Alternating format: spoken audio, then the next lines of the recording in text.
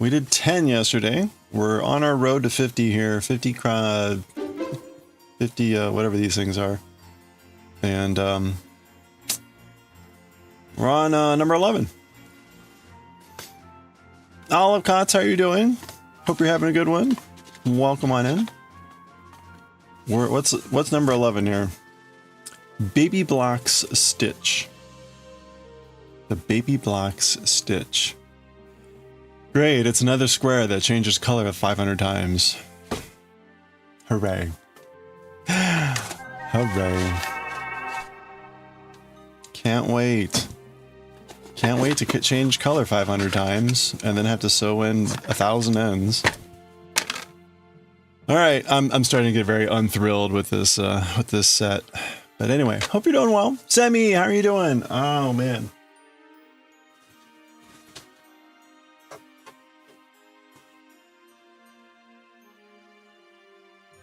I think we're going to go with yesterday's colors.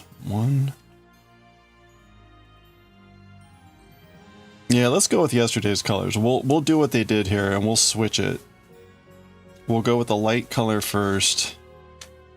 The dark color. And then, you know what? Actually, let's change it up. We'll go with the beige. Let me get my yarn out here, then we'll celebrate that streak. Mimi, good to see you. Hope you're doing well.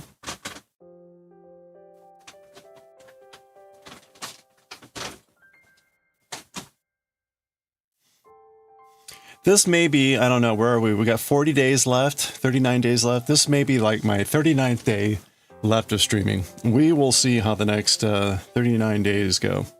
But this might be it. I may just stop on my 50th birthday.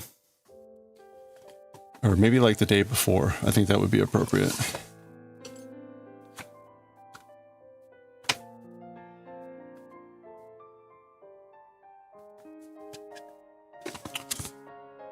All right, let's see. I hope you all having a good weekend. I survived my tattoo appointment. Let me see what we're doing here. Okay, so it's kind of similar to one we did earlier. It's just single crochets instead of double crochets. All right. Fine.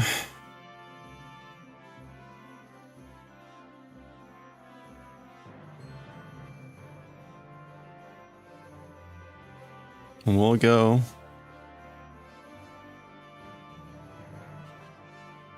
We'll go here.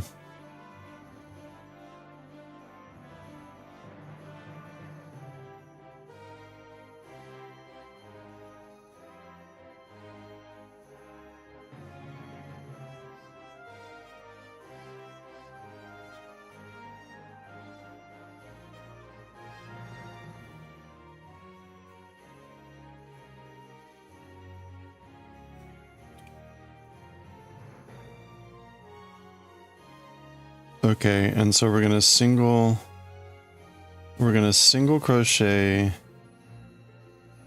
one in,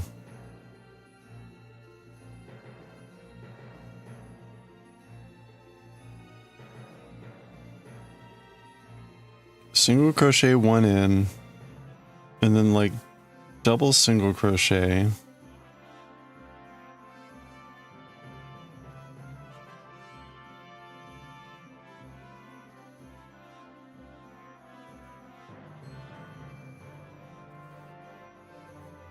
And then chain,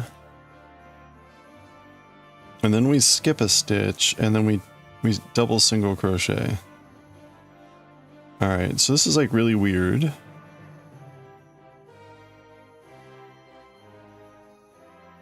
But I think I've started enough that I can take a break here and do semi-streak, which is way more important than this stupid little Afghan square. Minus 41. Holy crap. That is that's a little bit cold. Holy crap balls. Stay warm, and you don't have any heat, do you? That's the worst part. No heat. No heat in minus 41. All right, hold on. We've got an 85 stream streak here. We have to celebrate this. Semi, thank you so much. Let me get the Let me get the streak ready here. So, all right, our streakers are warmed up. Are we ready for this? 85. It could be a big one. It is a big one, but let's see what we get here. Sammy, thank you so much for the 85 stream streak. Let's go, streakers. Come on. There they go. Oh, we got a Gojo. Got a kitty. A Julia. Another Julia. Wow. Holy crap. They're still going. There's so many of them. Sammy, thank you for the 85 stream streak. That was pretty good. I mean, Julia's 1 in 200. Sammy, thank you again. 85 stream streak. Maybe we'll never see anything above 130. We'll see. But I hope you're having a good one.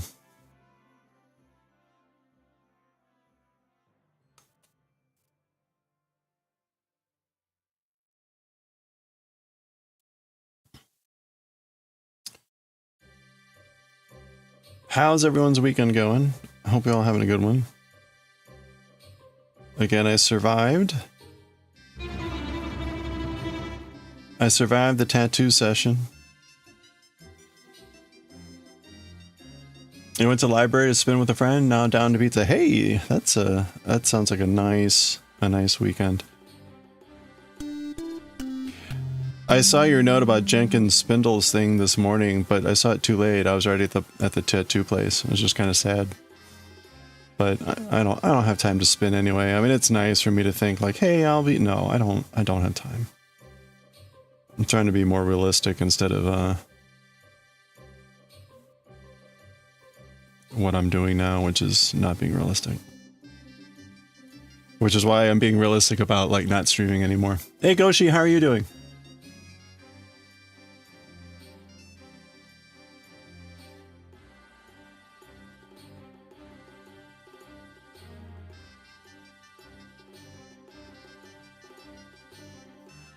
Happy weekend.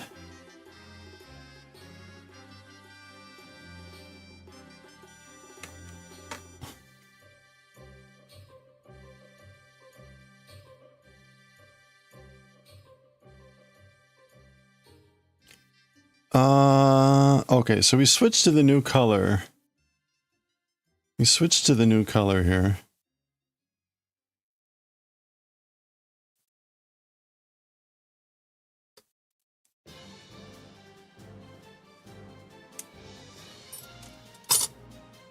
And,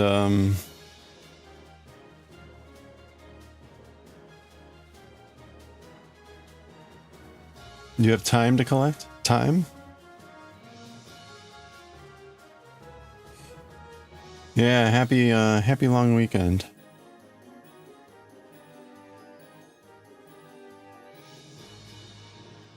The new crochet, I mean, this isn't, we started this 11 days ago. And we'll be doing it for the next 39, assuming I don't stop before then, but I'd at least carry through with this.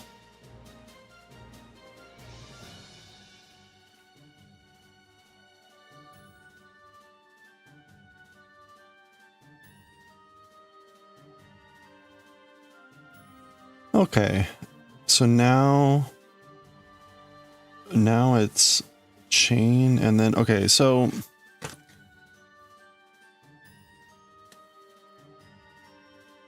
all right, so it apparently when it's above a chain, it almost always means a chain space.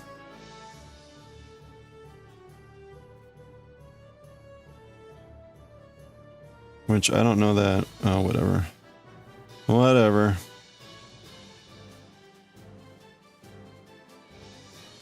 Oh, but actually, no, we can't. Wow. Yeah, this sucks. Beep beep beep.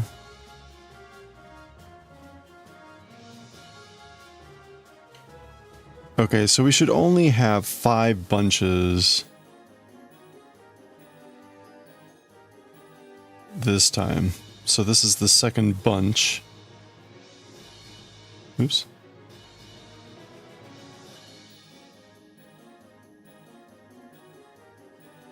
And then the third bunch.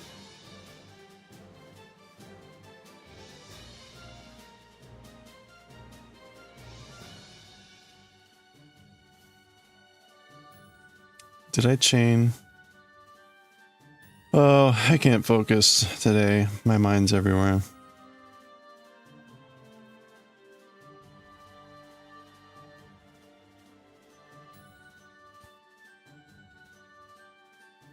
Four, five.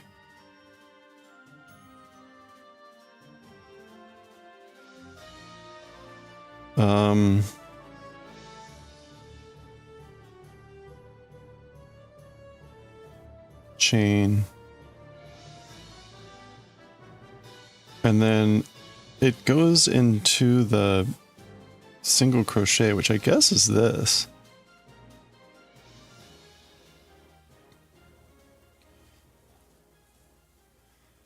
I find it amusing when crocheters think that it's really obvious what stitches are. Okay, let's go on to the next one.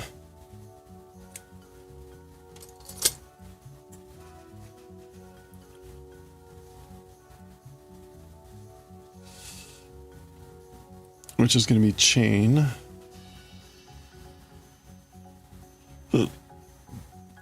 I was reading ahead on the polo, and the pattern starts to get interesting, that's for sure.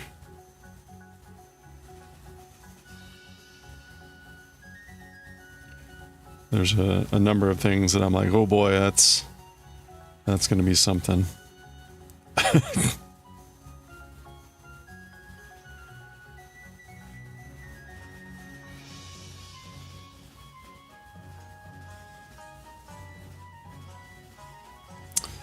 All right, let's see. There's another hole here.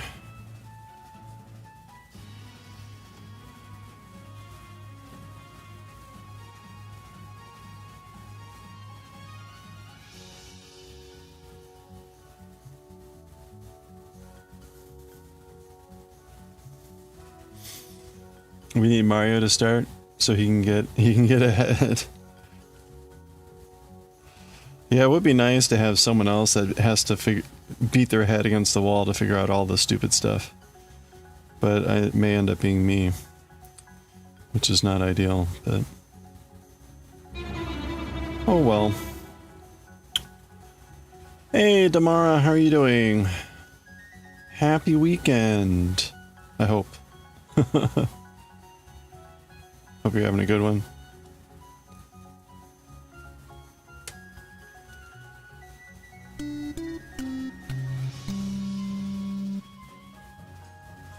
Hey there, Kaz. How's it going?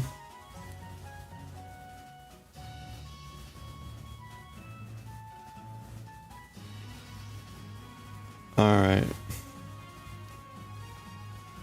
And then I guess we're single crocheting on this. Title says laughing to keep from crying. Yeah, I'm just it's life, you know, the usual stuff. Okay.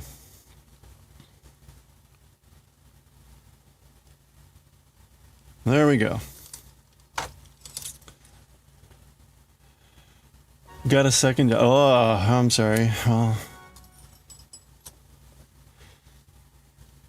you're working that right now. I hope it's not. Is it at least enjoyable?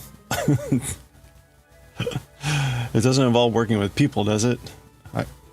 I'm very thankful for people whose jobs it is to work with other people, because holy crap, man.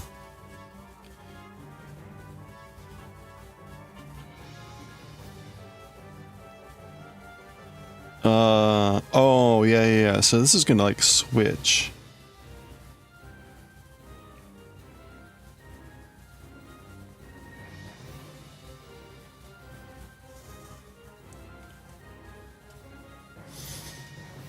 Populating some Excel sheets at the moment. Oh, boy. Well, at least the Excel sheets don't, like, talk back much. Or at least I hope they don't talk back much. Yeah, thanks, guys. It's fine. I'm in self-pity mode. It's all good. Oops. Wait a minute. Alright, yeah, that was the wrong hole. See, this is the #1 issue with crochet. #1 challenge with crochet. Get your hook in the right hole.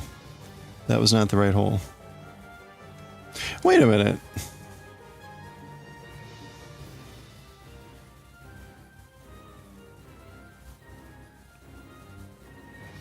Oh, okay. No. Yeah, that's right. It was the wrong hole.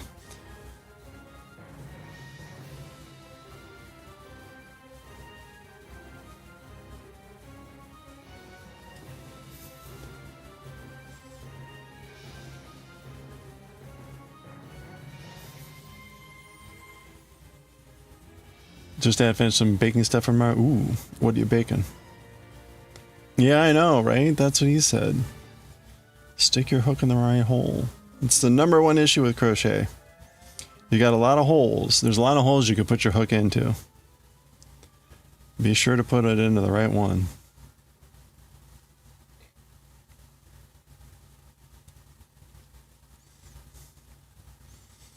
Some holes are more correct than others.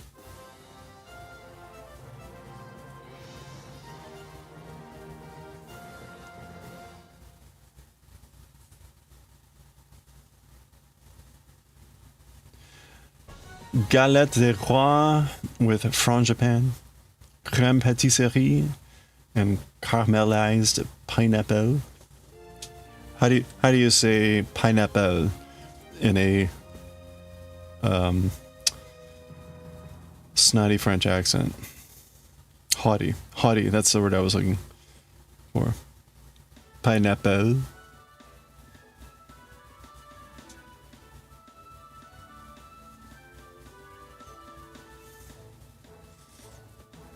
Pomme de pine.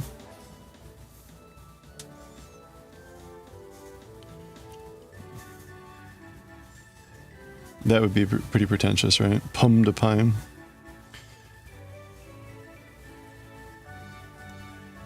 All right, I think this is the end.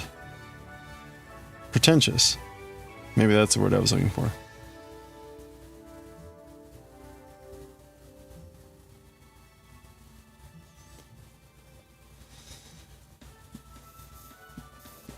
Ananas? Wait, bananas? You don't know any of those dishes, but caramel pineapple got you? That does sound good.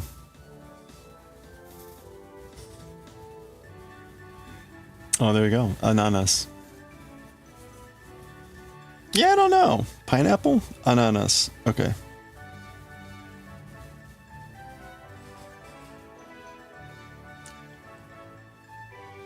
Oh, it's ananas too? That's funny. It's one letter off of bananas. That's confusing. Hold on.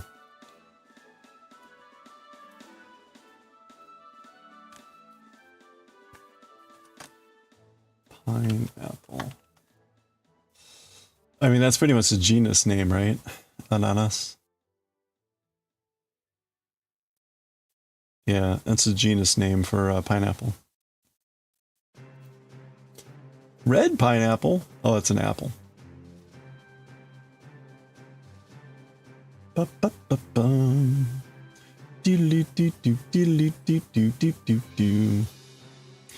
Pineapple is indigenous to South America. I don't know that I knew that. Huh.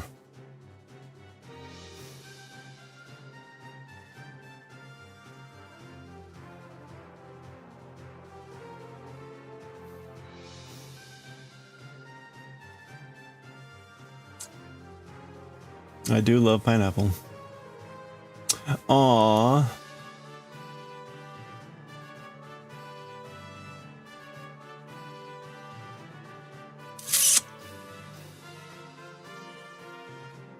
Hey, it's Dole.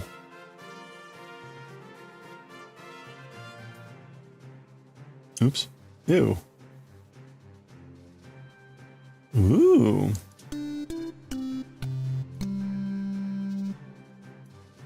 Miniature pineapples. Oh, look, it's called mini pine.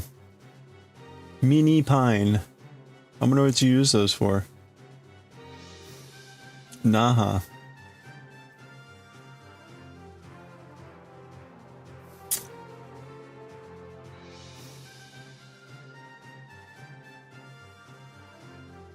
People used to show, use a show well to display foreign fruit. Yeah, right. Some people would rent it for parties. I mean, if you weren't going to eat it, yeah. If you could rent a pineapple, hey, that's pretty good.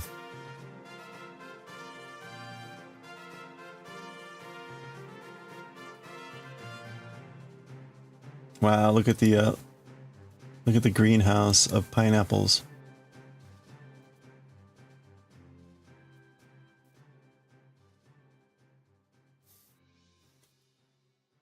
Some people are convinced they're a different thing. Oh, the abacachi or whatever, how you pronounce it. A word introduced by the Portuguese.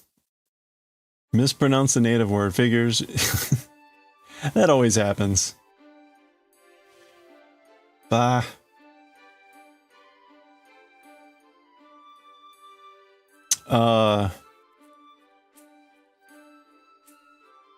It's a tradition. It's a tradition to mispronounce how it's supposed to be pronounced in another language.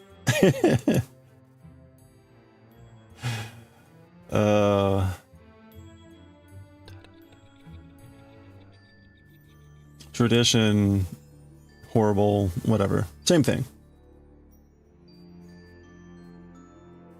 Where was I going to go with the pineapple thing? I can't remember now. You still have a moment of shock when you remember they grow on bushes. Yeah. It takes like 2 years to grow a pineapple too, doesn't it? Like, that's not a fast growing fruit.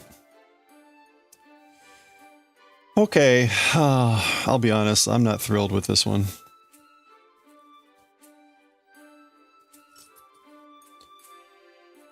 Was it not obvious from my heavy sighing?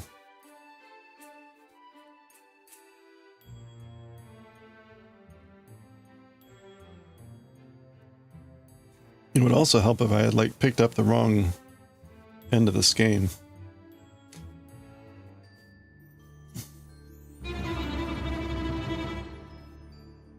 That's where we got into pineapple. Oh, that's right. Pineapples.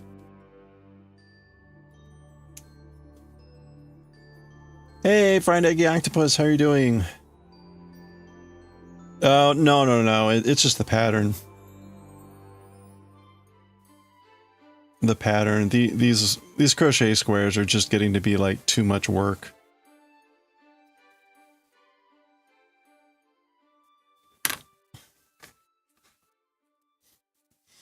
Like anyone that would decide to make a crochet square in this pattern is just like, you have no life. It's too much work. Honestly, it doesn't look that great. For all the work. You put a lot of work into this, and at the end of the day, like, is it really worth it? Like, I don't know. I don't know about that.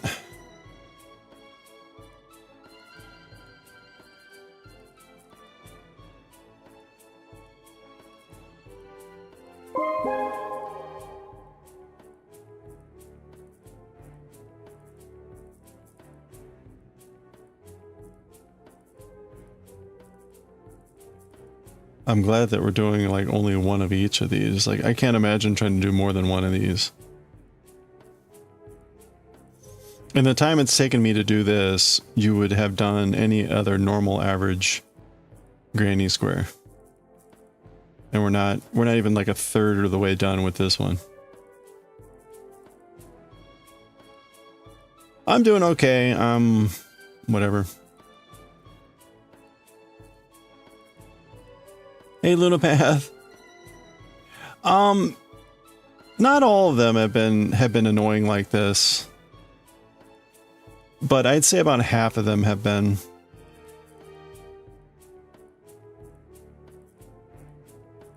I'd say about half of them have been annoying. Where it's like, oh, look, I'm going to color change 15 times over one square. The pattern is in such a way that I can't hide the tails as I'm crocheting.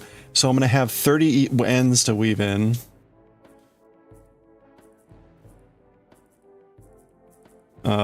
It's just like why would you do this? It just does not seem appealing. Where am I? I think we're doing this.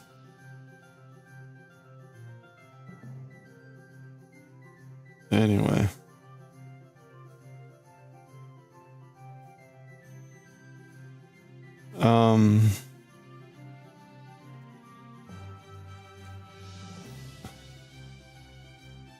Also in like crochet fashion, it's just, this one's been really a lot harder to figure out like where I am.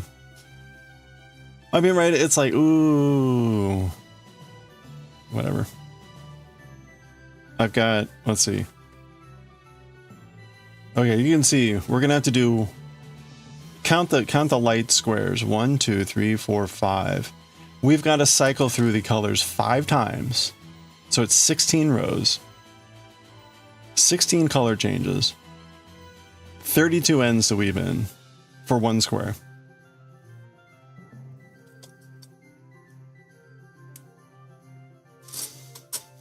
You're currently making the father pullover sweater for a coworker, and he asked him about the yarn. Oh, that was very nice of you. Father pullover. Do you have a link to a pattern or something? Are we gonna make it to 50? Yeah. Yeah, I mean, it's not a question of getting to 50. It's like, will I think it's worth it and will I have enjoyed it? That I'm getting much less sanguine about. But, you know, I'm also just kind of like in a bad mental mood right now, so that's not helping things. What, so Damaro's working on a father pullover sweater. What other folks working on? Any fun stuff? Yeah, I mean, it's fine. It's fine. It's like, if I weren't doing this for a reason, I definitely would not be doing this anymore. Or like, this is a good example of one I would skip.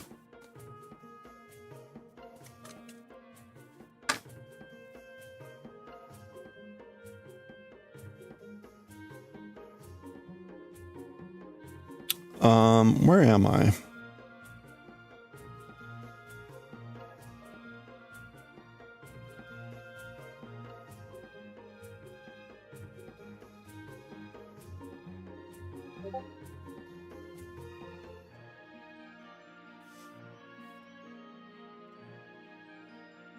How's everyone's projects going on? Surely someone's actually enjoying what they're doing.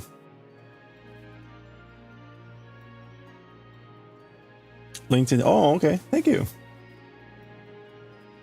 Yeah, if you've got stuff, drop it in Discord or drop a link in chat. Oh, okay, here it is. Yarn Inspiration. Visit site. Oh, nice. That's very cool. Oh my gosh, what the effing hell? I never want to go back to this website. Someone was just saying, it was my tattoo guy. My tattoo guy was saying, like, why have we gone back to the 1990s where you go to a website and you just get like onslaughted with pop-ups? I'm on the Brave browser too, and it's not blocking all this shit. Like, what the hell is going on? That was ludicrous.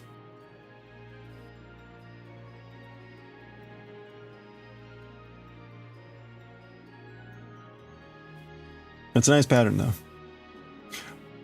It's funny. It looks. Is it crochet? Oh, it is a crochet. Okay. I was gonna say, this looks like crochet. Oh, it looks really nice.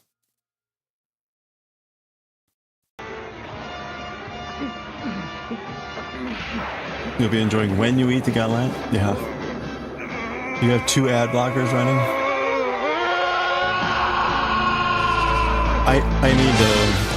I need to fix to salute. I need to fix Brave so it blocks that crap, because holy crap, that was obnoxious. Anyway, well, thank you. If you missed it, Sea Clown, thank you so much for the 15 months. How are you doing? I hope you're having a good one. Thank you. I hope you've been well.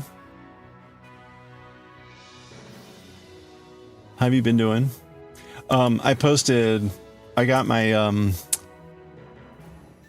my tattoo worked on today. We actually finished all the major areas. It was on the inside, like if you look down in your lap, the area basically like inner thigh, that's where this is here. That's my torso is right over here.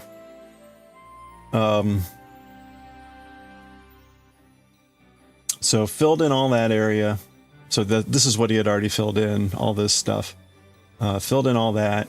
And then I didn't get a picture of it, but under my ass, under my buttocks cheek, finally finished off that area.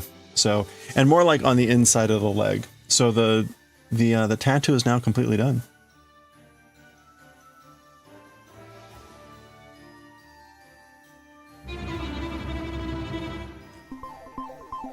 Half doubles. Oh, that's what the pattern is. The pullover. Nice. Half doubles. Alive for sure. Playing The Sims to escape the world burning. Yeah. That sounds good. As long as the world doesn't start burning in The Sims.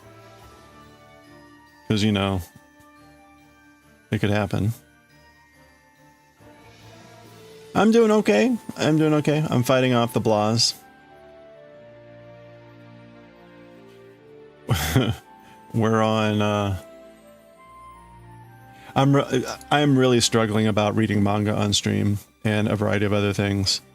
I'm very close to stop reading manga on the stream, which means I'm either gonna start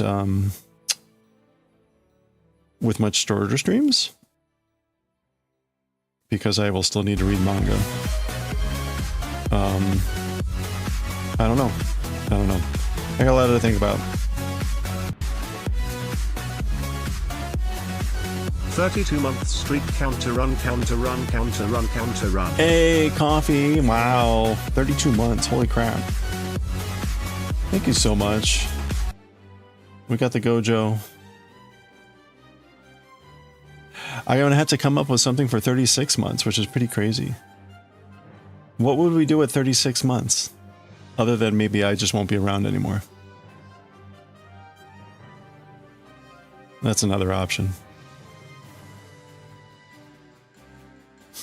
You can't help but feel pain when you see this picture. I will admit, today was pretty painful. Today was pretty painful.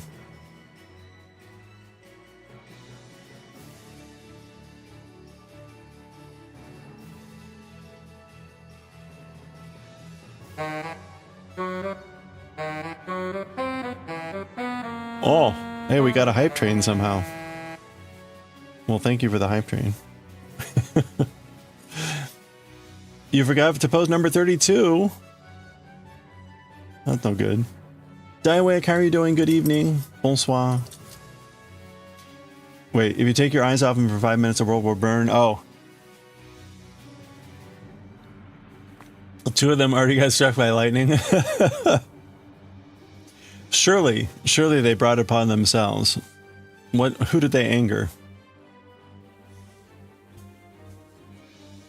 I'm sure they totally deserved it.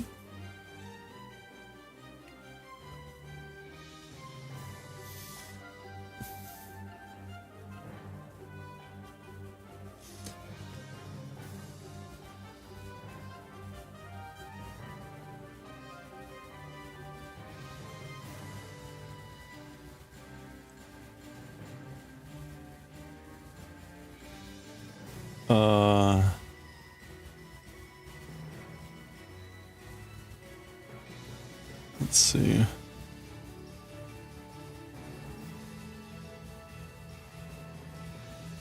I think I was supposed to put... I don't know where I am here. I think I was supposed to put a chain here.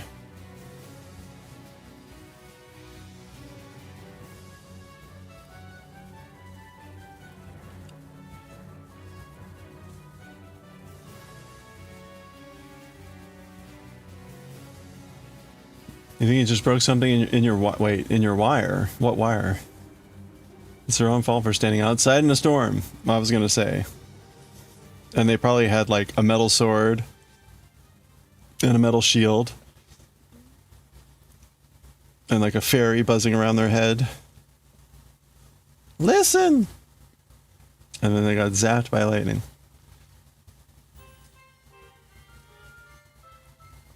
Totally deserved.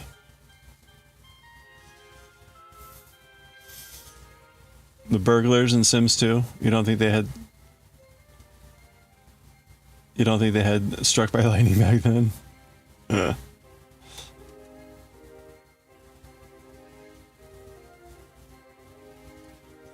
wire behind your teeth. Oh no. Oh, yeah, well, that's not good. How would you have broken that? You're playing with it with your tongue? Tongue of steel, snapping the metal wire behind your teeth? I hope it's something else. And if not, I hope you can get some help this weekend. Yikes.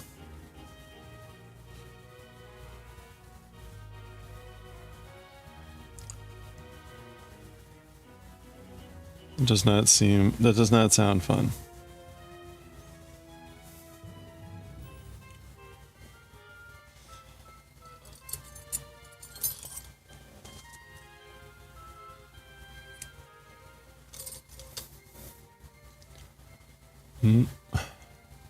Wait a minute.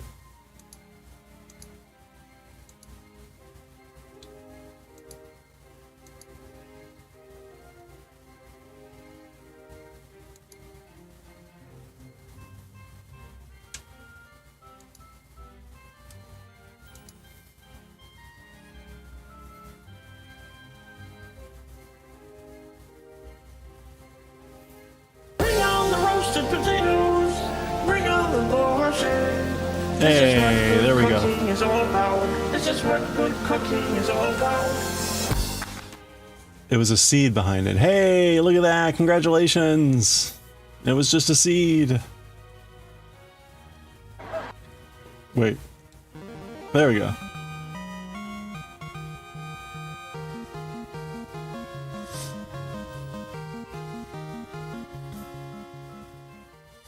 There we go. Apparently me contributing to, I can't contribute to a hype train. But anyway, 5 gift subs. Daioh, Shelly Beans, Yoda, a truck horn, and Adderedge. Enjoy the gift subs.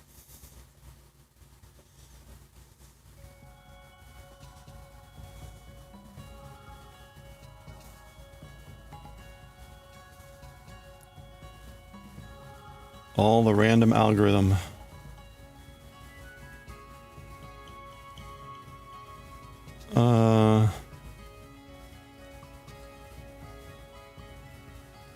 That's right, the dumper's back.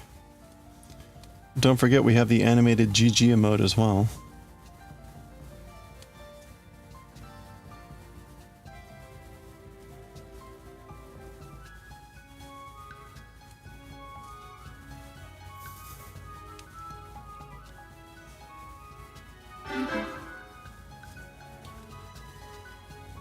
Oh, hey Bert Koji, how are you doing?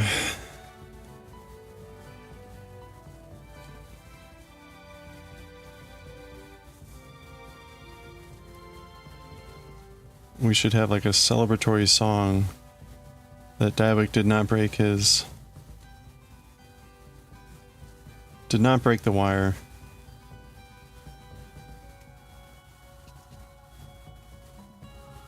The tooth wire.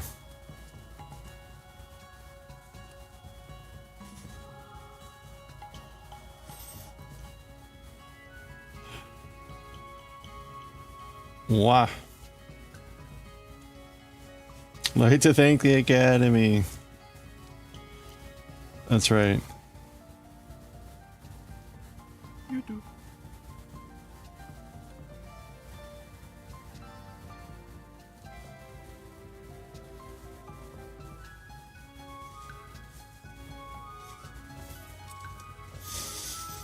I'd like to think what we're creating here is just a bunch of tassels. Like the stuff in the middle doesn't matter. I mean, look at this beautiful flowing. Ooh, pretty.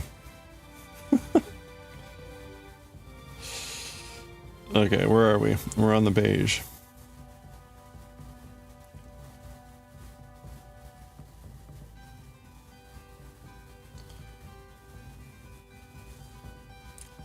How can I possibly lose track of this every time?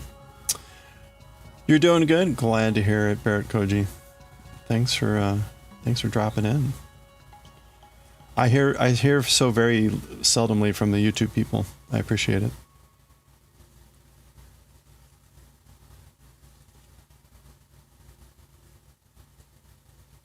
You're 20 pages away from finishing your book. Oh wow, that was good. That was fast. Congratulations. Oh, ho, ho, ho, ho. See, even Don Kanonji is cheering you on by laughing in a totally supportive and cheering fashion.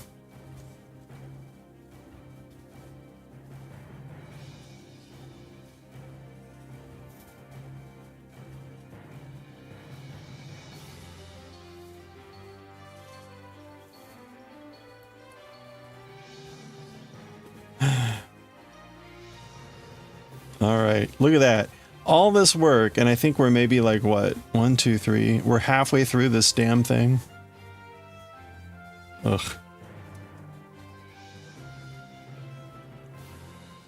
Honestly, the pattern's not that hard. It's just... Well... It's the changing. The changing, I slow down dramatically every time with the change.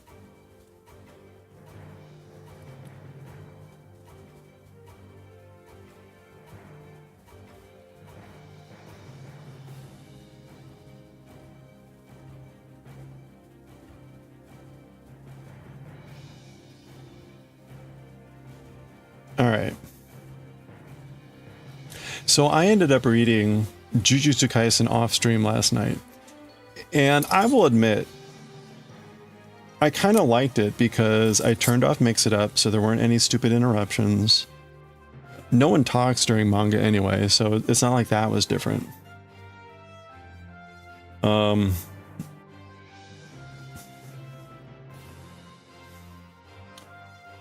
So I don't know. I am very seriously debating stopping reading manga on stream and just streaming a couple hours less and just reading the manga separately on my own.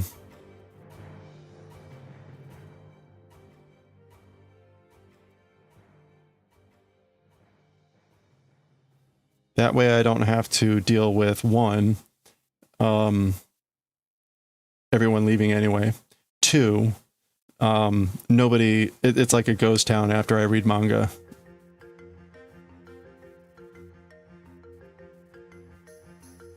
So the second session, like normally in about a half hour, we'd read manga, 2 things, and then we go back to doing this or whatever. It's like Cricketsville. Everyone's left, and then and then I read AKIRA, and then I'm done. The option would be then just to craft, stop in like 7 o'clock, and then I just read manga off stream. Where was I more focused? No, I don't think it was any different. I don't think it was any different. It's also 1 AM by the time I finish. Yeah, but that's like a Europe problem. That's a Europe problem.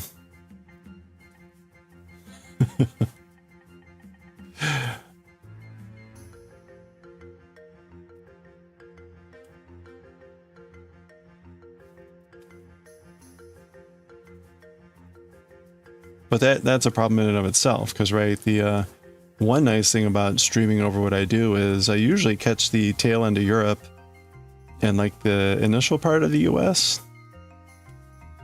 I would be cutting off a good chunk of the initial part of the US if I did the manga reading after stream. So there's no, I mean, honestly, there's no good solution. The other sort of major frustration problem is it's like, I've been doing this for 3 years and I just feel like I've gotten a lot done, which is good. That's kind of my primary aim. But at the same time, I don't feel like, I don't know how to put it properly, but,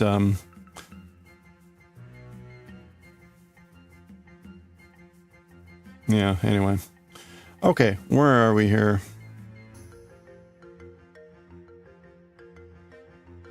Why does this... Ugh. Like, what the hell is this here?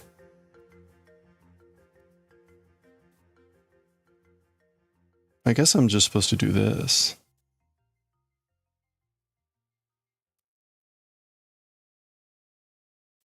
Yeah, okay, that's one of those rows. 1, 2, 3, 4. 1, 2, 3, 4, 5, 6. Oh my gosh. This damn thing. Like, holy crap, man.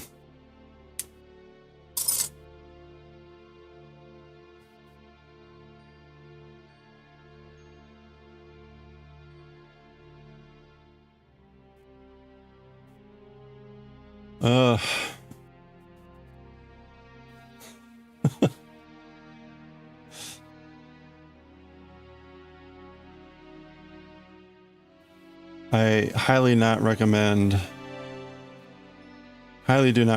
this pattern.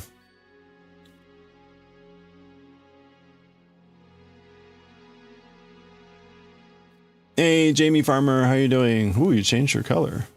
How's it going?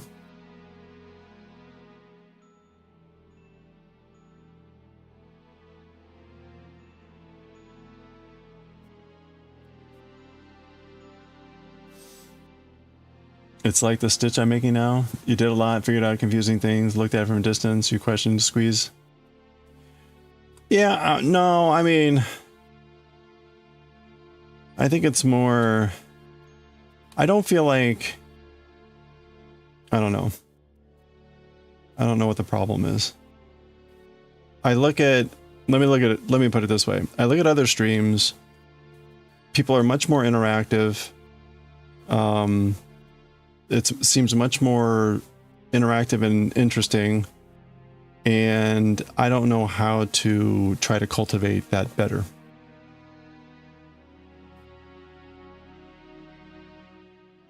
And so I see people that are like just starting out and they're doing, I would say, way better than I am. And so for me, that is really frustrating.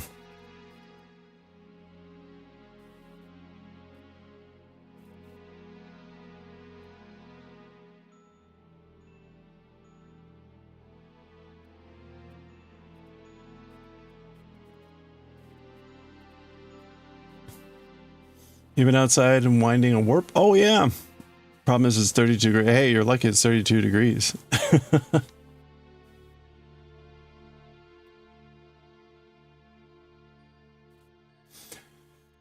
You validate. Oh, I appreciate that, Goshi. Yeah, no, that's the thing. It's like I always have to be I should be extremely grateful and thankful for all of you that do show up and chat or just lurk. It's all good. It's all good. But especially right, this is not a healthy environment to be like a streamer. So I guess that's what I'm grappling with.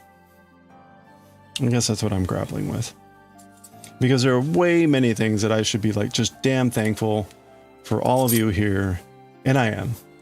But at the same time, I feel less like I'm not doing some things I could be doing better. So anyway, hey, have a good one, Goshi. Enjoy your galette de roi and the caramel ananas.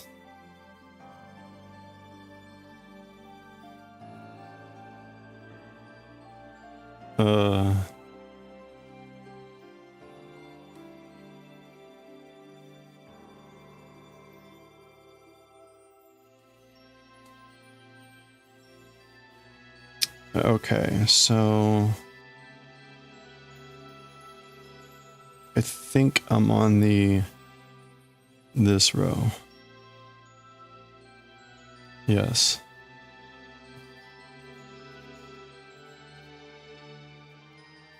Oh, you will. Yes, indeed. How could you not enjoy caramel pineapple?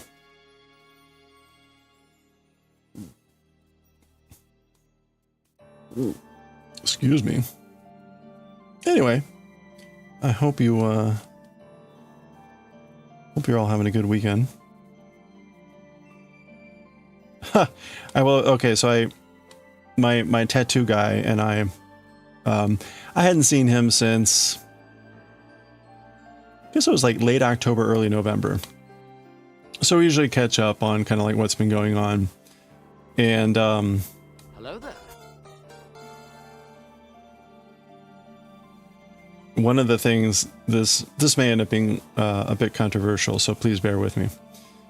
One of the things I told him was, okay, so longer story is, the tattoo parlor that I go to is in like a renovated complex in northern DC. And the type where there's like a business in the basement, and then the upper stuff is townhouses.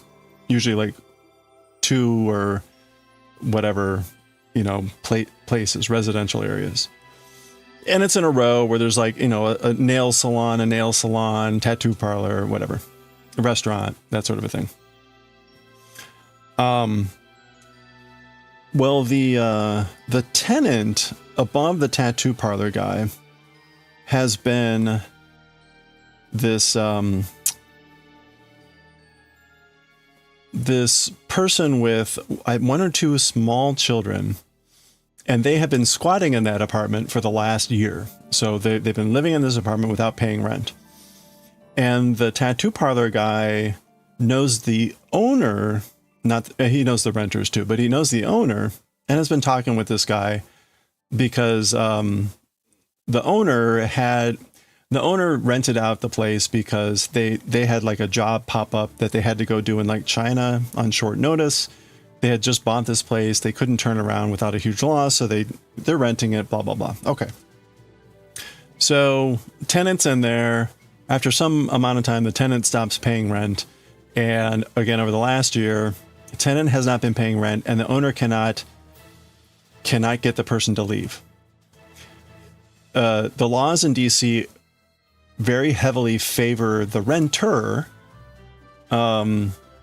in cases of potential eviction, so as not to disadvantage someone that should be given a chance, etc. Okay. However, in the meantime, you've got someone who, you know, they don't own like 20 properties. It's not like they're doing this as a business. You got someone that rented out their place as a way to get by with what they had, and now that they're having this thing come in where they're actually getting no money at all. Anyway, okay, so I'm at home in St. Louis over the holidays, and I'm looking at the news, and I'm still getting the local news feed for this area, and the news feed is about a case of a squatter in DC, and the newspaper was covering kind of the laws and all this stuff. So it wasn't this specific individual in this location, but it turns out it's not an uncommon problem in DC because of the way the laws work. And that's what the article went into. It went into the specific case of this person, where when you looked at the details, it was pretty clear that this person was very intentionally working the system to get free rent, put a bunch of like delaying things into the court system. So, you know, causing friction and bureaucracy and all these things Anyway, what was interesting was, for whatever reason, this case got traction, and the person did eventually get evicted. And, you know, go look at the news articles, you know, make your own determination. But the point is, I got back and I said, hey, you know, I was watching or reading this news article, because I was like, have you heard anything about the upstairs tenant there? And he said, no, there's been no change as far as he knew. But then what was interesting said he was talking with a friend who basically was on the sort of, shall we say, extreme pro renter side. So the perspective that says like, well, yeah, whatever, who cares? We should always default to the renter and give them the advantage in all situations. And it was interesting to hear the basically the different sides of the coin, because you could see there were these two like extreme ends, and it was like neither of those seem healthy. Like neither of those seem healthy. Where's the stuff in the middle where we could actually be reasonable and like and make something happen, as opposed to these like extreme polar opposite views? It was wild. I'm being a little bit vague so as not to completely denigrate a certain individual, but it was fascinating. If you wanna put it kind of in perspective, I said the person that my friend was dealing with was in essence the polar opposite of the current U.S. administration, which was a pretty wild thing to think about. So anyway, that was interesting. So meanwhile, we were treated to the thumping of little feet upstairs all the entire time while I was getting my tattoo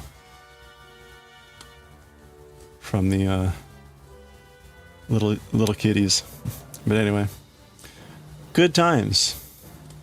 So it's kind of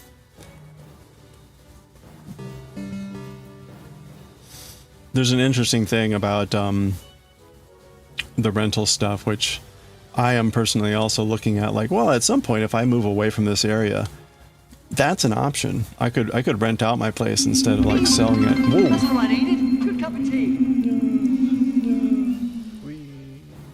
Whoa. Lunapath, thank you for the 45 bits.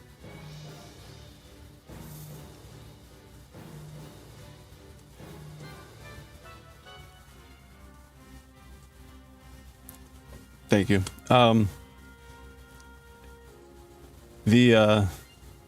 But there's kind of that second guessing, which is like, okay, I think if you go with like a rental property, that if you have issues like that, they handle the legal issues.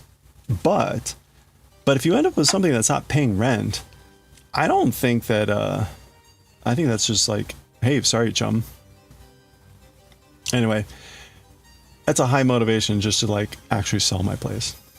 But the thing that would really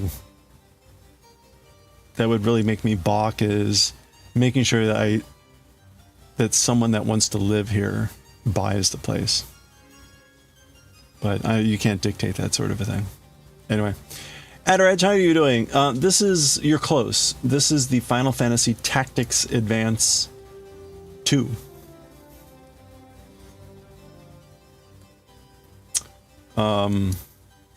Yeah, so it was on the Game Boy. Final Fantasy Tactics Advance 2.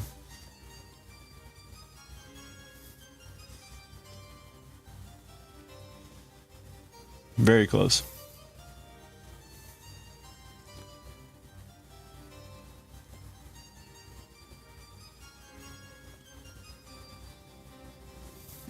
Your parents used to rent out a house, and they had both good who stayed 9 years, as well as bad who stopped paying after a month. Took 6 months to get them out through court. Renter was doing this to everyone, fake document. Yeah, see, that's the thing. They've since sold the house, so they no longer have tenant issues. we live in an area, right? I live in Northern Virginia where you get a lot of people coming in and out of the area to work for the government, regardless of the administration, right? This is just a natural thing that happens. And so you typically get, I don't know the right way to phrase this, but you typically get more responsible people. And I don't necessarily mean that in a pejorative way. I just mean that you've got people that are coming here with on a job, and they have and also, right, especially if they're associated with the military. If you know they're associated with the military, then they should know that you should know that you can go to their commanding officer and tell them the shit that they're pulling, and they'll get their balls crushed at work. And so, especially for military, military people are usually great people to have renting because their job livelihood is very easily tied to their how they behave outside of work, which, again, good and bad, whatever. But what that means is in this area, you tend to not have as much of a problem. DC is a little bit different because, again, the laws are wishy-washier. But right, all it takes is really one bad cycle of renters, and it can just really screw someone over, which is, this is unfortunate. It's unfortunate all around. I mean, like, why are people like that?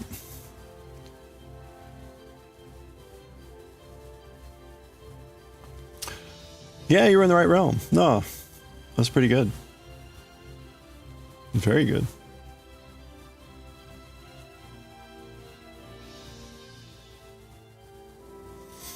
The soundtrack for this game was really nice. I typically, the tactics games, the music has been really nice. It's also a nice refreshing break from Nobuo.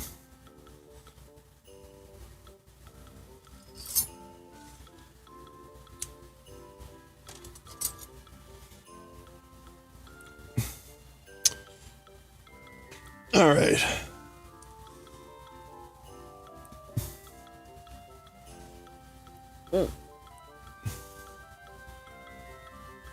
Oh, so the my tattoo guy had also gone to Japan last year. All right. We have any Germans left in the audience? Corin hasn't been here yet, has he? There was no. So my tattoo friend went with a German friend of his, and my tattoo friend, tattoo guy and his wife went to Japan with a German friend of theirs, and maybe there was someone else there. And there were a variety of things that happened, but at some point he was we were talking about the license they had on the wall. So they've got their license to be a tattoo artist, right? And he was complaining that he hadn't put up the new ones because they spelled tattooing wrong, and that had annoyed him. I said, "Look, how do they spell with it? What do they do? Spell it with one O?" And he said one T. And I said, "Oh, TATOO, so tattooing." And he said, "Yeah." And I forget then how we segued into it, but he made a comment about, he was asked one time about, someone had asked him, like, is tattoo spelled with one or two T's? And he said, it's spelled with three. And his friend was with him, his German friend was with him. And he's like, his friend turned to him and said, that was a very German answer.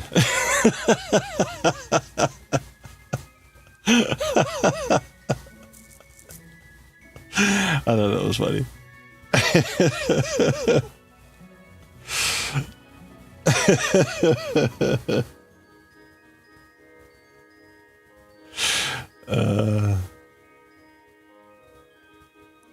Yeah, that was a good one.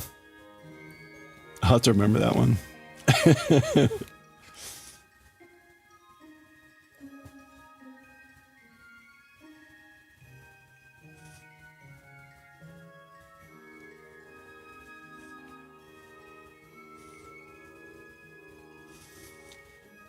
Oh, I forgot to take a picture of it.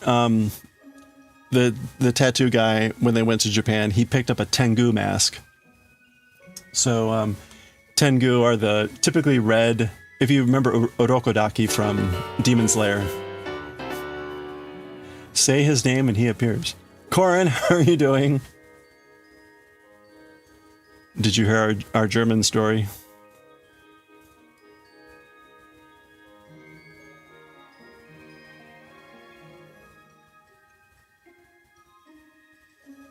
Coffee, oh no.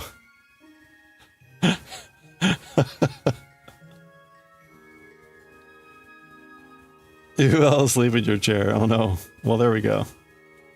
That sounds like a good weekend.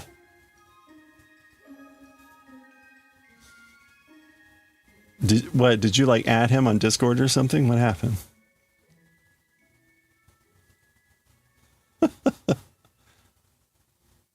Oh, you're back. Hey. Early flight. Wait. You were here. Oh, wait. Oh, I see. You just fell asleep. I got it. Wait, are you back?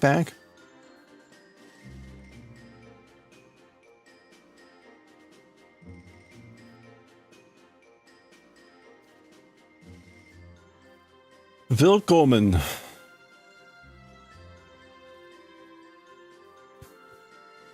Willkommen in Dutchland. Sorry. Hey. I was just telling a joke about, well, it wasn't really a joke, it was a real thing, but 1, 2. All right, we're almost there. We're almost there. Come on, focus.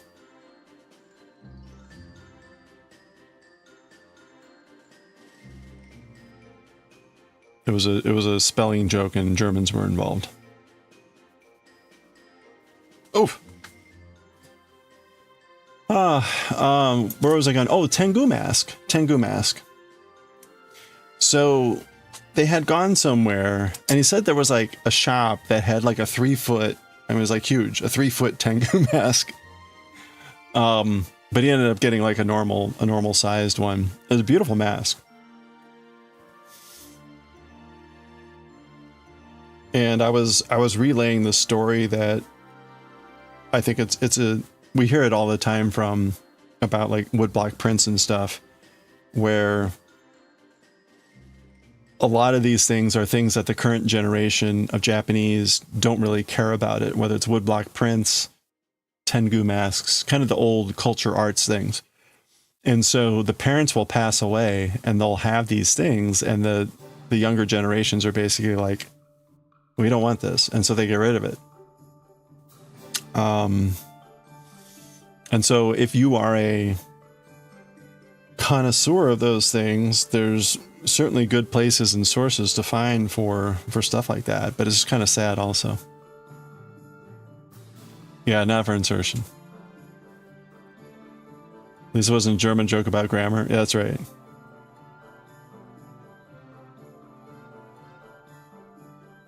No, it was a spelling joke. So, Corin, the short version of the joke was my friend, the tattoo guy, someone had asked him, is tattooing spelled with 1 or 2 T's? And my tattooing friend responded, it's spelled with 3 T's. And then his German friend, who was there at the time and overheard this, turned to him and said, oh, that was a very German answer. Anyway.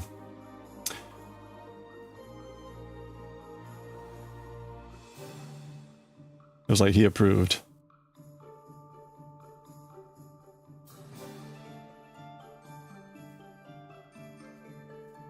There we go. Get out the rave sticks.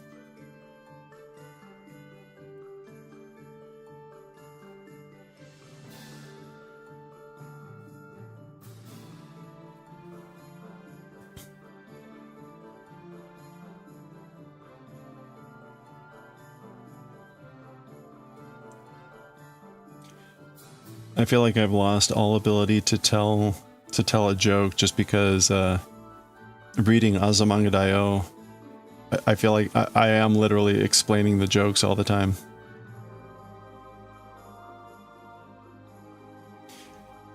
You asked your German friend if he knew that the square root of 81 was. He said no. Wait, hold on. Oh, wrong button. There we go. Damn it. Sorry.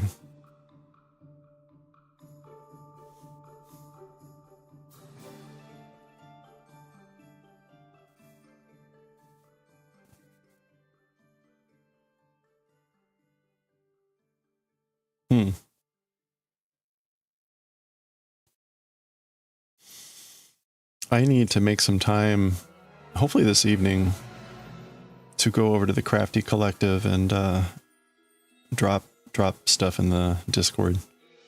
I made the announcement a couple weeks ago, or however long it's been, but we've also joined the Crafty Collective, which is a group of crafters on Twitch that is corralled by Supreme Doom. So that's in addition to the Moko gang, which I would say is a little bit broader in their remit, but it's good to be part of the crafting community on Twitch. There's a lot of great people doing some amazing work, and I wish I had more time to interact with everyone, so I'm trying to do that a little bit more. But like right now at work, I'm being slammed with a bunch of crap, and that's making it hard. Like the last couple days, typically I can put up things on Twitch while I'm at work and maybe occasionally type something in. Like that was not possible the last couple days. This sort of like meeting slam that I've been in. It's kind of sad. It comes and goes. Like in a couple weeks things should calm down, but at the moment. Oh, did I can't remember. Did I explain my laptop torture session yesterday? Oh my gosh. All right, I think we got one more row. You love that joke because if you say it to a group of people and you see it land, oh, you do see it land one by one. Yeah, right.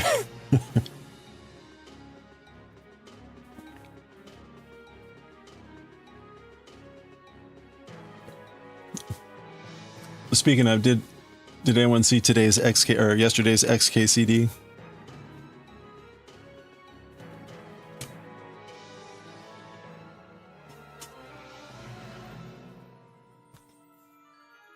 I'll give you a moment here.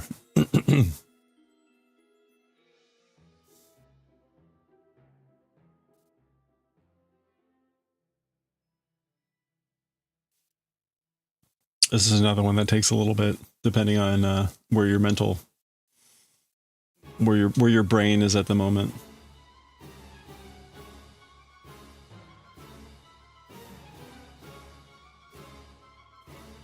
Ha.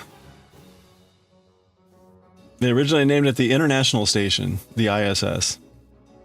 Translation issue led to someone accidentally just transcribed the formatting. So meaning like International Space Station. Welcome to the International Space Station! Exclamation point.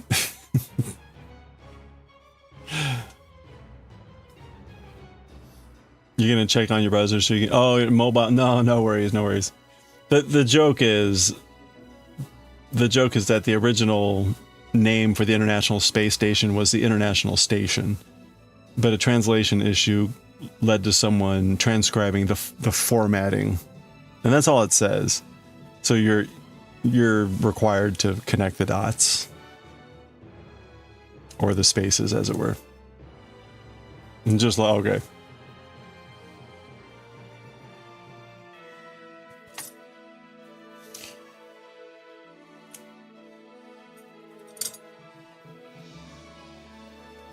There have been many wonderful bits and gags about transcribing punctuation over the years. There was an older musician comedian, Victor Borga. Wonderful musician, piano player, but his music performances were also largely a comedy act. He was if you've seen Victor Borga, right, he has this thing where he'll sit down and play a piece of music, and it doesn't quite sound familiar, and it goes like or something like that, and he pauses, he's like, and he flips the music upside down, and then right, it's the William Tell, but right, it's those sorts of things. He's got a whole bit gag where he's got like a seat belt in his piano bench, right? So at some point he has to he keeps falling off, so he pulls the seatbelt out of his piano bench and buckles in so he stops falling off the piano bench. Yeah, Victor Borg is like a sort of like just sort of a classic. Probably wouldn't work nowadays, or it would need to be reworked. But he had this bit. He had a bit where he would read a passage of some short story, where he would enunciate all of the punctuation, and he had noises for the punctuation. So it would be like a comma would be a, and a quotation mark would be like a. Anyway, an exclamation point had a thing, and he goes through this story, and it's, of course, the way he's doing it, and the story itself lends itself to being even funnier with all the stupid stuff. It's worth hunting down and finding if you ever just need a stupid chuckle. But anyway, T-Back, how are you doing? Happy weekend. How cold is it where you are?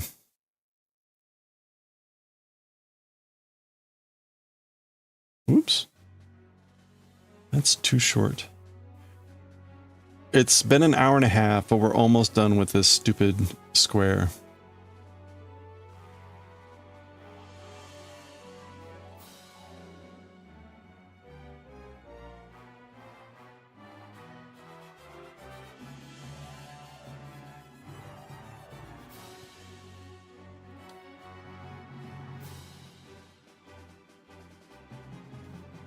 Not good? Oh no, still alive. Had a lot of rain, better than snow. Okay. It's not snowing. We had a little bit of snow today. I mean, like, just, it didn't stick or anything, but there were snowflakes falling, which was a little scary. They were, of course, falling as I was heading out to DC, so I was not thrilled, but like I said, it didn't accumulate. Well, I hope you're feeling better.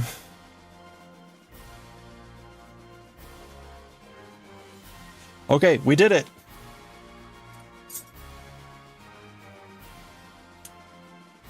But at what cost? We did it, but at what cost? I mean, it looks very pretty. It looks very pretty. I don't know that I would ever choose to do this. And then, of course, there's this horror. And there's that horror. But it looks very pretty. Now, this took an hour and a half. And we're not done because we have all the ends.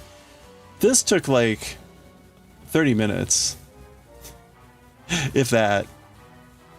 And even though we didn't finish the ends, there's like less than half the number of ends. All right. Well, anyway, we did it.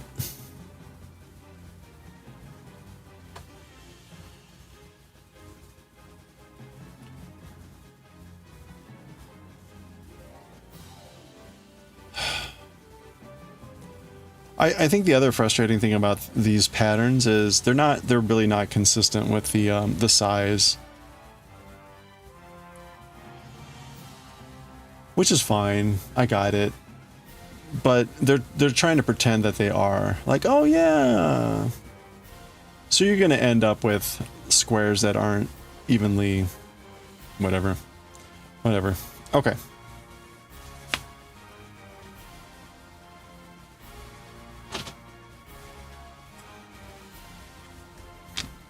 Your hands are... Oh, are you still outside? Did you... I guess you came in. My goodness. The snow is a constant there. Oh boy. Hey, enjoy. enjoy for all of us people that don't get snow. We live vicariously through you.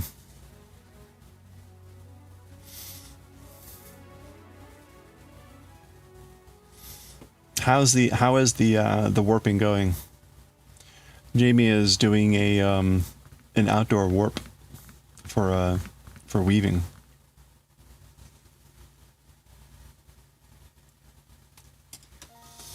All right, we're gonna do a little bit of knitting here.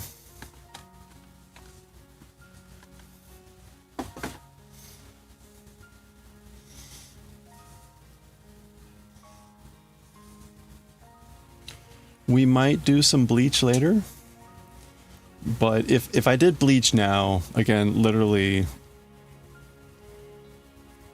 well, yeah. Anyway, okay, let's just knit. Knit, knit, knit. All right, we are on. So we're doing the polo over here. This is the back piece. We're in this increasing phase, so we're adding stitches.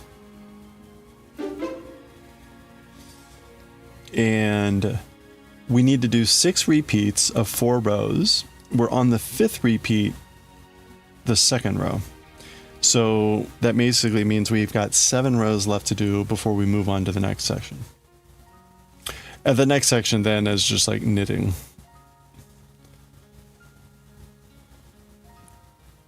So basically no increases, but just going straight.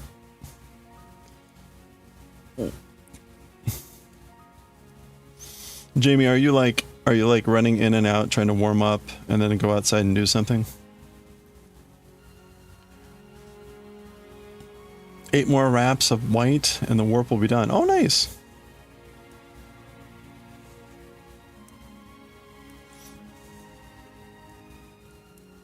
Yes, yes, you're, oh man.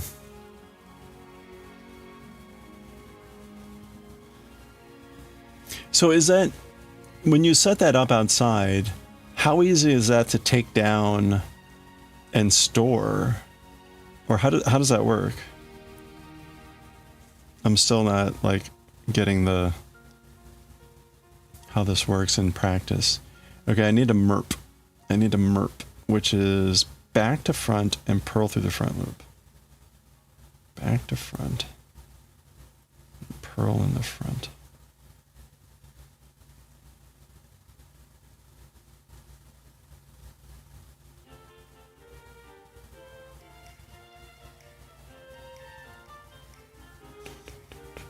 Do.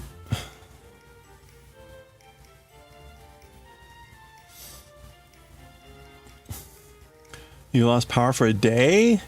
And it was 5 degrees in the house? Oh my gosh. It was like an Eskimo condition. Ugh. Do you have a fireplace or anything?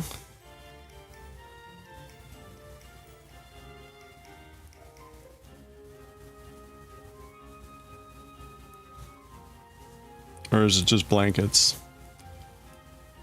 Blankets and hot water.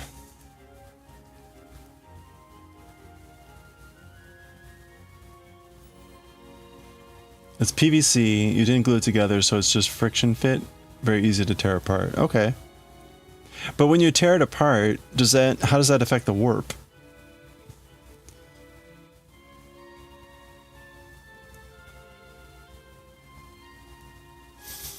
Made a lot of progress. Yeah. Oh yeah. You know, when I frogged it, we had only worked on it maybe like an hour and a half, and I think I got back to where we were in like maybe half that time.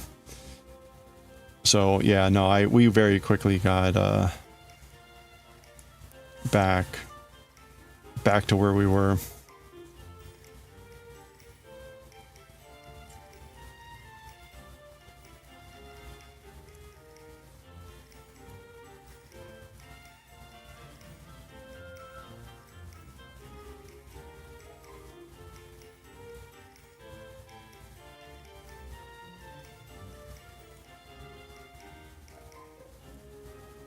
Which is good.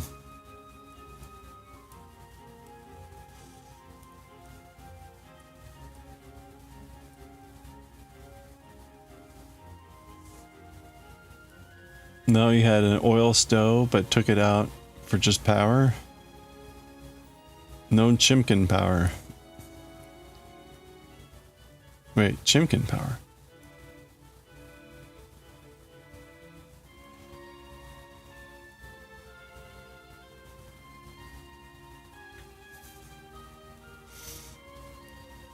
I did look ahead on this pattern yesterday, and it's gonna be interesting. It's gonna be interesting.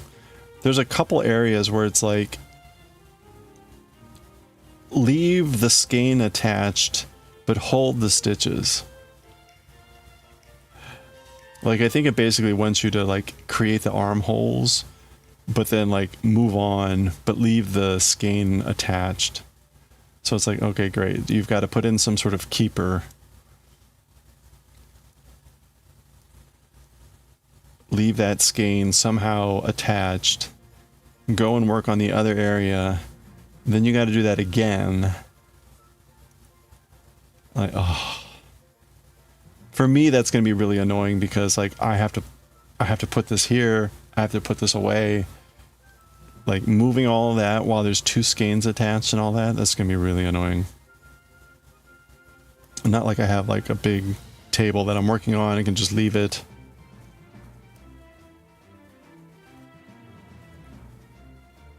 We'll see how that goes.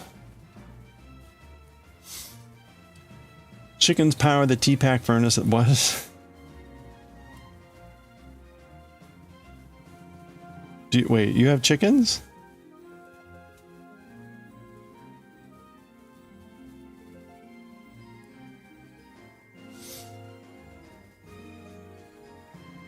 The warp gets warped on the mill just to measure and organize the warp threads. It has to come off the warp mill to go in the loom, which is going to be $2. Oh, okay. I thought the warping mill was like you setting up your warp. So that's just for measuring and organizing. Okay. So then, but your loom is a backstrap, which is also mobile and flexible, right?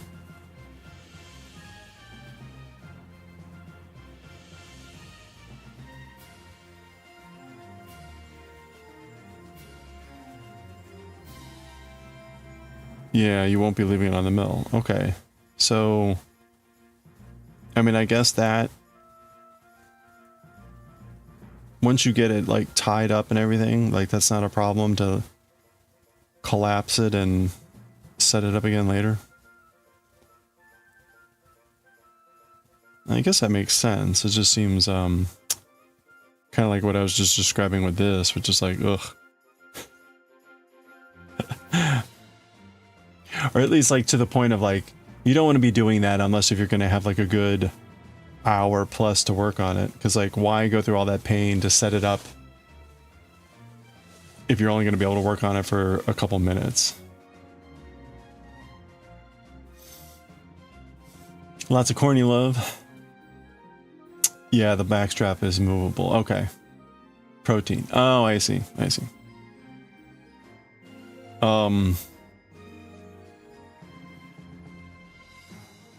Okay. Well, I'll be kind of curious, like what the setup time is, setup and breakdown time, because like that would seem to dictate like your threshold for, do I want to go through all this trouble if I only have X minutes to work to weave? And say good night. Your drop later. Your battery. Oh, hey, Daioh, have a good one. Thank you. Stay warm.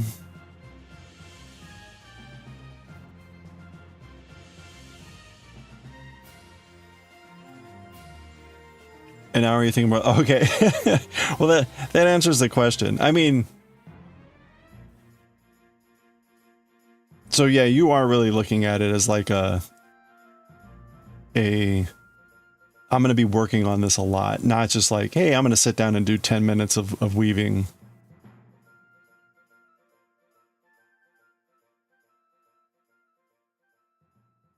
Okay, I got it. Well, I'll be kind of curious to hear from you though, like what your setup and breakdown time is, because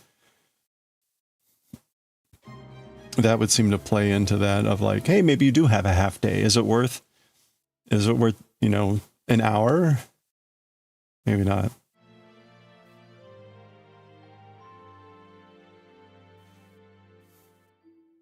Like those crazy people that say they drive 2 hours to work, to and from work. Like, what? Crazy people.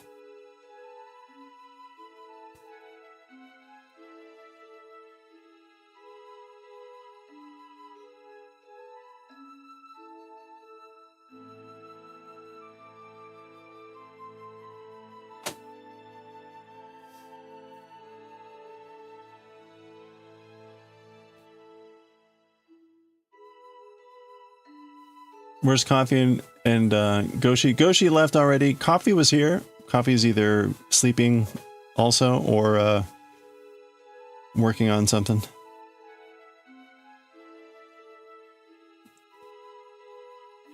Coffee's usually around for when I do the first manga, but that would normally be now. We would normally be reading Bleach right now. But I have chosen to not read Bleach right now. See you there, Coffee.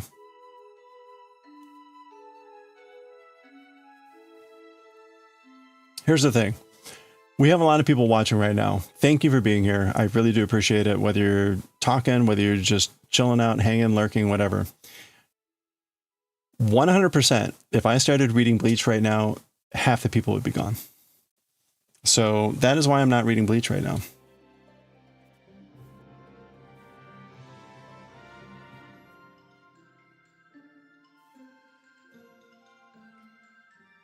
Okay, that was row 2.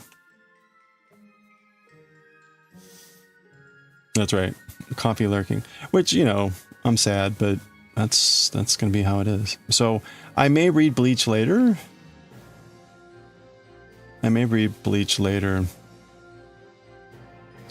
It's a shame because I really wanted to read the chapter with Mayuri. But hey, you know, that's how it is.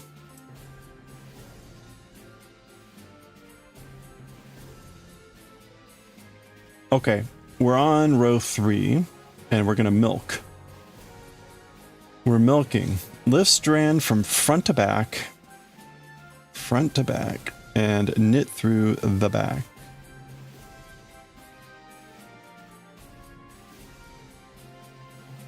All right. And then we knit 2.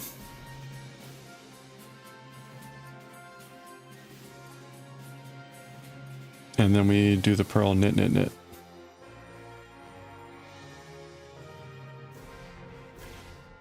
So the other option is I could play some ukulele or ukulele for the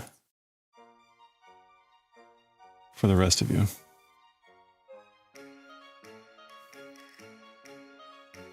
I could be practicing some ukulele. I might do some of that later too.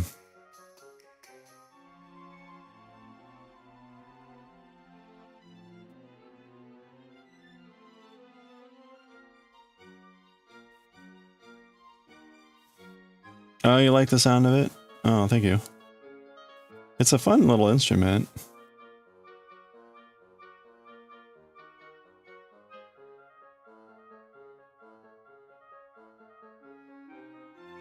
I'll have to get a good collection of songs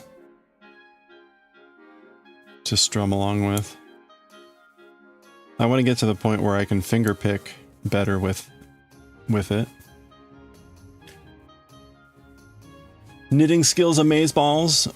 You said amazeballs, right? Thank you. Not really. Burst through a wall in frustration trying to do this. I have burst through many walls, like Kool-Aid. You'd be the Kool-Aid T-Pack man. Oh yeah.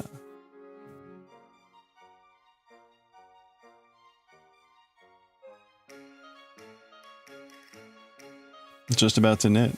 Hey. Yeah, Kaz, I hope you were spinning yesterday. Are you going to be spinning or knitting the yarn that you were spinning? or are you working on something else?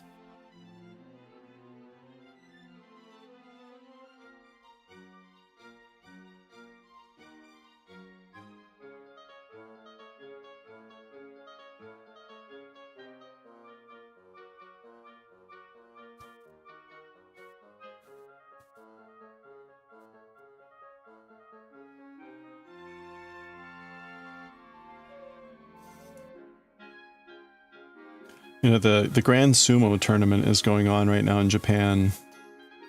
So every 2 months they have the tournament. And it's like 10, 12 days.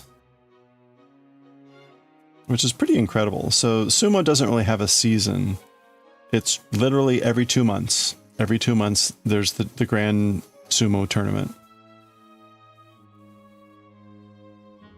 And none of the tournaments are any more important than the others. It's just that's the battle rhythm for sumo. And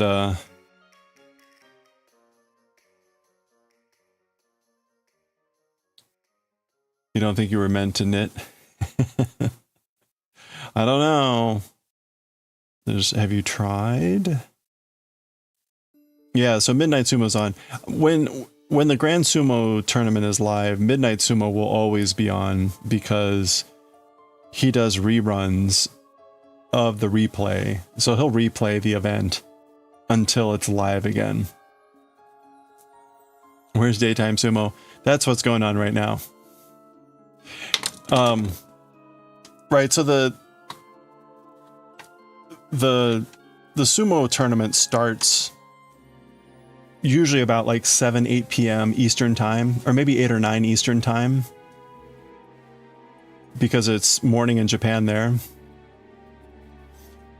And that's why, hence Midnight Sumo, because if you want to watch it live, you're watching it from over midnight into the early morning of the hour of the day. But basically he'll watch it live, do commentating. I hate that word, but that's what he does. And then he reruns that until the next day is live. So he's live now, but it's reruns of the live event from yesterday. But that reminds me, I had picked up a sumo calligraphy book. Yeah, right? They're pretty much like 12 hours out, or close to it, depending where in the North America you are. But I had picked up a sumo calligraphy book. If you've ever seen the way that they do sumo, the names and the stuff, it's a very particular font style.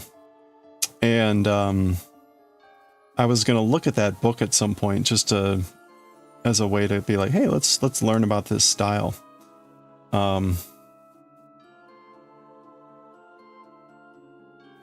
try watching sumo, but it's so slow going, you got distracted almost immediately. Yeah. Well, you know, it's a funny thing. So if you haven't watched sumo before, again, go check out Midnight Sumo. But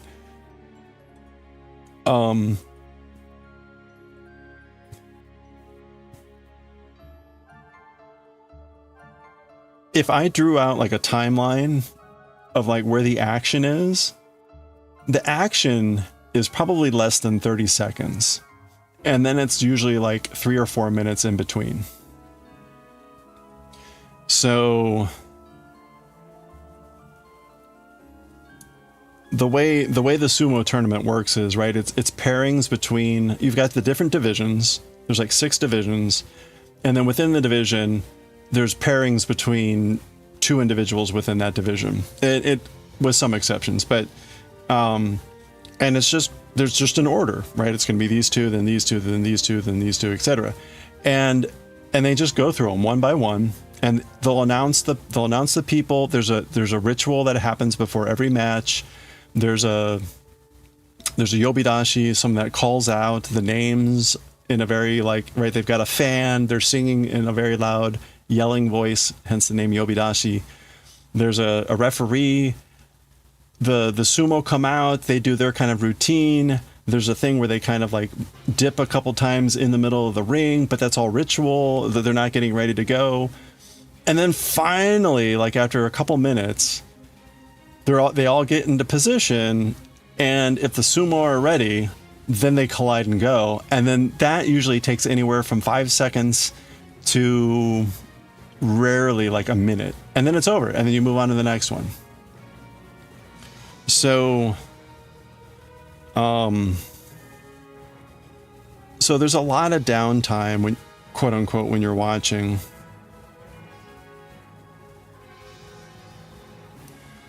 Which is either filled with on Midnight Sumo, they watch 80s commercials, or the people that in Japan that are broadcasting, they might do like an explanatory thing on some sumo technique for the audience. But so there's a lot of downtime. You can't handle all the downtime. It is, yeah. I would say sumo is on par with baseball for the amount of downtime. So,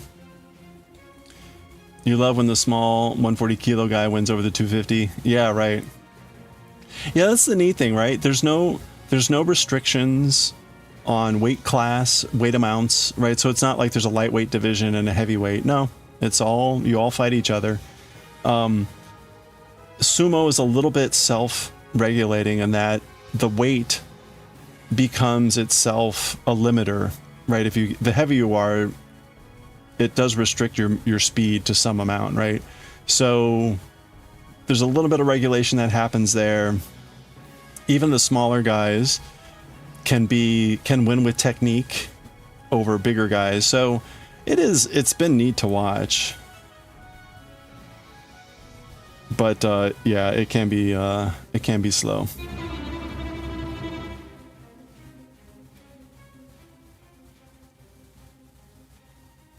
Your dad is currently thoroughly enjoying watching. Oh, that's good. And again, because it's like every 2 months, you get kind of a break, and then it's like, all right, it's gonna be 2 weeks of sumo. So that's kind of nice. Hey, Noble Walsh Knight.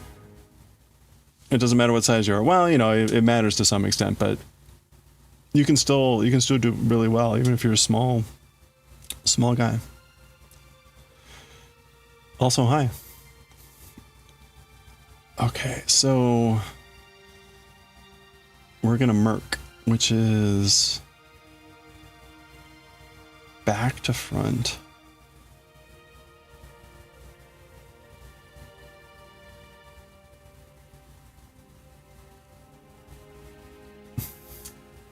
And knitting through the front.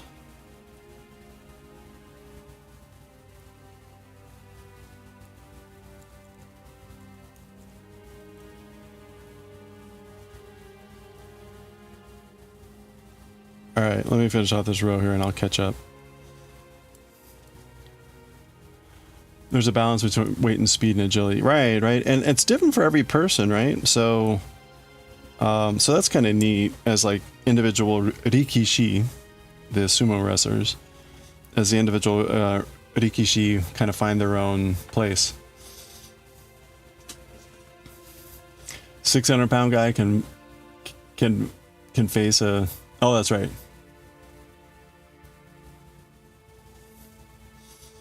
You thought it was just a heavy set only? No, yeah, you can do it for any... The thing is... So the way the divisions work is, right, at the very top you have like the pros, the best. That's where the Yokozuna and all that stuff is. And then there's 6 divisions. And I forget where, at some, like maybe the 2nd or 3rd division is where you actually get money for being a sumo wrestler. But in the like 4, 5, and 6, it's largely the minors, right?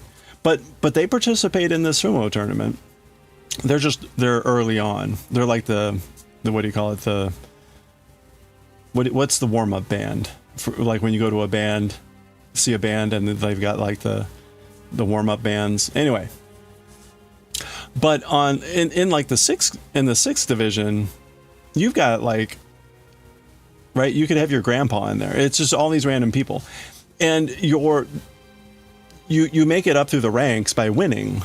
And so, yeah, if you could be a really lightweight person, but if you've got good technique and you win, you'll advance.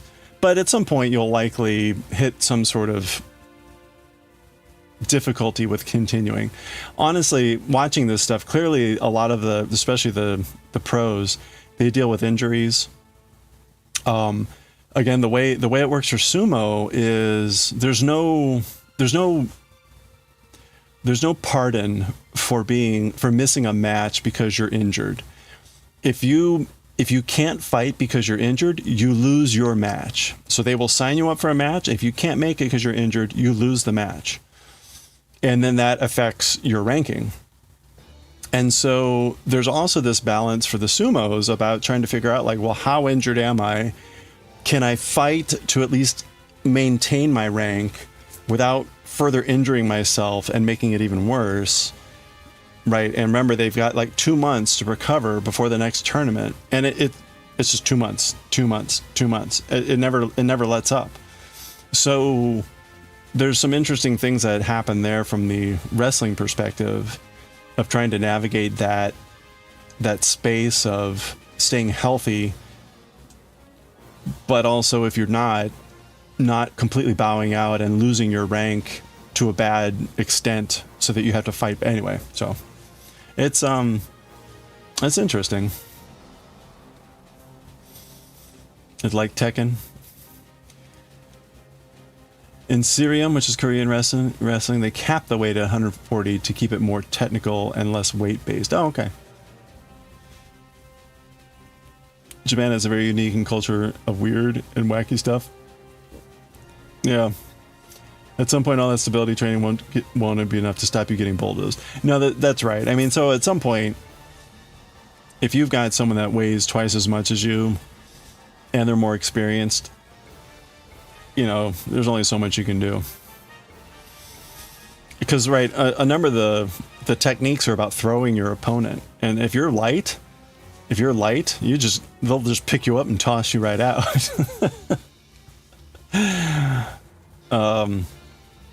And again, if you watch, because again, right, it's slow, but as the sumos are getting ready, right, they're getting ready and they get into position. And the whole point of getting into position is timing it so that when the match starts, they collide. You know, that there's an equal chance of the two colliding into each other. If one is off or if the timing is off, they'll stop it so that they can try it again. They want to get the sort of effective clash and then going from there. But yeah, again, if you're at some point, you have to have a certain weight so that they don't pick you up and toss you around. Now you want to Kantar sumo commentary? We'd have to cut out all the crap in between.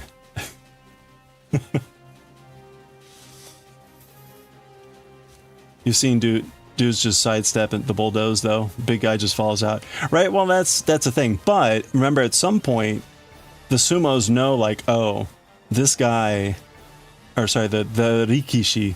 The rikishi know that, like, oh, this guy likes to sidestep.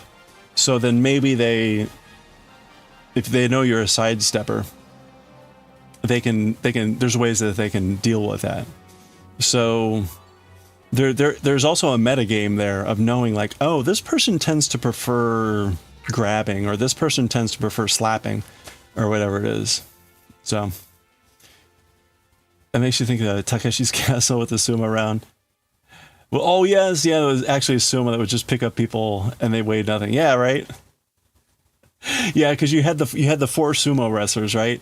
You had like the actual sumo guy. You had the big scary American guy who was like the classic 80s hair guy. Then you had like the scrawny guy in the yellow suit, and then maybe like you had another weird person like in like a costume. And people that they would reach into a box and pull out a ball, and the color of the ball would correspond to one of those 4. And anytime anyone got the professional sumo guy, they'd just be like,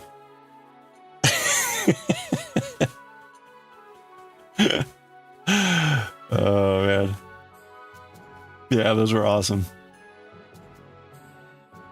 Can they smack because you've seen?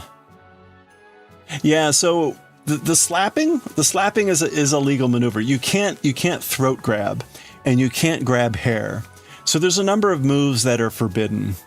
You also can't like do anything that's like, you know, cracking someone's nuts or something like that. But no throat grabs and no hair pulling. And there's a couple other forbidden moves.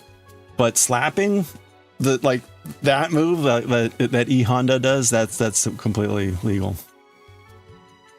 So sometimes, yeah, you'll see them just like smack.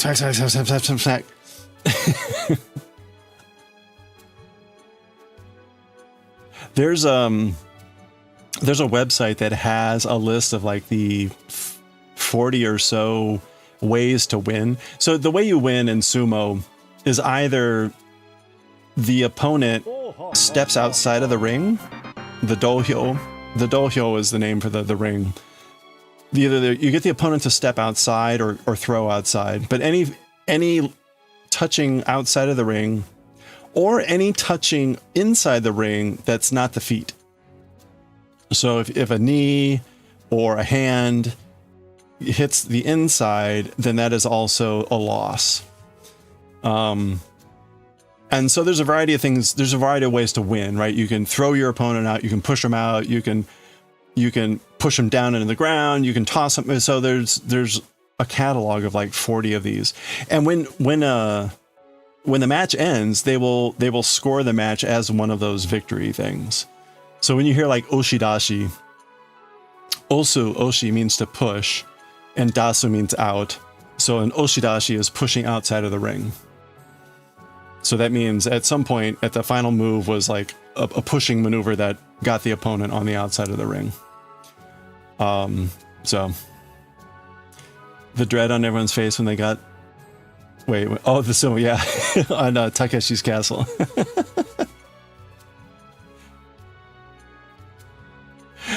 There was one time the big Western guy, he had this opponent that was just so tiny with I mean, this guy was like 6'8" or something ridiculous. And he was big. And he had a little tiny guy, and at some point somehow he like got the guy by his legs. I think it was by his legs. And he ends up he's not even sure what to do. Like, what do I do now? And he ends up just like sitting down, and the guy ends up like below his legs. And so he just ends up sitting on the guy's back. And it was like, you know, win.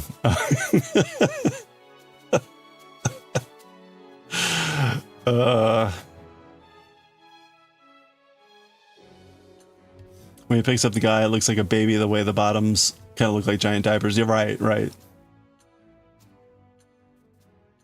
Yeah, because also, right, a lot of those, I mean, usually the, was it fundoshi?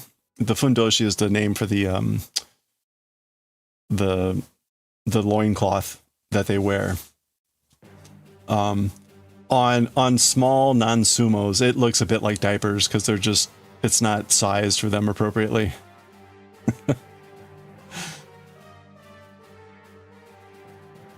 Anything that's not the soles of the feet. Yeah, there we go. Yeah, 6'8" and 600 pounds. That guy was a big guy.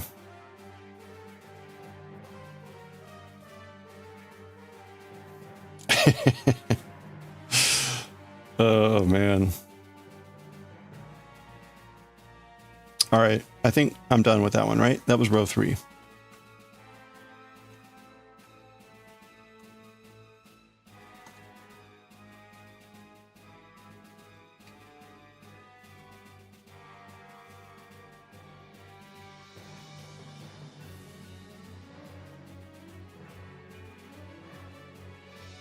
It's funny, this weave down here towards the ends, it feels like it looks different, but I guess it's just more a trick of the light.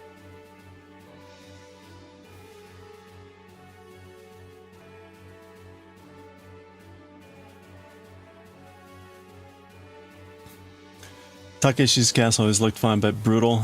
Like the round on the bridge where they were firing balls at you. That's right. Yeah, it was that narrow footbridge.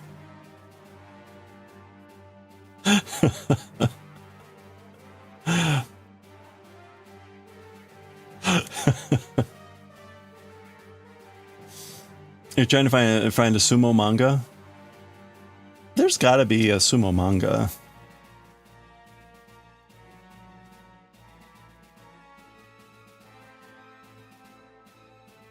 The question is there a good sumo manga?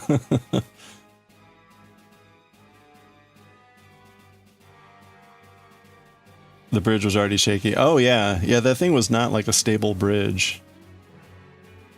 Oh my gosh. And it had the netting all around it to like grab you if you fell, but still people would get like smacked in the head and you just see them like clunk.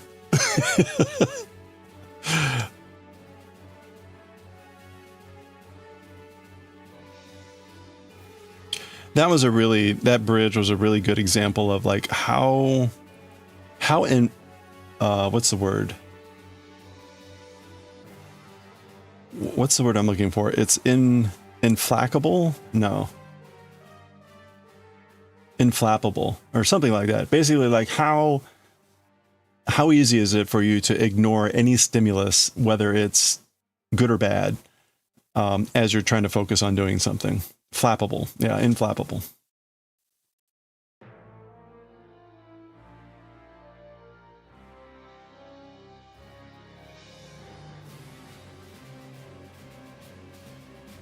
Yeah, I don't know if it's implacable. I think I went flappable. Unflappable. Inflappable. Hinomaru Sumo. Alright, hold on. Alright, wait a minute. Let's check this out. Unfortunately, I started this row. Let me get a little bit into this. I need to make one right purl. So we need to go from back to front. And then we're going to purl in the front.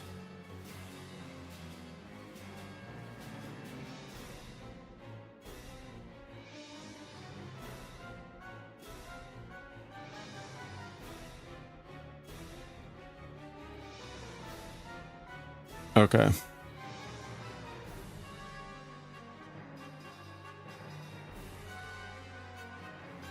Some people did straight up just walk up. Yeah, right? Unfazed. There we go. Unfazed is like another good word. Unable to be flapped. Okay, hold on.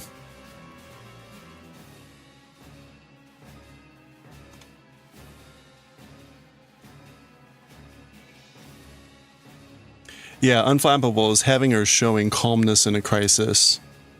Whereas on implacable is like relentless, unstoppable. That can kind of work. Unable to be placated. Implacable. But more in the sense of like not being distracted.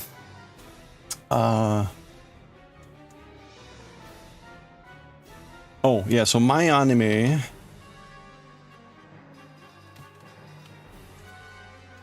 My anime... Oh. Wait, what is it? What is the my anime list?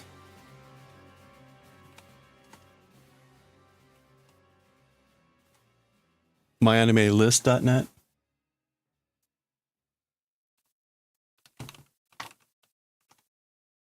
Yeah, there we go. Okay.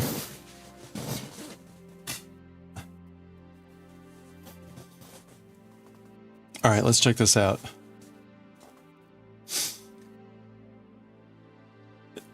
Impossible would be the guys fire. Yes, firing at the folks. What happens when the implacable meets the unflappable there? Okay, Hinomaru Sumo. Hinomaru Zumo. Okay, it's got a 7.74, 28 volumes. It's a divine ritual, a martial art A combat sport, it's sumo. A small new student, Ushio Hinomaru, appears before the weak little sumo club of Odachi High School. The words big and heavy are the rules of this sport, which does not fit this newbie any inch, but this guy goes and does what?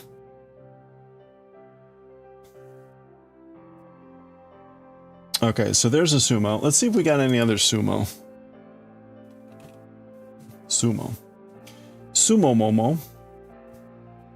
Chobits. I don't think that's sumo. Sumo O. Sumo O. That's the sumo king. Not ranked. A short manga about sumo wrestling. 4 chapters. Alright.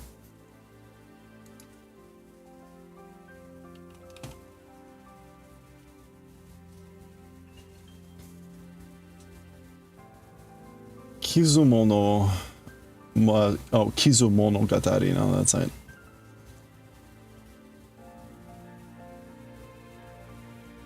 Hello there. Huh. I'm surprised. I'm surprised there's not more with sumo.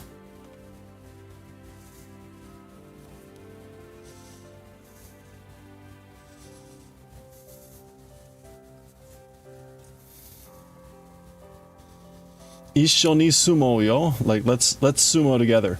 This is likely a boys love.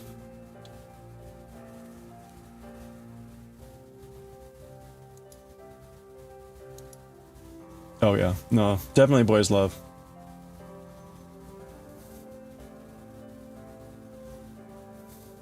Oh, and it's sumo, as in let's live.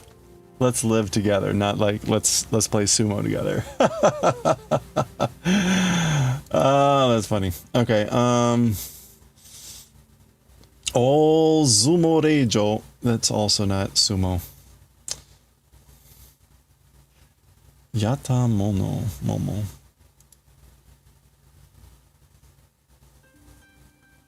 Huh.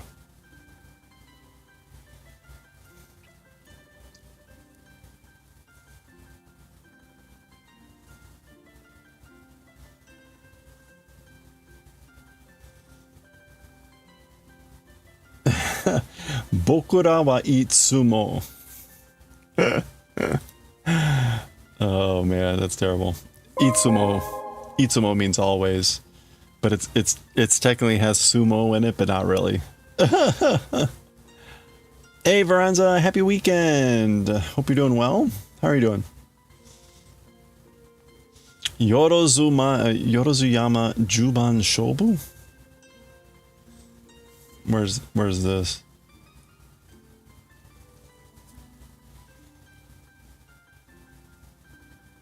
That's just one you found elsewhere.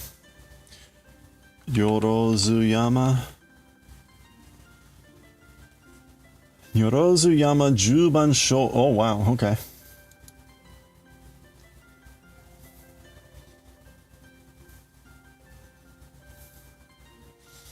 Yorozuyama, a known hero as the monster of the Heisei era, has appeared after winning 5 consecutive tournaments from the Makushita stage. Makushita is the is that the highest division? A man with extraordinary strength who will never become a Yokozuna or an Ozeki. What is his true intention? Interesting. 3 volumes, 17 chapters. Adult cast. What does adult cast mean? Oh, meaning like grown-up people rather than kids in high school. Oh, that would be interesting to see. It's short. Monster of the Heisei, right? It does sound like what?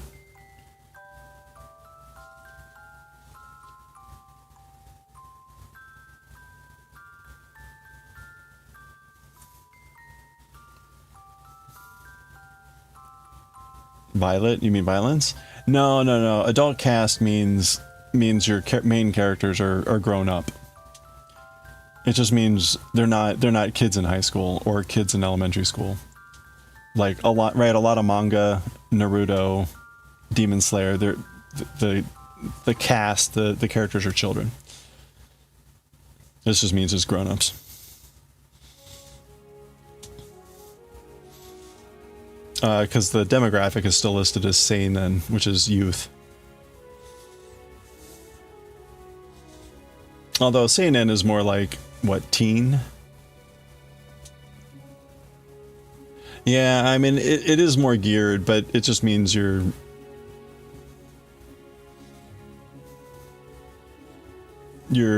cast is not shonen. Apparently the lack of sumo mangas has been noticed by a lot of other people. There's all kind of threads wondering why that's the case. Yeah. Huh.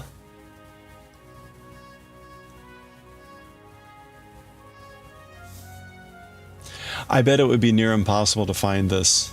Yorozuyama Juban Shobu. Let's see if we can find it. For sale, I mean. I'll look on Amazon Japan, but first I have to open this up in a different window because Amazon Japan loves to show my address on the screen every time I log in.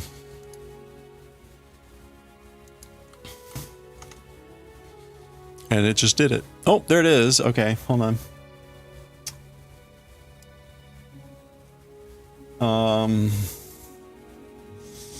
We can get it on Kindle.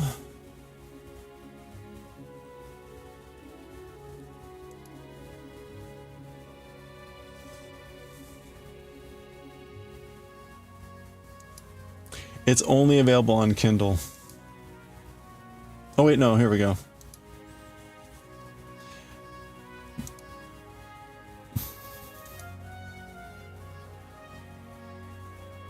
No. You can get it for 93 yen, which is like 70 cents, but it won't ship to the US.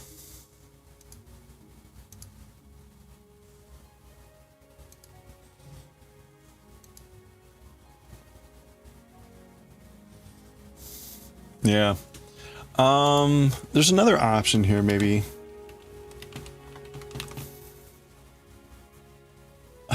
Why?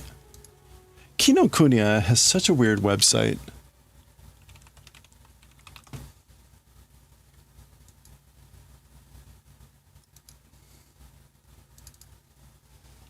If you try to go to Kinokuniya, you often get this thing.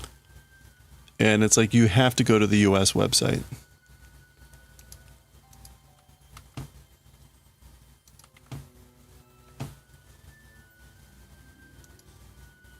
Yeah, I know. If only 70 cents would be great.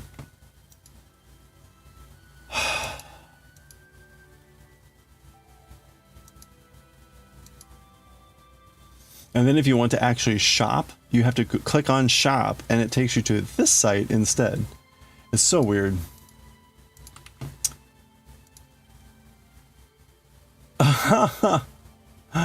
Yeah, no, right? So the books don't even show up. The books don't even show up on Kinokuniya.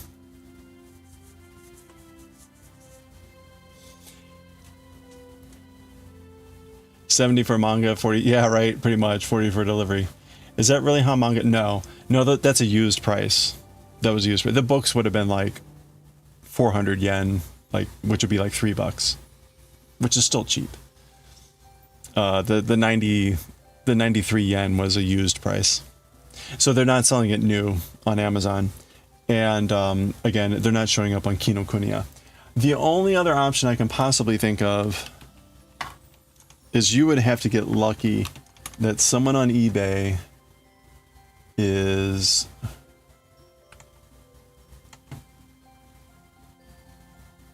selling this 3 manga set. Which is possible. No. Yorozuyama does not show up.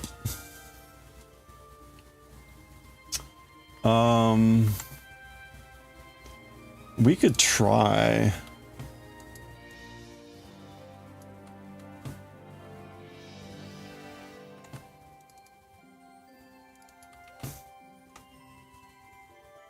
No.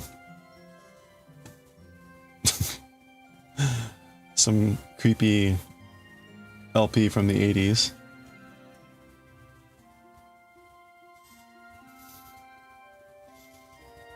Yeah, or more. I've seen one book where it's like the shipping is $100. Like, good luck with that.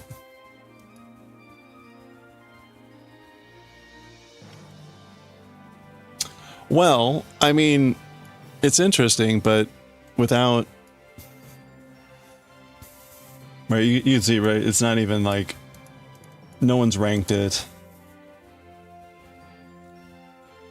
It's short. It's short, which means like it might be worth trying to find if there were an easy way to find it.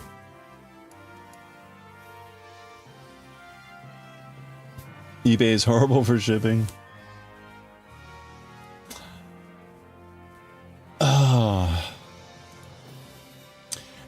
Oh man. Okay, so the kanji in the black circles here, it's 1, 2, 3. They're just older forms of the kanji. These are like more like official documentation numbers.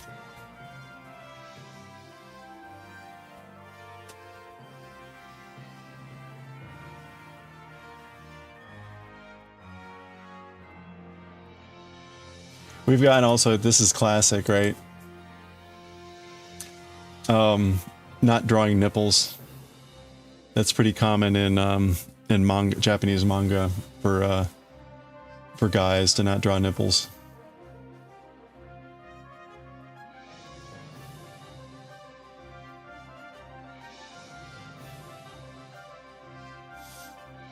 The art looks good, yeah. Well, I can see if we could try to find it somehow.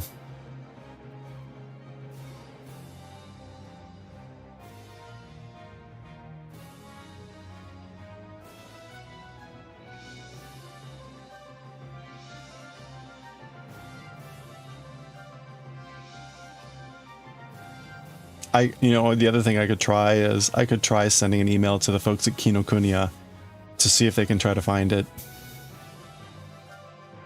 We all know men don't have nipples ever. Yeah, maybe he's a clone. Isn't that how it works? If you're a clone, you don't have any nipples?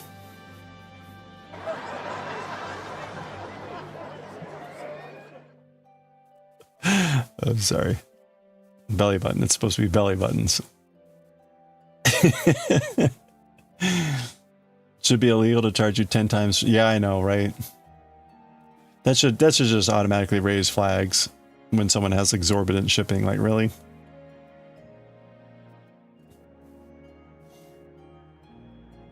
That's right. Sensual nipples, but we can't draw them.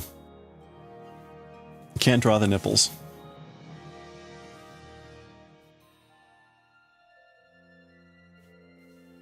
There will be no depicting male nipples. Even Donkey Kong, right? Donkey Kong, the bare-chested ape, right? Nintendo's mascot. If you look, Donkey Kong has no nipples.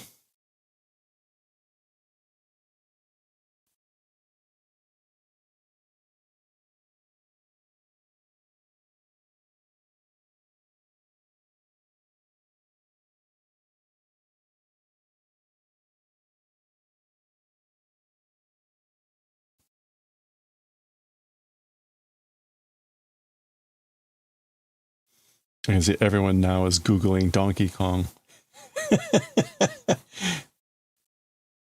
That's all you're going to think about the next time you play DK. Like, my God, it's true. All right, that was the Final Fantasy Tactics.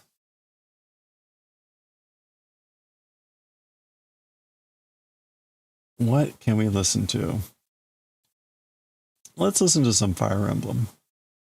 The Goddess of Dawn, a game on the Wii that I'm sure no one played. Anyone play Goddess of Dawn, Fire Emblem, the Wii?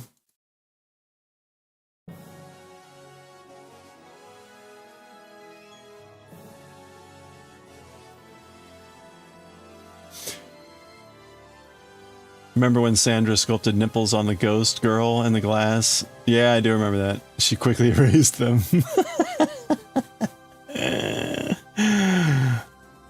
Yep. Gotta be careful with those nipples.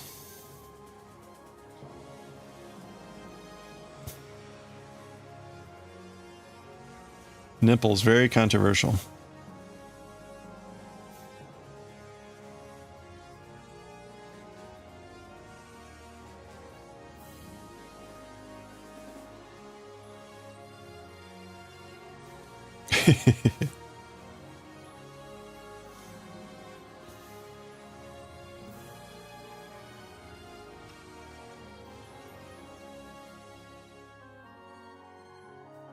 There used to be, like, Japan used to be really conservative on some stuff. Like, I recall, like, in the 80s or whatever, you used to be able to not show children at all on Japanese television. In fact, or if you did, you had to put a black bar over their face or something like that to anonymize them. And there was some video game in the 90s that played on that, because there's something with like a kid character and then they had like a black bar over them for that reason. But I'm blanking on the details. But it was a whole thing.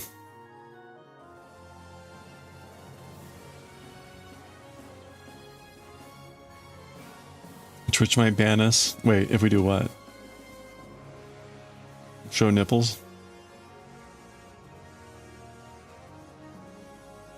That's right. It was just a black bar for a head. Kind of like the well, no, my blur bar on the peepos is pretty poor. It's just blurry. It's not like a solid color.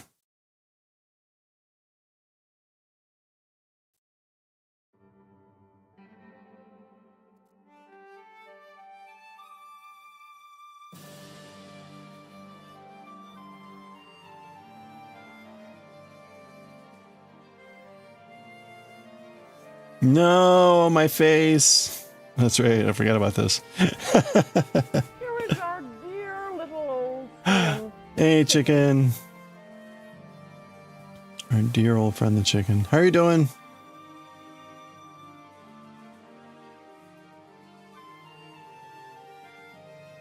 Oh. I was feeling a little blurry, but I have recovered. Doing good, excellent.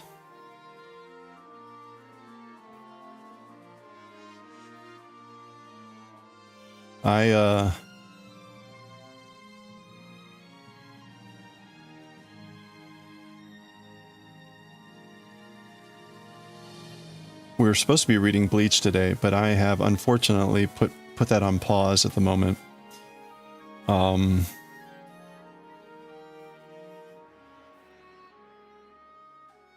Which is unfortunate because it's with the Mayuri battle, and I really wanted to see how that finished. I may end up reading... So yesterday I read Jujutsu Kaisen off stream, and I uploaded the video to YouTube, and I was very bluntly honest with YouTube. I was like, hey, you guys gotta like step up here and let me know whether you really want to see this or not, because every time I start reading Jujutsu Kaisen on Twitch, everyone leaves. And so I was basically like, if no one says if no one speaks up, I'm just going to stop reading this. I got 2 responses so far. So it was good that I got some responses. But like, but the point is, I have deliberately chosen not to read Bleach at the moment because of the same issue. Which is kind of sad. And I may end up reading Bleach off stream tonight, which means I'll just still upload the video to YouTube. But that is just to say, if people are actually following the story and everything, you will miss out unless if you go to YouTube. I'll try to let people know when that happens. But as far as I can tell, on Twitch, the gives a shit factor is pretty low. So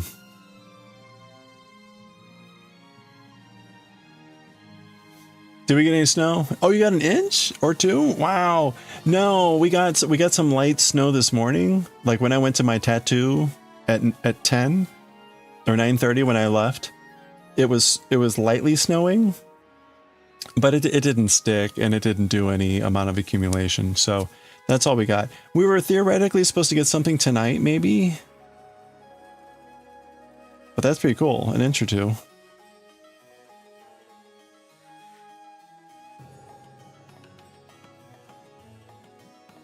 Wait a minute, they have to filter out Japanese kids because they talk smack about their parents.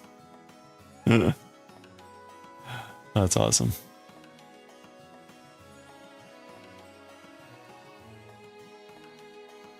Usually passed out by the time you do my... Oh, yeah.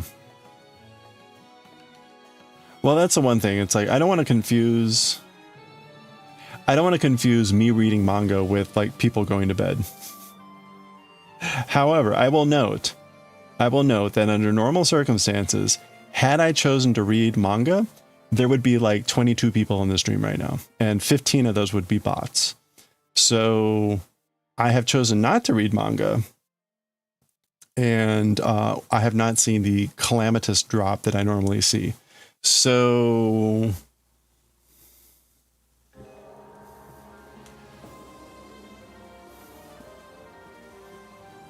maybe it's the weekend.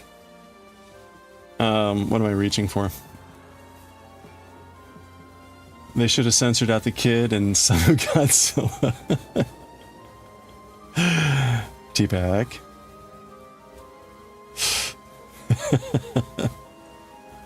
All right, annoying kids in movies that you wish you could censor out. Temple of Doom. Indiana Jones and Temple of Doom. The amazing ASMR voice. That's right. Remember, I have that voice like a somber bassoon. Saturday, you try to degen and sometimes succeed. Wait a minute. You need like the victory music. Instead, have a streaking naked frog. Congratulations. Oh wait, hold on. I almost made a boo-boo there. We need to actually increase here. I am going to milp. We're going front to back. Front to back, and then we're going to purl in the back.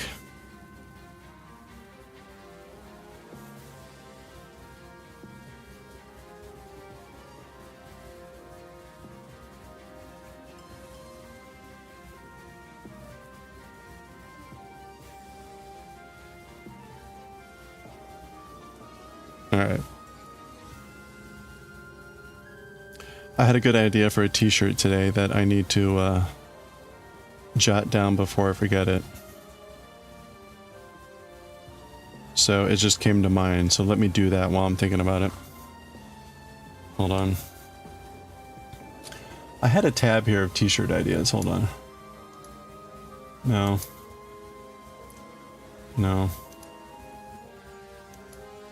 Oh, there we go. Okay.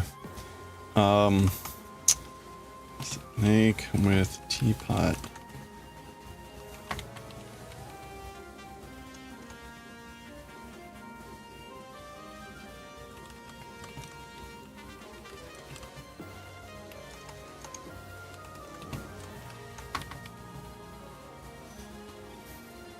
All right.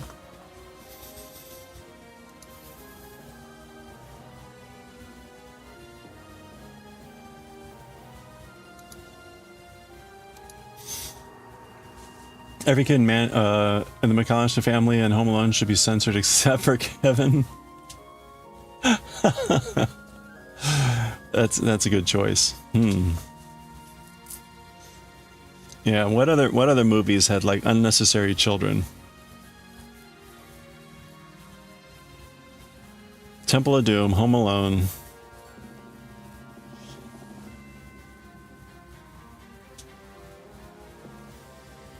There's got to be more. There's got to be way more.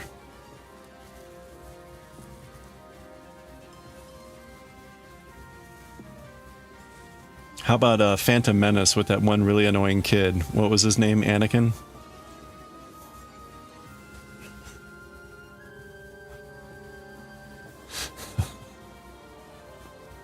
I'm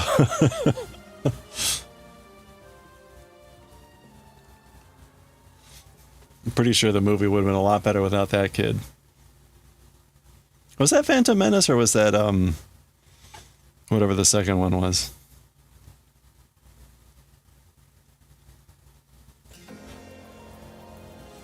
Attack of the Clowns. That was Phantom Menace, right? Anakin's in that one, right?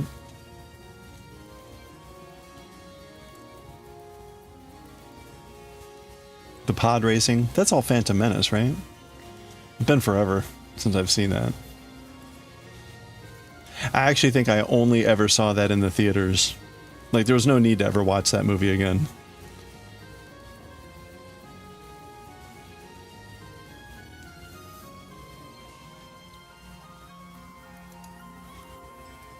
Alright. There have to be other movies. Other movies with unnecessary children.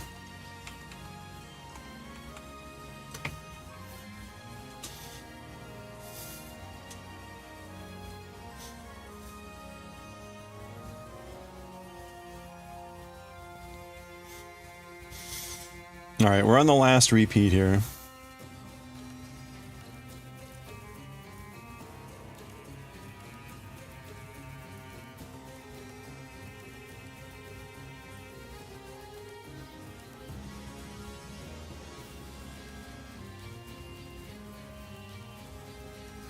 Uh-oh, what's going on here? What's it?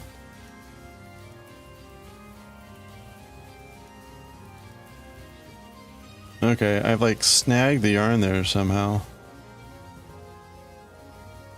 That's weird. Alright, we'll have to fix that when we get to it.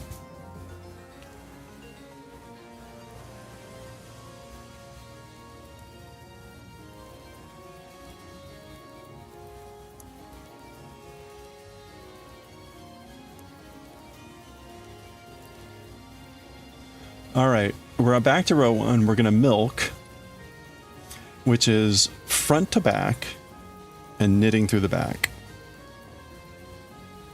Front to back and knitting through the back.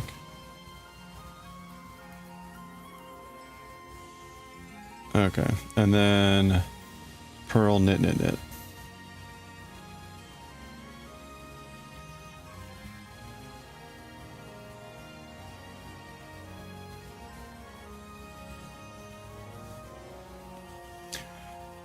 The kids weren't unnecessarily, but weren't unnecessary, but the kids in Charlie and Chocolate Factory sucked.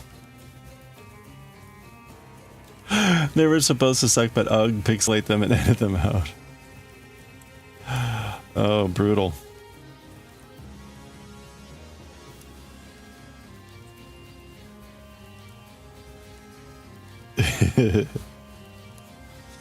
All right, but who was the most annoying kid?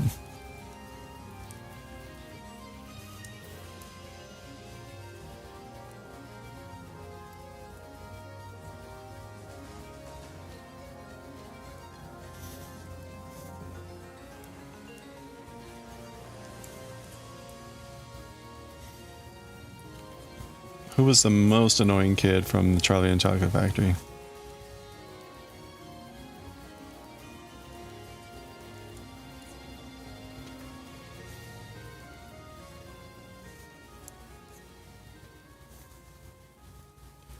Mike TV, whatever the fuck his name was. What a patronizing little cretin. Yeah, Automod didn't. Automod was fine with what TF his name was. It didn't like cretin. How dare you call someone a cretin?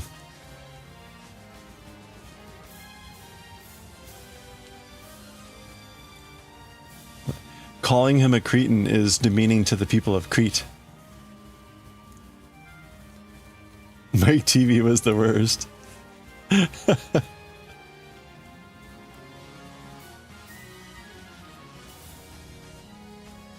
Does that go for the original and the modern the modern version, both the Gene Wilder and the Johnny Depp versions.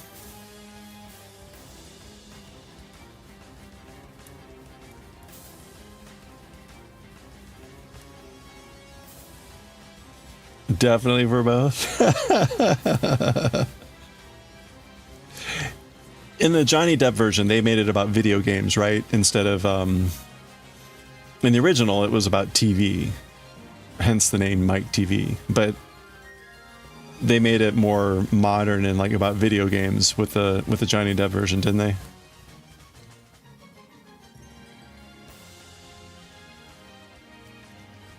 Veruca Salt was the worst for you. The snotty little rich kid persona is a bit grating. Yes, they did do a great job at all being the worst.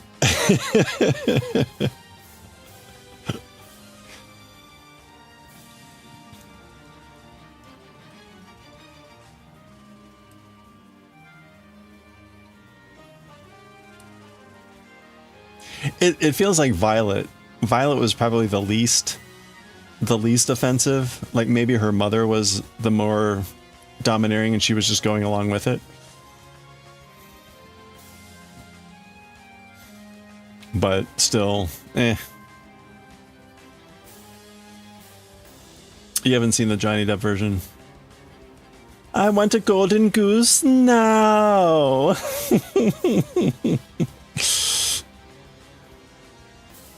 Yeah, that's right. So in the Gene Wilder version, it's a goose that lays golden eggs, right? Or it lays the chocolate eggs or whatever.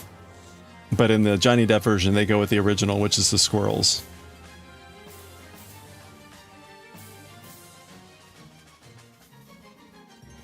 Yeah, exactly. The pageant mom. The pageant mom. I mean, she was certainly like a key component of that, but her mom seemed to be the more overbearing one.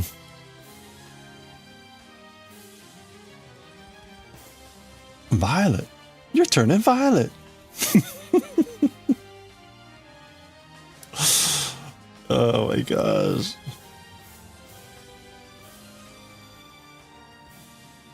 I remember I read Charlie and the Chocolate Factory when I was in elementary school, right? It was probably like the third grade. And I remember reading it and thinking like, I don't understand how are these children still alive? Because right, they describe how they squeeze the juice out of Violet and how she's really thin and wiry. And it was me as a kid trying to understand like, how is this real? You know? Anyway, it was very confusing. When the line is still blurred between fantasy and fiction, but you're trying to understand the fantasy as though it's or nonfiction. Wait a minute.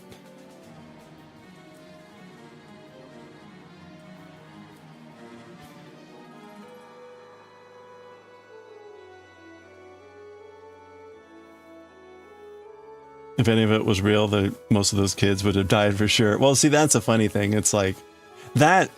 Little me was willing to completely suspend. Although, what was it? So, like, if you read the original by Roald Dahl, what is it? The story about the fizzy poppy, the fizzy lifting drink or whatever. In the original book, Willy Wonka is discovering this with the Oompa Loompas or whatever. And he describes one of the initial experiments in which one of the Oompa Loompas is like drifting off into the sky. And I think in the book, he yells like burp you little shit, or it's a curse word in the book. I would need to go look it up, but there's some curse word where Willy Wonka is yelling at one of the Oompa Loompas to burp. And yeah, it's kind of classic.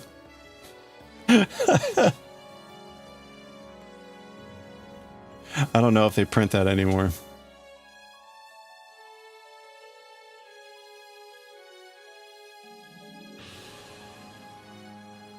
Maybe it's like damn or damn you, you little whatever, but there's some sort of curse word in there where it's like, oh my.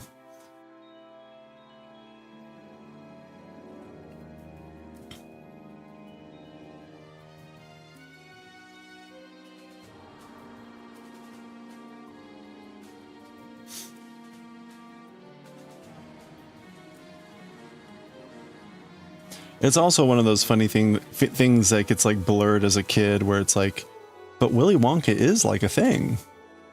Like there was Willy Wonka candy. So it was like, was this written about that? You know, anyway.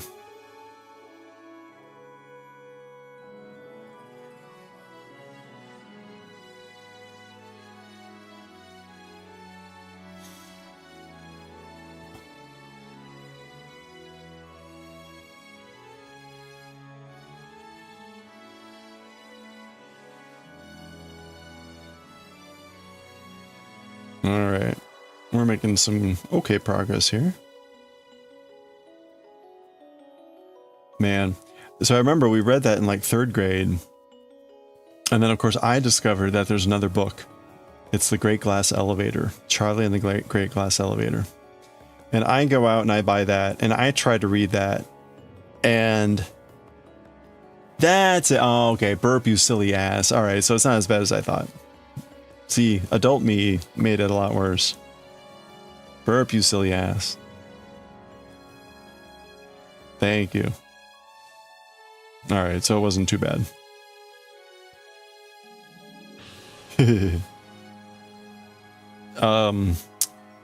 But Charlie and the Great Glass Elevator was not like the type of book that was easy to read for a 3rd grader.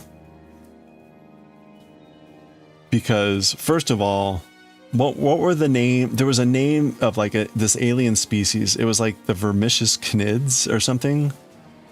So that was weird. It was already like it was a made up word.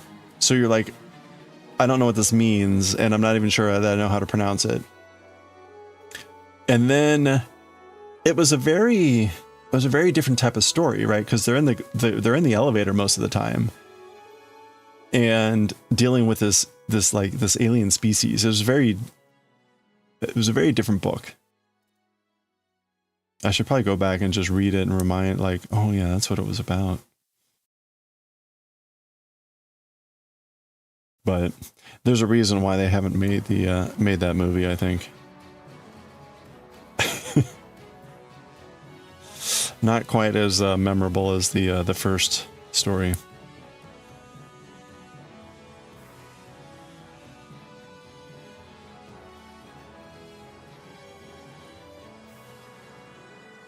Burp, you silly ass.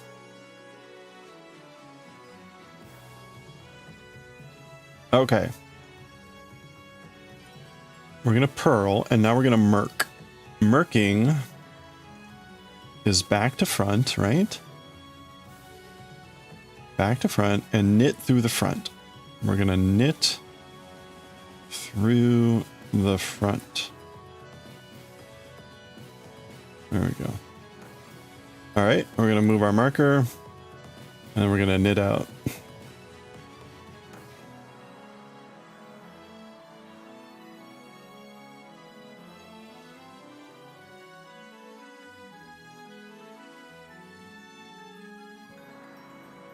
Okay, there we go.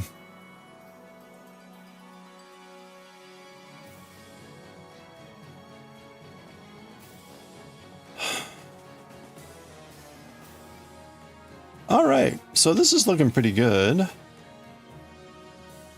We got 3 more rows to go before we start doing something different than what we're currently doing. But I need to use the restroom, so I'm gonna go grab a restroom break. We're gonna keep knitting when I get back.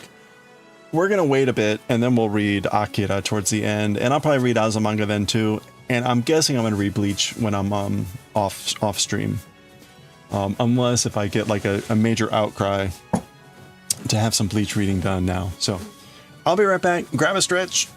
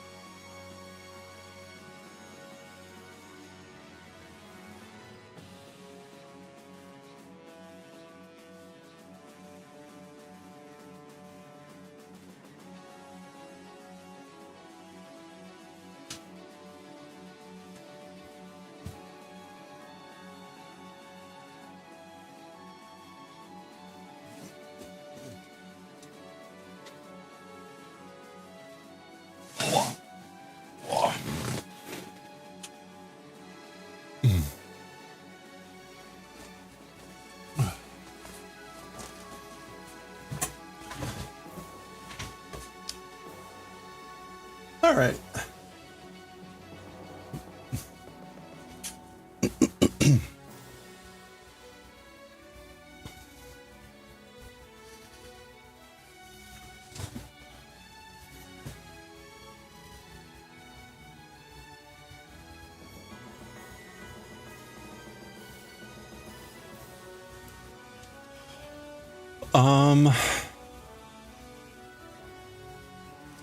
Let's see. Okay, we're on a pearl row now.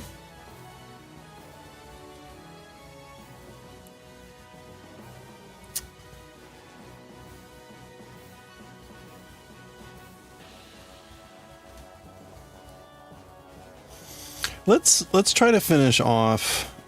Again, we got 3 more rows to do. And then it's like on to the next section, which is just going to be doing the same pattern but without increases, more or less. Let's get to that point just to figure out exactly how many rows we're going to do. This pattern is a little bit confusing to me in the way it articulates its repeats. For instance, like with this thing, it says repeat this 6 times. Actually, it says repeat it 7 times. So it says do 4 rows and then repeat those 4 rows 7 times. When it says 7 times, it includes the 4 that you've done as one. So it's basically saying repeat those 4 rows 6 more times, but it states it as repeat them 7 times. So to me, that's very confusing. Fortunately, the pattern lists out the total number of rows and stitches, so you can triangulate to figure out what it really means to say. But the next section does the same thing. It says basically repeat something like X number of times. And like, well, okay, I assume you're going to make the same weird whatever, but I need to make sure that I figure that out so that I'm doing the right thing. But we got 3 more rows to do before we get there. And we're merping, which is back to front and then purling in the front.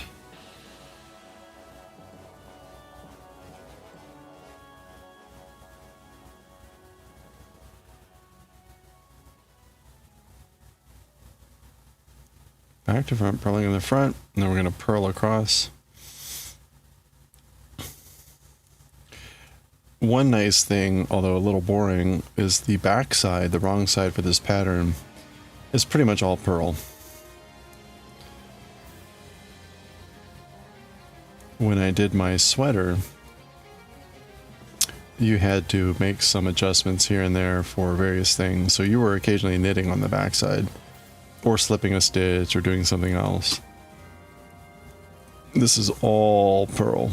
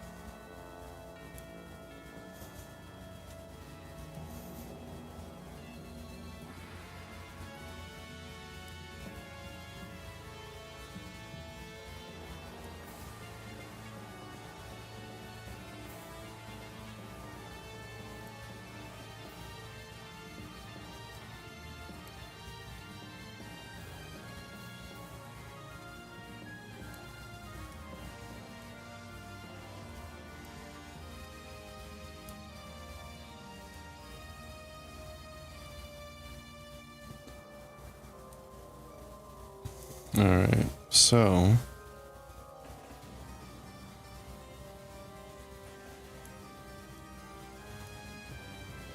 of course, one of the things is we're adding so many stitches here.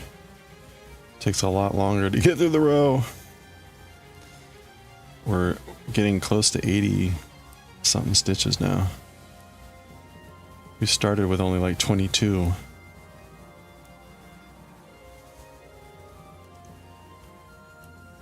But every time we do a pass, we're adding 2 stitches, so it adds up.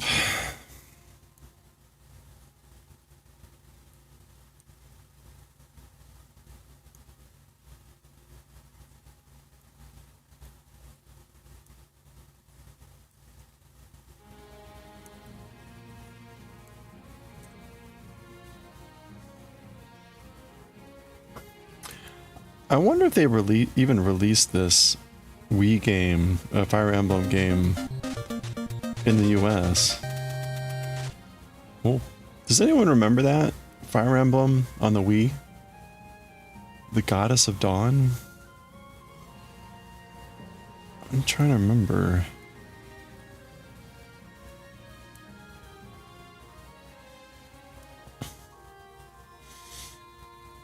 I feel like they didn't start releasing Fire Emblem games to the US until like the DS,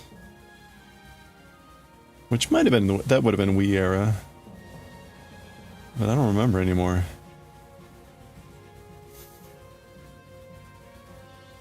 Okay, we're at the end of the pearl, so we're milping.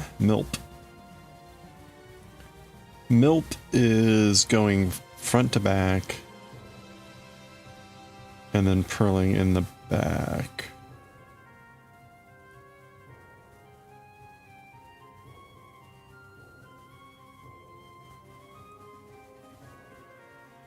I can remember that one generally because it's just really awkward. Was that right?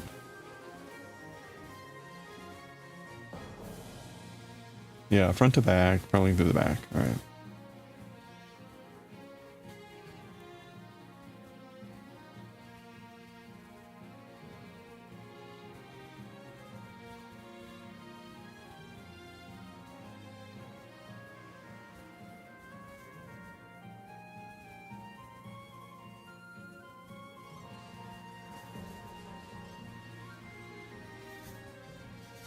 Oh, I missed the ad break.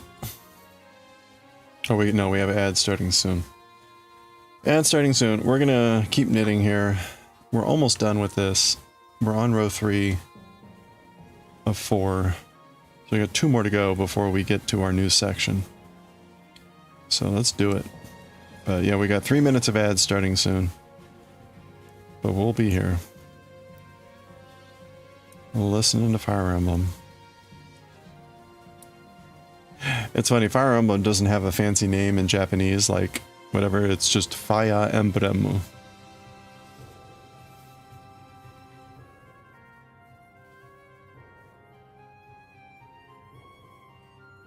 Okay, we're on the front, we're gonna milk. Milk is front to back and knitting through the back. Front to back. And knit through the back. Okay. And then we're going to purl knit knit. Oh, no.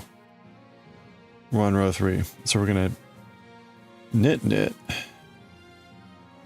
And then we're going to purl knit knit knit.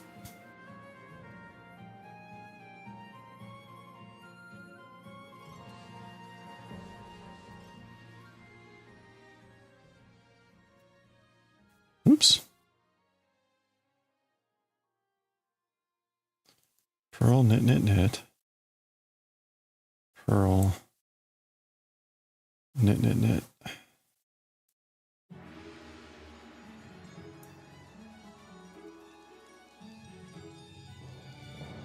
And we're just going to do that all the way across.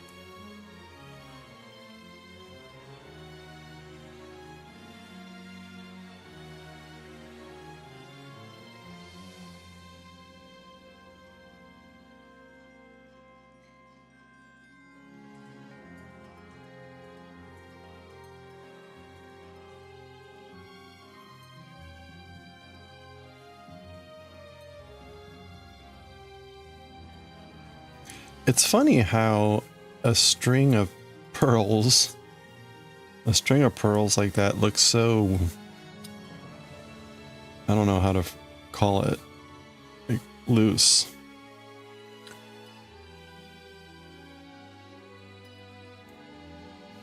Like it's really disruptive on the density of the patterns. Interesting.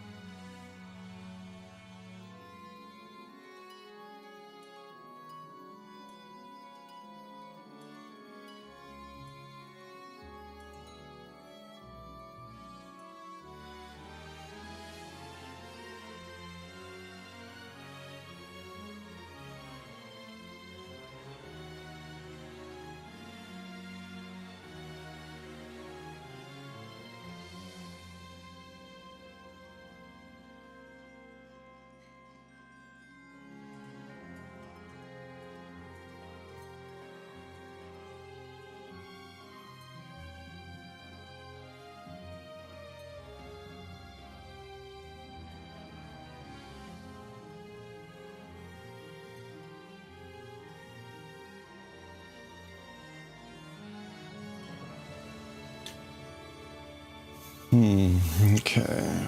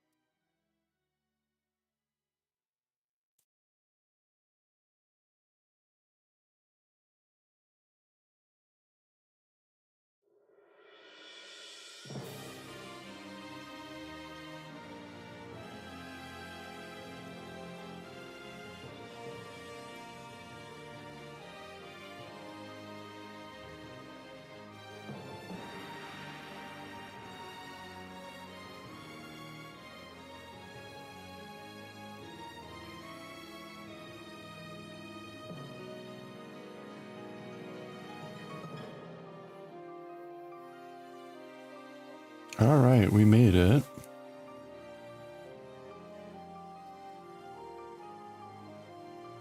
So there we go. We're at the end of the row. We're gonna milp. No, gonna merc. Gonna merc, which is back to front and knitting through the front.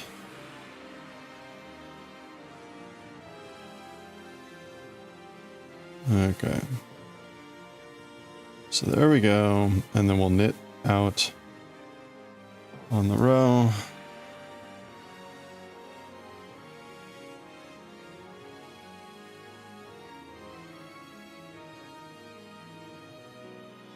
All right, there we go. Okay, so that was row 3. One more to go. One more to go and we're done with this sort of section. Which again is largely about increasing. So let's finish off here. Row 4.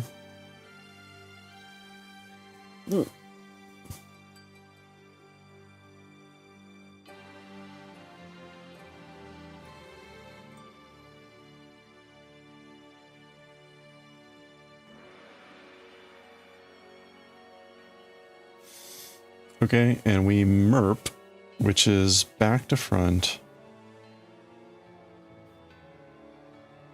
Back to front. No. Yeah, back to front and purling through the front.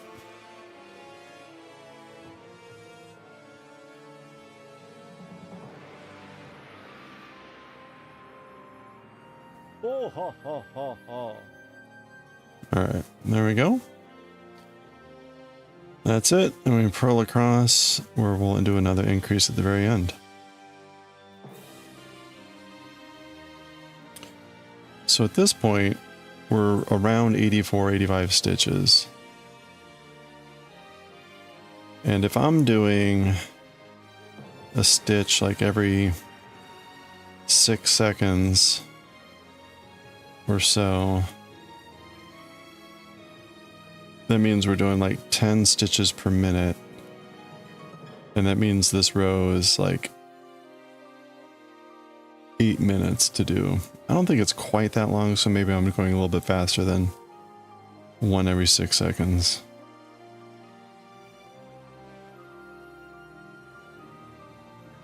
But not that much faster than that. So it's probably more like 6-7 minutes to do the row, which is a fair amount of time at this point. Although it's not terrible. With the sweater, cable row would take like 20 minutes. And I think with like the double knit scarf, I think I got a row that down to like 10 minutes.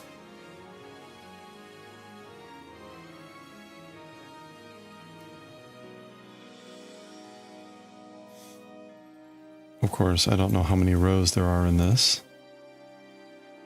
Something tells me a lot. This is a bit... The knitting is small.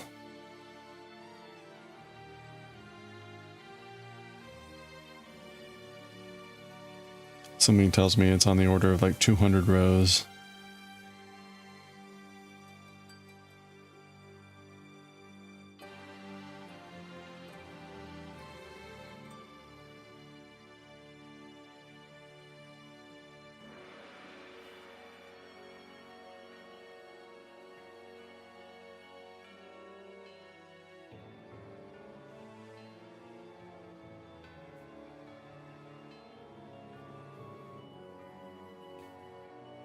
Okay, so...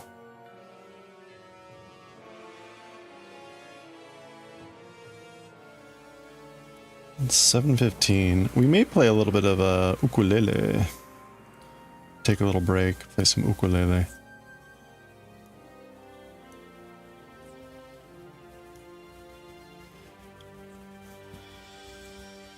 I got the a For Dummies book on it, and the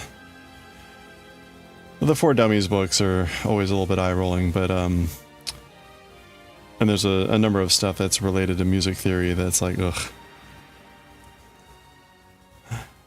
So I'm slowly getting there.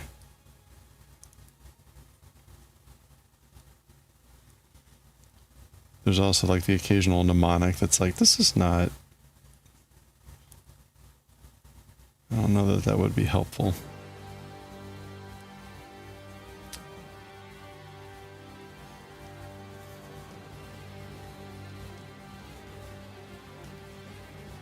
But it's kind of difficult when you're trying to introduce concepts such as rhythm without trying to explain it using rhythmic terms.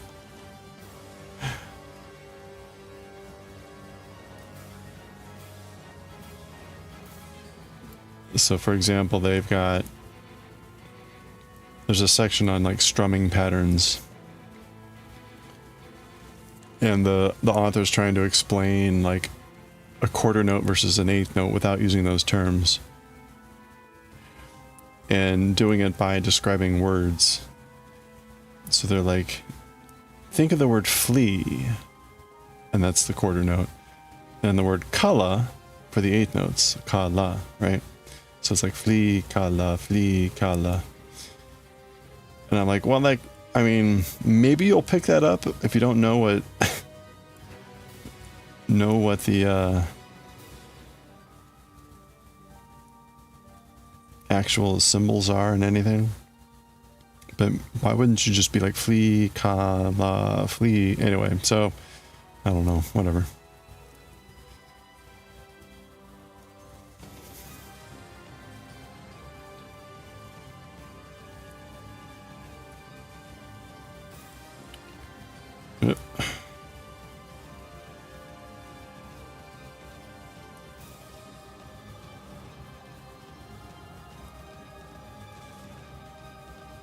right. We're at the end of the purl row here before the marker, and now we need to milp. And that is going front to back, which is a little bit awkward. Front to back, and we're going to purl through the back loop, which is also awkward. So it's like double awkward. There we go. Et voila. There's our milp. And we'll slip the marker, and then we'll purl out.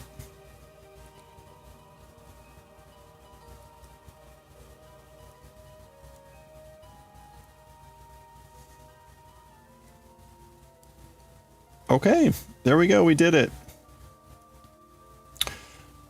We're at the end of the very first section for the back. So that was 4. All right, so let's take a stock. We should be at 85 stitches. We should have 85 stitches. And we say 29 rows that we've done. So there's 4 and 4 on the end. That's 8. Actually, let's just count the middle. 1, 2, 3, 4, 5, 6, 10, 11, 12.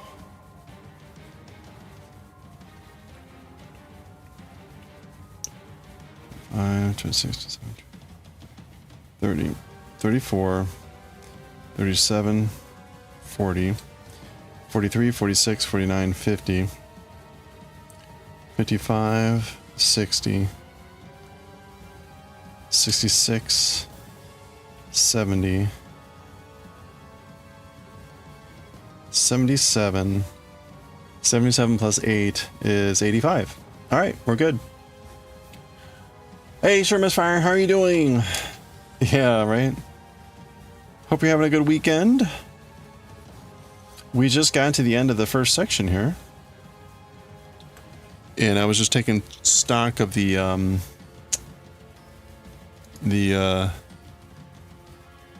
number of stitches. So we matched the number of stitches, which is good. And where's my pattern? All right, there it is. Okay, so remove the markers in the next row.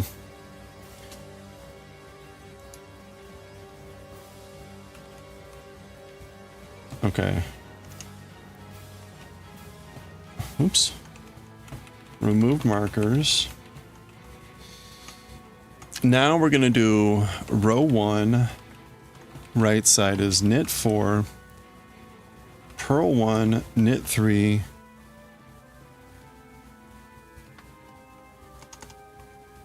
until 5 left, then purl 1, knit 4. And row 2, wrong side, is purl all. And we're supposed to repeat these rows a total of 16 times. Lovely weekend. Hey, very nice. Did you get any precipitation? Probably not.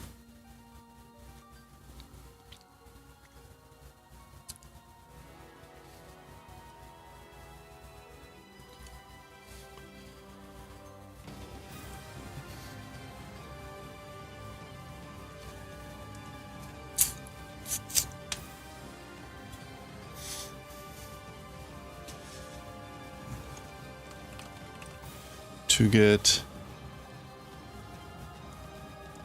61 rows. Okay, so again, it's saying repeat the rows 16 times total. And that would be 32 rows if we take it literally. And 32 plus our 29 is 61, and that's correct. So yet again, it is do row 1, do row 2, and then repeat them 15 more times for a total of 16 times.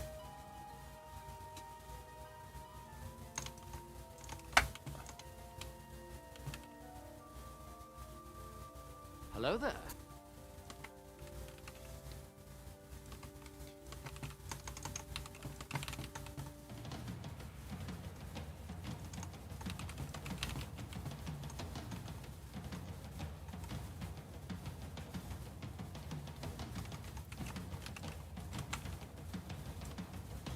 Okay. You did? Oh, you did. Just a little bit. Chance for snow tomorrow night. Yeah, okay. Yeah, they're saying the same thing here. Let me actually see what we've got.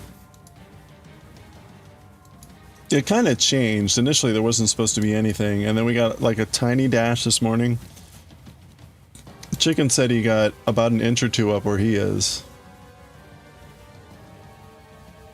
Ugh. Oh, great. So, yeah. This is what tomorrow looks like here. Basically, like when I'm going to be driving in, it's going to start to snow. But honestly, it doesn't look like it's going to be a lot of precipitation. Next week, though, it's looking like there might be something serious out there. So we'll see how that goes.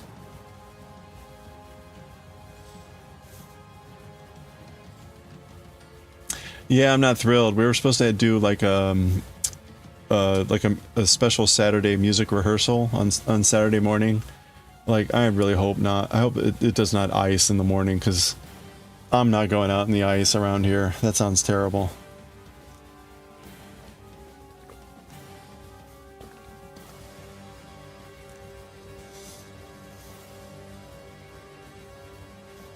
Oh. Did I don't know if I showed that. Anyway, yeah, so that's tomorrow, and then this is like next weekend. Which, right, also look at the temperatures. It's like, bleh. Like Thursday, it's gonna get up to 50. Okay. We're staying pretty cold. That's pretty typical for January, I guess. You always get the warm part of it, sleet and rain, which turns to black ice. Yeah. Yeah, no, that's no good. Especially in areas where people aren't used to that. That's especially dangerous. Well, good luck. Hope you can avoid it.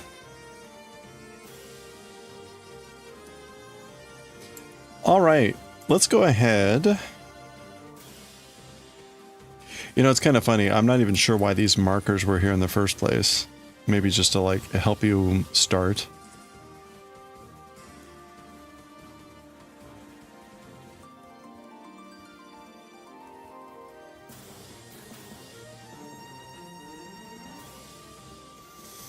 Let's do a couple rows here. Oh, I was going to do some ukulele. Okay, we can get rid of the marker.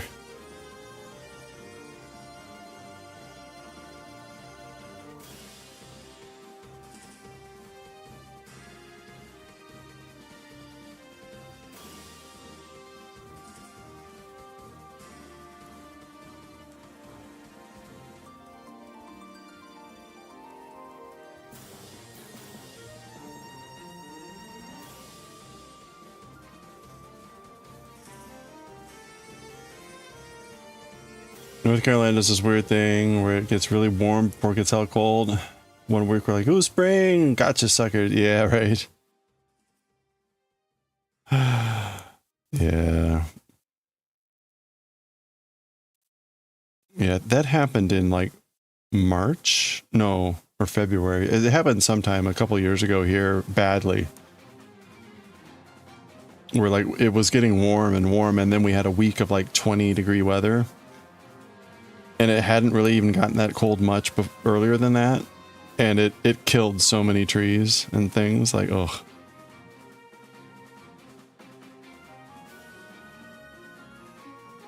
It probably killed like 10%. Maybe not that much, but it felt like it.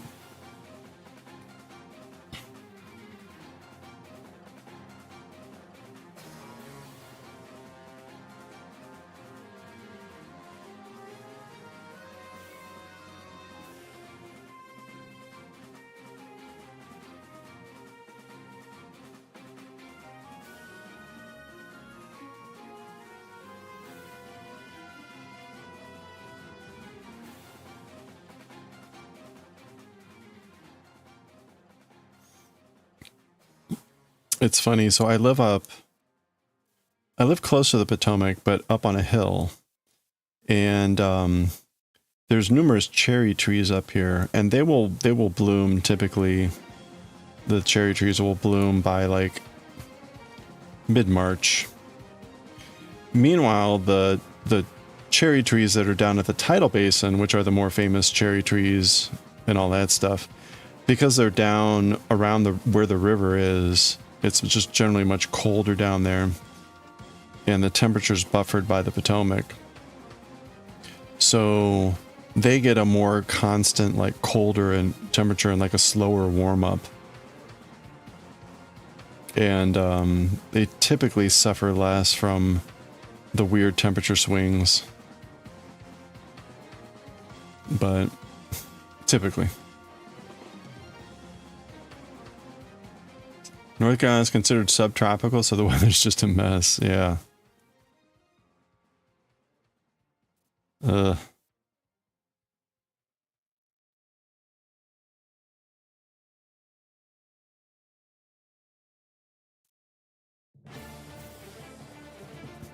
Yeah, it's one nice thing about living in the area. It's like you don't have to try to plan about like when to come to see the cherry blossoms.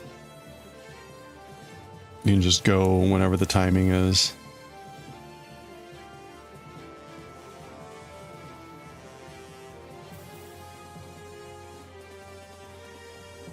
But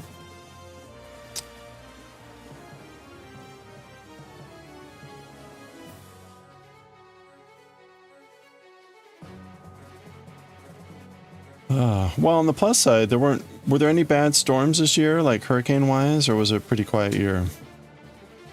I'm trying to think back. It seems like it was pretty quiet, all things considered.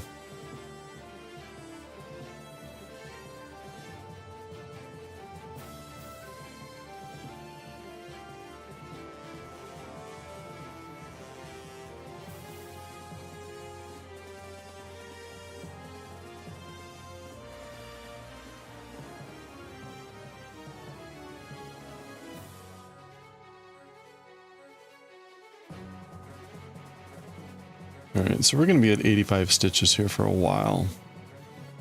We're basically doing 32 rows at this stitch count, which is almost double what we've got, a little over double of what we've got.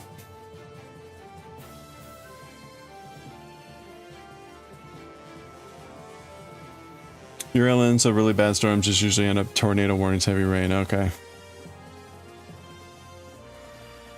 Get within an hour with coast, it's a bad day. Okay. But even like in general, it doesn't seem like there were really any bad storms last year, like as opposed to a couple years ago when that really bad one ripped through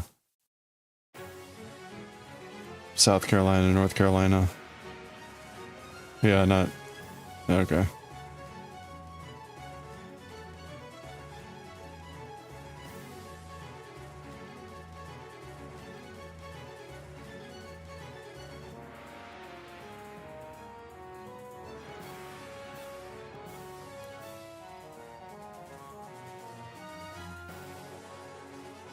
Yeah, that's what I was thinking of. Like, certainly wasn't anything on that par, I guess, which is good, because that was crazy.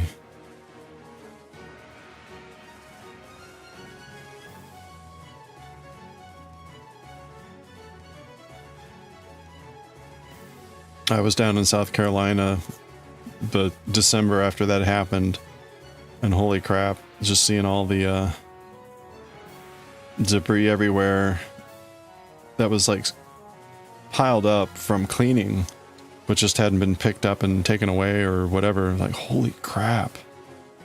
The amount of downed trees and everything was crazy. Wow.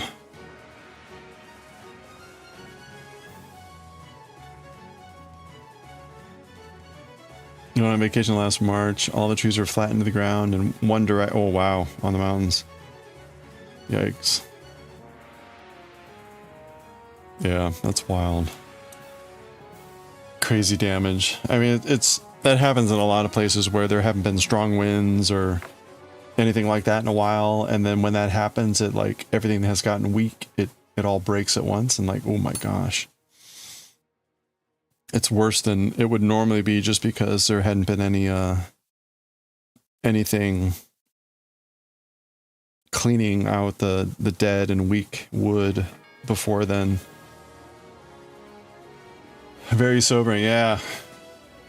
And then you get these like really severe ones, bursts of like crazy shit going on, like holy crap.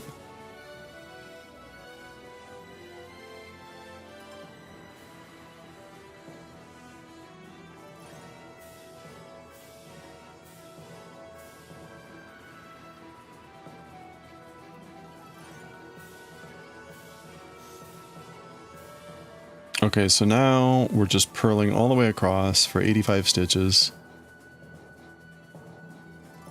No increasing needed.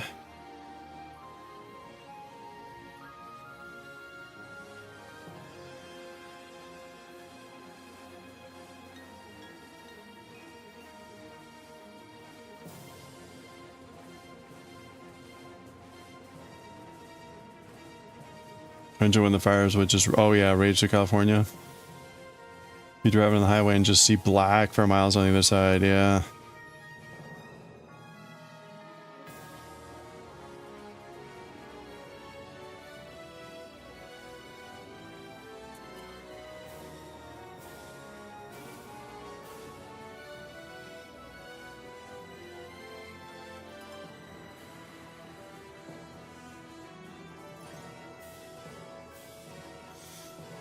Well, it's funny, like for the last, I don't know, 20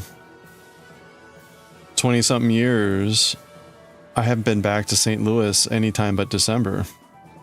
So I've always seen it like in the winter time. And it wasn't until this last May when I went back for my niece's wedding that like I had seen a green St. Louis. And like, wow, and it's been a while. And then, I mean, that reminds me of also like California. My parents used to live, or my grandparents lived out in California in the LA region. And we'd occasionally go out there or whatever. But usually went out there in the summer when everything was like dry and like dead. And so I kind of had a similar experience of just like every time I went out there, it was just like everything's dead. Now the suburbs, you know, were green because you had people living there and they had lawns and whatever. But whenever we went driving up wherever, it's like everything's just dead. I think I did eventually get to see it when it was like, hey, look, things are green.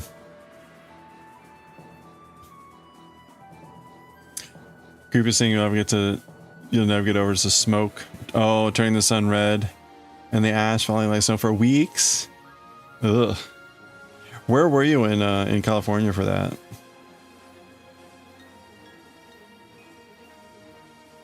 That is creepy, scary.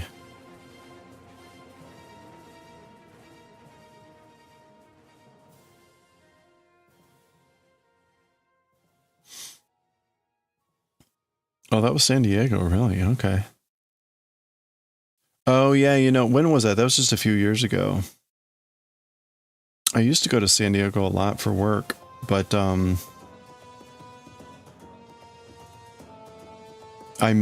did not have to go out there during that period. Yeah, right. No, California is a desert.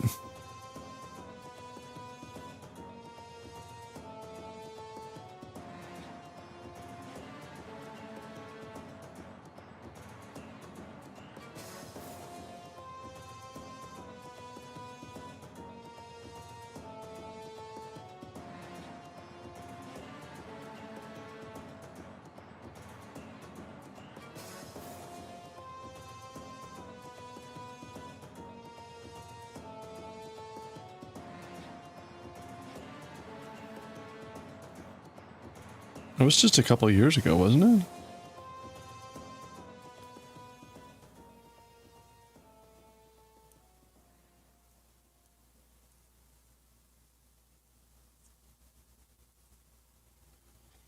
Was it 2023? 2022? I made it, I did have a trip out there back in like February 2024, which feels like it was last year, but it was 2 years ago. And I might have to go out there again next month for like a 3-day conference. We'll see.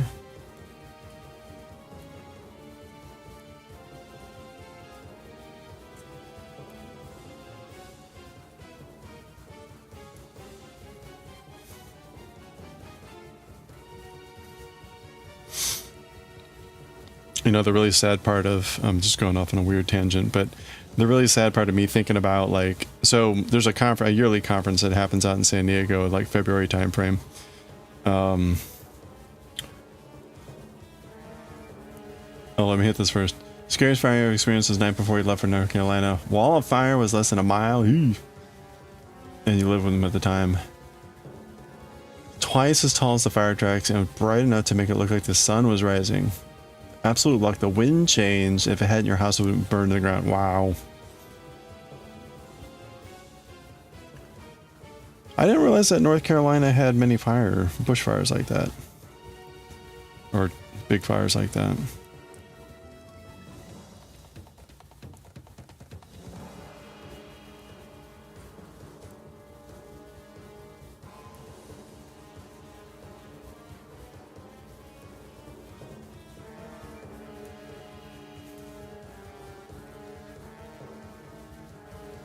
That was before you moved to North Carolina. Oh, right, the California stuff. Yeah, but when was that?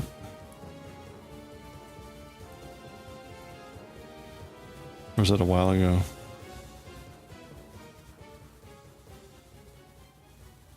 North Carolina, Tennessee has had fire in the mountains. Huh. Oh, probably.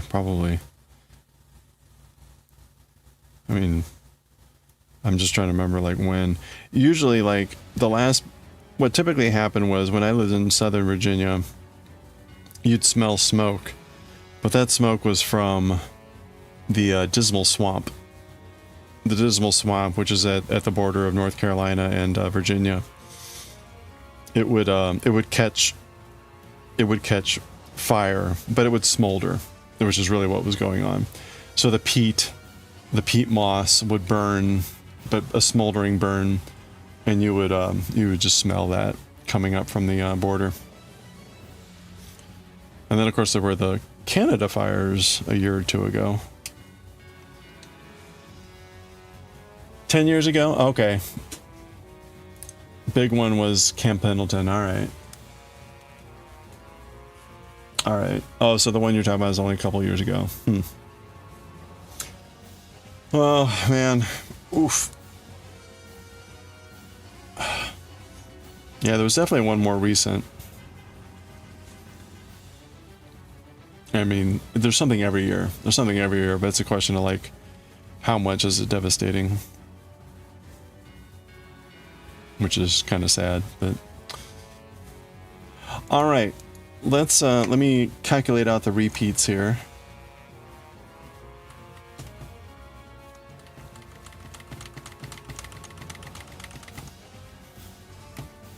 So we need to repeat 2 rows 15 times.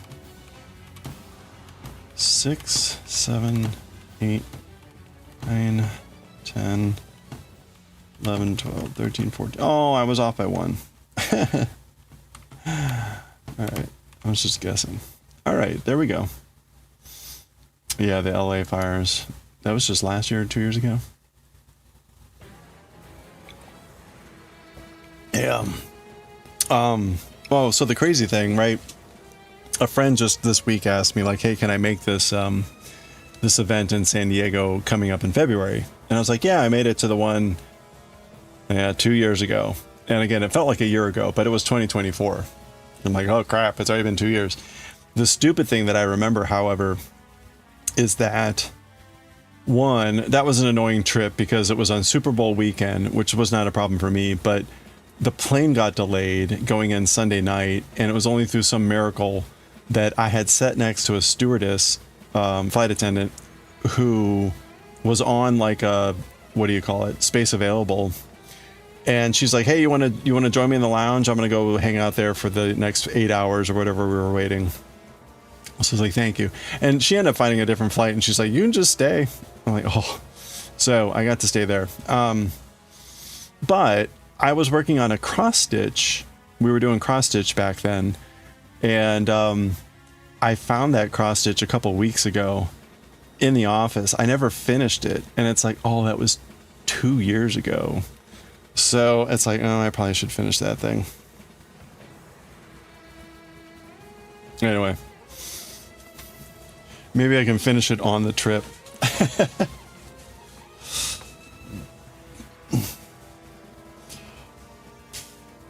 All right.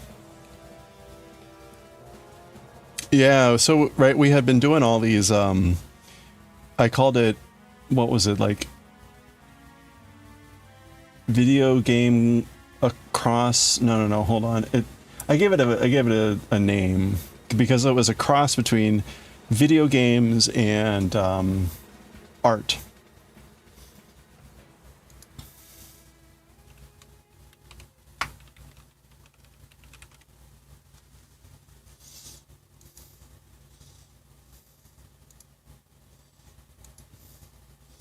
Yeah, games across art. Games across art. So we made all of these cross stitches that are designed to be like either works of art or references to works of art, but using video games. So right, we've got Princess Peach done in the style of Andy Warhol. Sucine Pas un Peep. This isn't a pipe, so Magritte. We did another Magritte, the Link of Man, so the guy with the apple, but it's Link from Zelda with an apple. We did Mondrian Tetris, so like that, but with Tetris style blocks instead of the Mondrian style. And then we had the Le Petit Prince, which is if you've ever read The Little Prince, he draws this picture that he calls it like something really scary, and it looks like a hat. It looks like a chapeau. And the whole story is like, why should I be afraid of this hat? And he's like, because it represents an elephant that's been swallowed by a snake. And so at the time, right, Mario Wonder had just come out, which has the elephant Mario. And so we put elephant Mario inside the boa.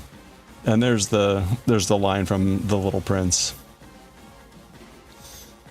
So anyway, but the one I'm working on and I didn't finish is even better. Let me see if I can find it. Hey Plo, how are you doing? But I haven't put it up yet because I actually made, yeah, so I made all these, right? So that's what it looks like made up. And I wanted to have them all made before I posted them.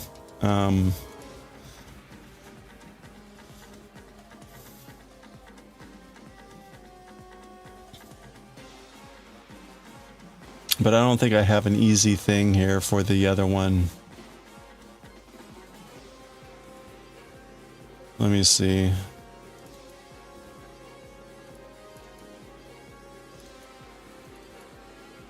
Oh, here it is. Yeah. So it's Psyduck with a pearl earring. There was someone who drew this. And I modified it heavily to make it work as a cross stitch. But yeah, so this is the one that I had started but didn't finish, and I really want to get it done. I had a plan for a whole other series and set of these, and the other neat thing about these is they're small. They're smaller. Like this is like 50 by 50. So these were designed to be generally like small framed items, which I find to be much more attractive than the 1 million stitch heaven and earth designs, but you know, to each their own. Hello, how are you doing? Hope you're having a good one. Good morning.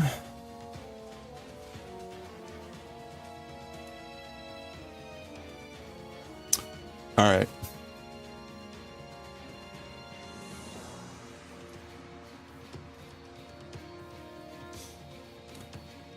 AKA I hate myself. Yeah, I mean, I'm not sure that I would be able to find a pattern that I would be willing to put that much time, that much of my life into. At that point, you're like, I'm dedicating serious like years of my life to make this thing. Like, is that really what I want to be spending my life on? But you're doing good. Slept in way too late. Trying to function as an adult. Ah, good luck. Good luck.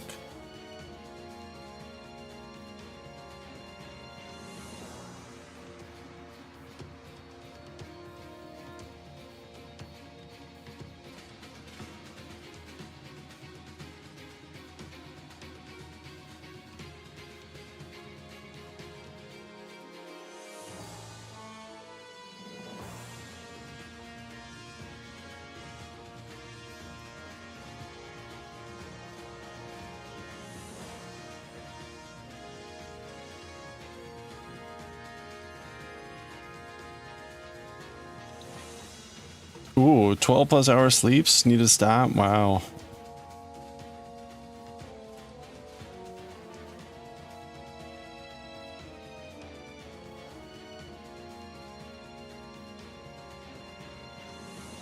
That is a lot of time.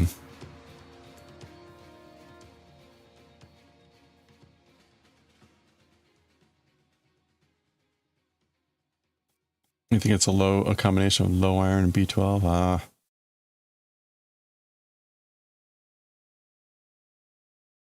Is it something you can try to supplement? How does that work? I remember my mom used to take iron pills.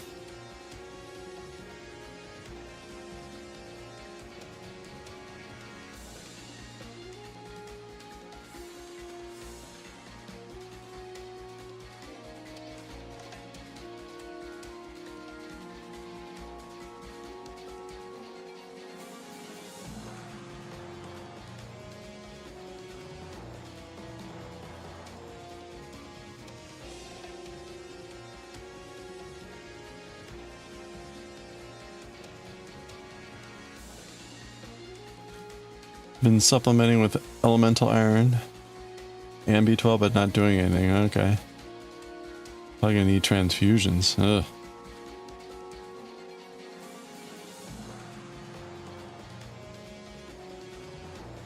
Well, that's something where I don't know the. If you want your body to absorb iron, what's the best form for the iron to be in? It's not just like metallic iron. It's probably some metal salt, right? Like rust or some other iron sulfate or something. Like your body's not going to digest elemental iron. That stuff's just going to pass right through you.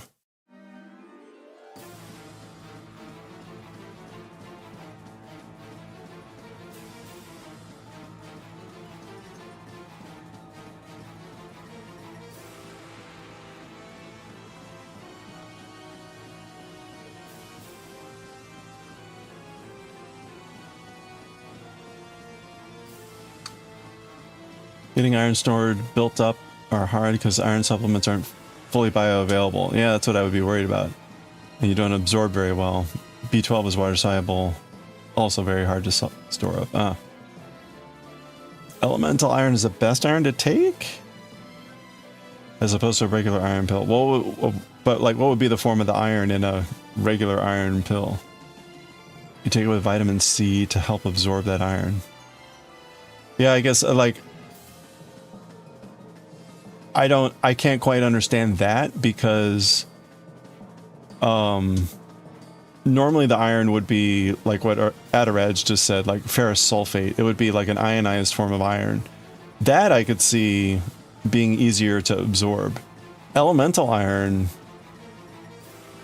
that doesn't have a charge just seems like it's a lot more difficult for your body to handle.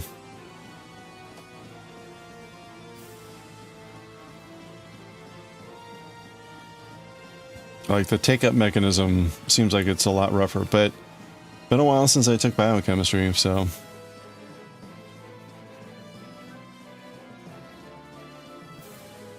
Like your body has to have a way to oxidize that ion or reduce the ion, whatever, the iron, so that it's actually usable in the body. Because like the iron that's in your hemoglobin, it's not elemental iron, it's an iron ion, which is then held in place by a negatively charged chromophore. You don't know? All you know is the last resort before transfusion. Okay, well. Huh.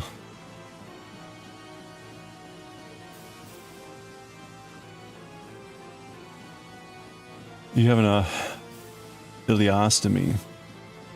You don't absorb iron like regular person does. Oh, okay.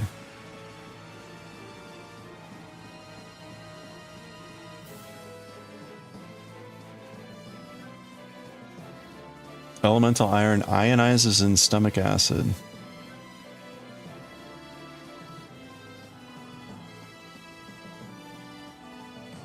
Remember correctly, it's been a hot minute. There are certain enzymes, proteins that carry the absorbable iron across the intestinal barrier to the body and liver. Yeah, but I guess the question is the absorbable iron ionized? It must be.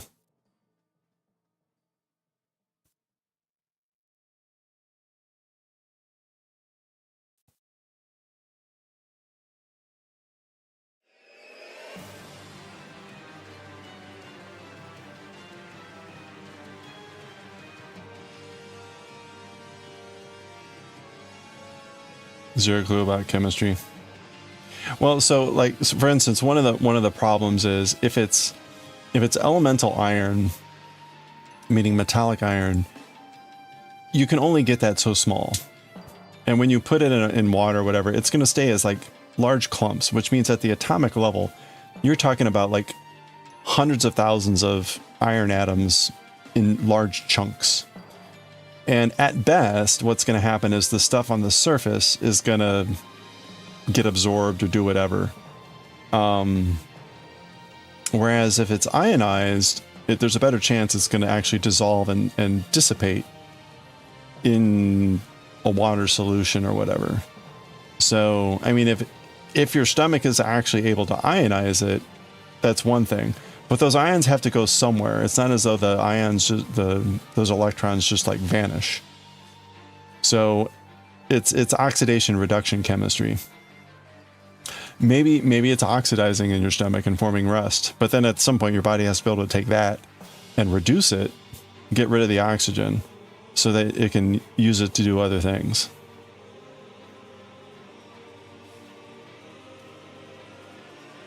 Plant-based iron supplements, spinach, broccoli, much better to build up iron stores than a straight pill. You think because iron is already in a form to be absorbed.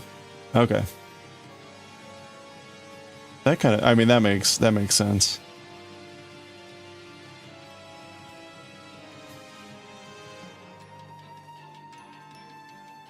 Hey, Kaz. Well, welcome back from the nap. Those are all things. Oh, no, those are things you have to avoid. Okay, well, there you go.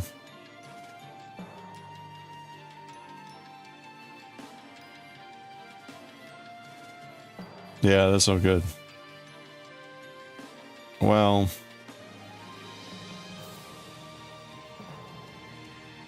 I hope you get get some clarity on that soon, Plo.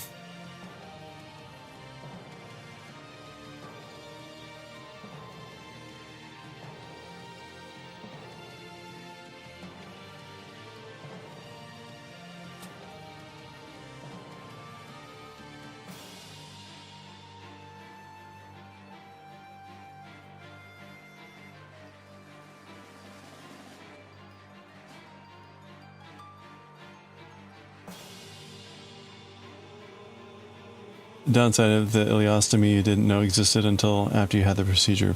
So what is an ileostomy? I'm not familiar with the term.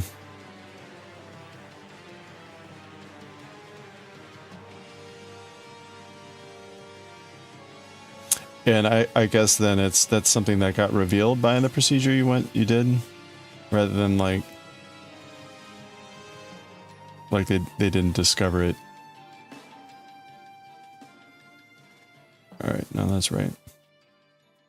Sorry, we're at the end of this row. Knit, knit, knit.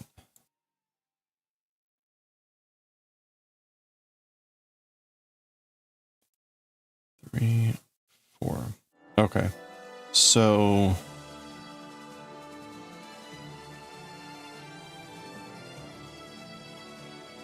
this is our first repeat of 15 doing 2 rows. So we got 30 rows to go, or 29.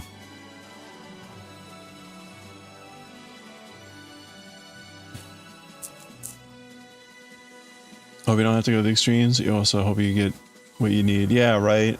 Well, that's the thing. It's like, hope you can get what you need. Basically, a colostomy, bag you go to the bathroom in, but a colostomy is the large intestine. Oh, ileostomy is the small intestine. Oh, okay. Oh, interesting.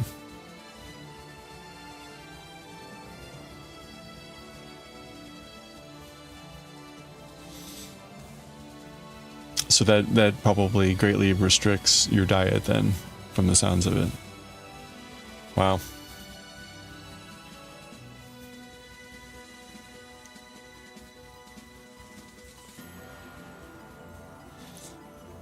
You don't absorb nutrients, right? Yeah, a lot of nutrient absorption happens in the intestines.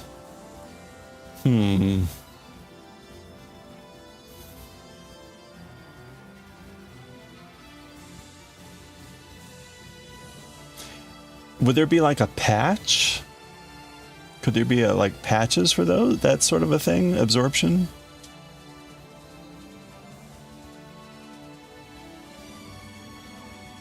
Like a transdermal...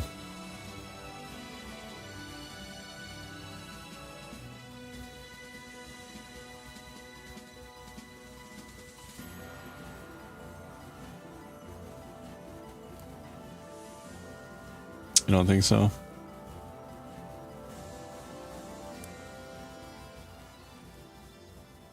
Yeah, it's funny. There's so many things you can do transdermally. It seems like there'd be some sort of way to do that, but a bunch of snake oil. I was gonna say it's definitely not something you want to just be going off of, like as seen on TV.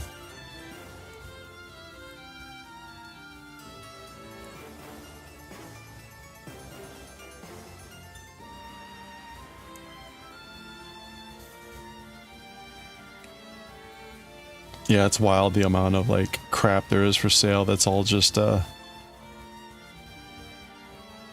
snake oil.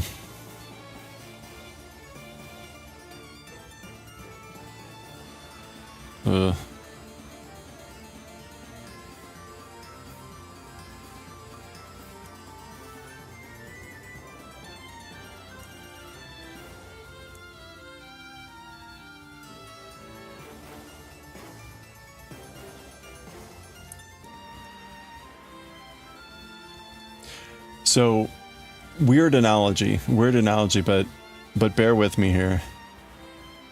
That's what happens when you have a crappy endocrine system, yeah.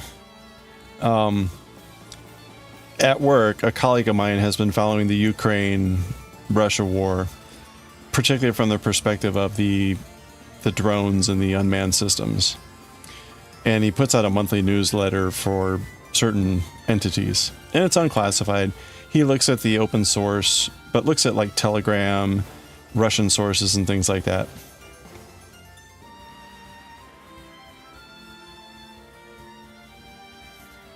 Wait, did you mean crappy endocrine system? That's what I read.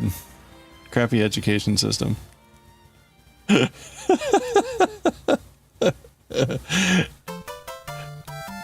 mean, it's probably both, right? You can tell I'm getting old and my eyesight is getting poor. Anyway, what was interesting was there was a story about misinformation spreading on an anti-drone tactic. And so there's this misinformation amongst the Russian troops that if you see a drone, your best bet is to freeze in place. And it has to do with some argument about like poor resolution, they won't see you moving, blah blah blah. But the Russian army views that as misinformation because they're basically saying no, that actually makes it easier for the drone operator to kill you if you're the target. But you can see how it develops, right? Which is, there may have been a soldier out on the road, saw a drone flying by, and they froze, right? And the thing probably flew by, and they're like, oh, it worked. You know, that worked. That was a tactic that worked. So they lived, and then they spread this information of like, hey, look, I just survived a drone flying by freezing, right? And so then this spreads. Not realizing that what was actually probably the case was that person was not the target. Like that drone that flew by was probably going to blow up something else. And so your action had nothing to do with the outcome, but coming to the wrong conclusion for the wrong reason. And then spreading that information. The point being is, with a lot of this snake oil stuff, is you have things like that happen, which is someone achieves an effect with something and they think there's a causation between the two. And yeah, exactly. It's correlation, not causation. And it actually had nothing to do with the outcome from what they experienced, but they spread that very convincingly that like, hey, look, I did this and this happened. And it's like, well, no. Yes, those two things may have like simultaneously happened, but they had nothing to do with each other. But unfortunately, that's how a lot of that stuff gets articulated and spread, which is, oh, you've got blah, then all you have to do is, you know, so and so took this thing and they were fine. Like, Anyway, sorry, a little bit of a science rant there. Education. Oh, for people falling for snake oil. Got it. Digestive thing. Yeah, I know, right? That's why I was like, I saw an E word and a really long word. I'm like, endocrine.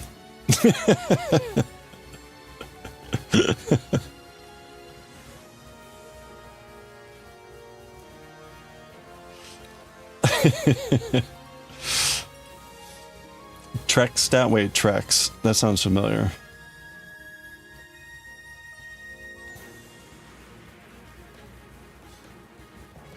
Giving a map of plane damage. Oh, T-Rex. Oh, got it. T-Rex style. You're gonna hold that against me now? What, endocrine system? That can be our greeting. Hey, how's your endocrine system doing? What?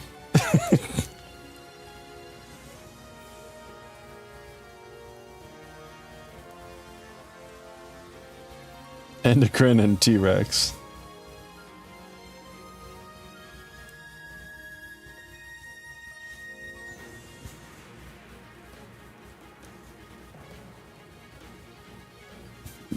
Don't threaten me with a good time.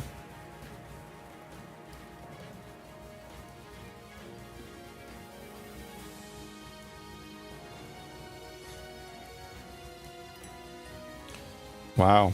This definitely takes a lot longer now.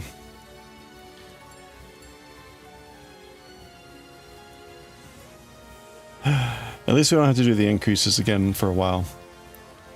We do have to do increases again in a little bit, but not for now.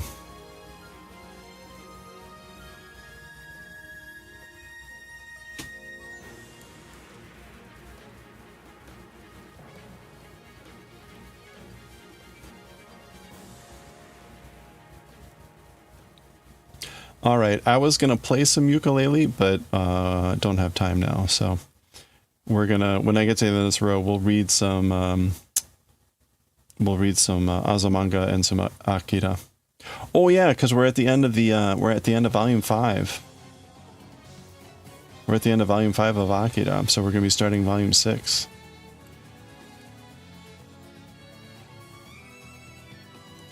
I pulled out the volume 6 book, and it is huge. It's huge. Actually, I just realized I did not pick up the actual book. I picked up the translation. but I didn't get the actual Japanese book, so I need to go grab that real quick.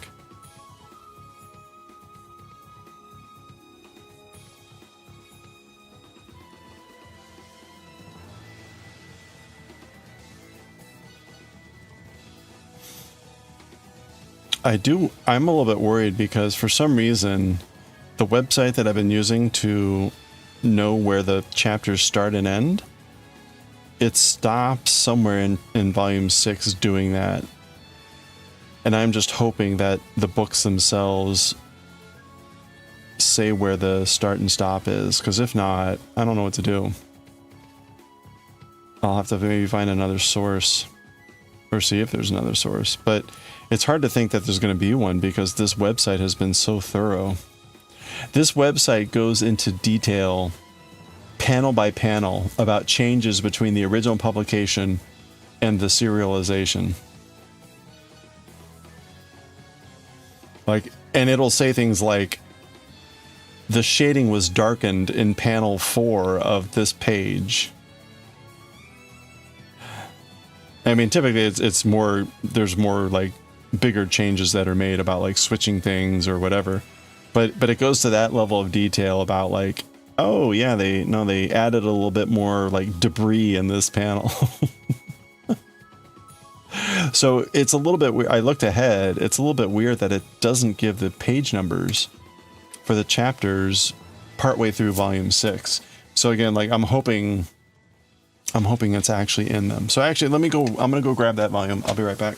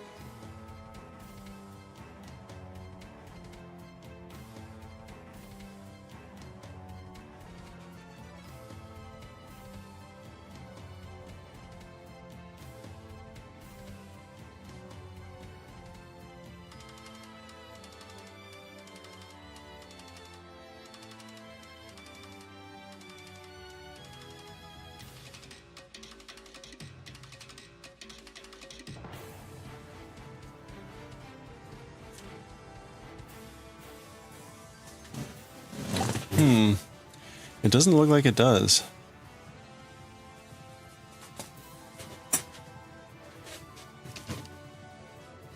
All right. Okay, well, that's unfortunate. Volume 6 is huge.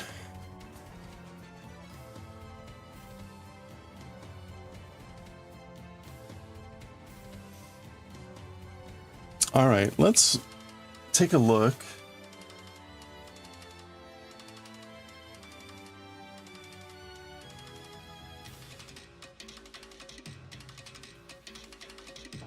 The final chapter of this volume is like 16 pages.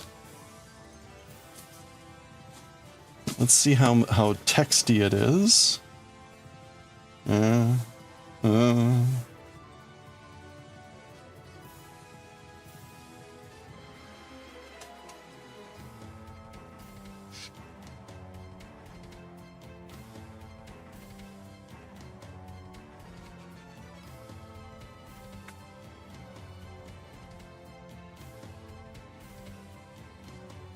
Okay.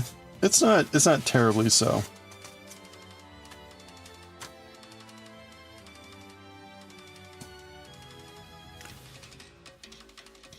Ow. Ow. Okay. It's not terribly texty. So this is probably like a 40-page or 40-minute chapter. But we're going to go ahead. We're going to read Azumanga Daioh. And then we'll read the AKIRA, finish off volume 5. I'm going to read BLEACH offline. I'm reading BLEACH offline, so I will post BLEACH directly to YouTube. It's direct to video. We're not going to read it on stream.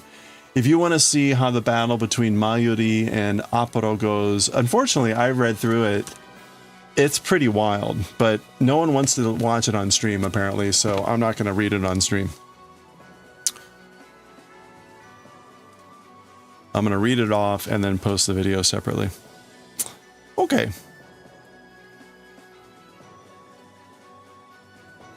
Oh. Did I pearled the back of that row, right? So we're on repeat 2.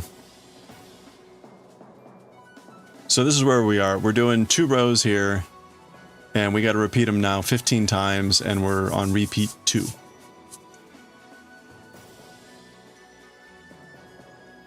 So we're making decent progress there. Okay, let's read Azumanga Daioh.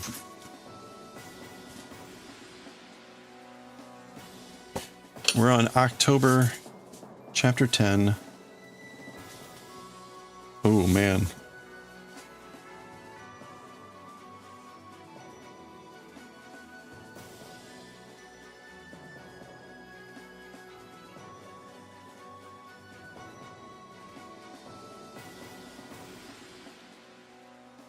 All right, let me get the camera down.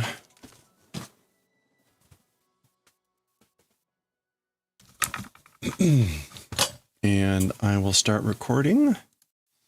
I will change the stream information to read as reading Azumanga Daioh and AKIRA in Japanese now. And we'll switch to writing and reading.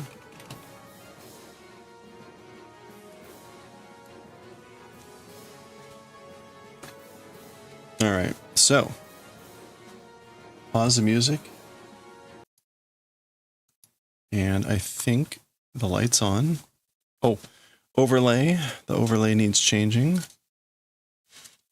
We're switching from JJK, which I did off stream yesterday.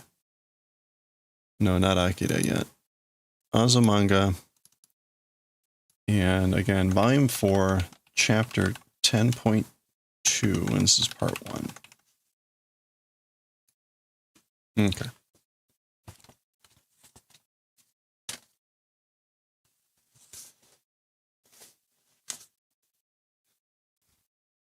All right, here we go. Let's do it. All right, let's read chapter 10, part 2, volume 4, Azumanga Daioh. The girls are in the middle of the festival, sports cultural festival at school. Kangae nakata. Didn't think about it. All right, so there we go. Red raccoon dog. Pankui kyoso no Shutsubasha? No. Shutsunanisha wa Nyuba mon mae ni shugo shite kurusai. Okay, so the bread eating race, as for the participants, I guess that's, is it Shutsujosha? Shutsujosha. Okay, participants.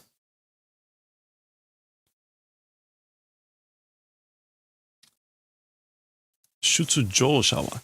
So as for the participants of the bread eating race, the entry gate before their assembly, do please. So please assemble at the entry gate. So again, that's going to be like Nyujo. Yeah, admission gate. Nyujo mon mae ni. And again, shugo shite, do assembly. Yeah, we're off to a great start on that one. Okay, so that's an announcement coming over like a speaker. And Osaka had been practicing for that one, so she's participating. But you can see already where this is going to go. Sate debanya. Well then, deban is like turn, so it's my turn. Gambatte. Do your best. Ichi ni tsuite, which I guess is like 1, 2, and next or something. Ichi ni tsuite.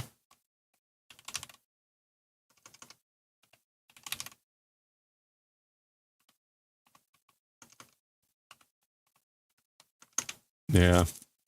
This is basically getting the people to be ready. This is the speaker again. なお、今回のパンクイズ競争では、1コースから順に Okay, so now doesn't that normally mean like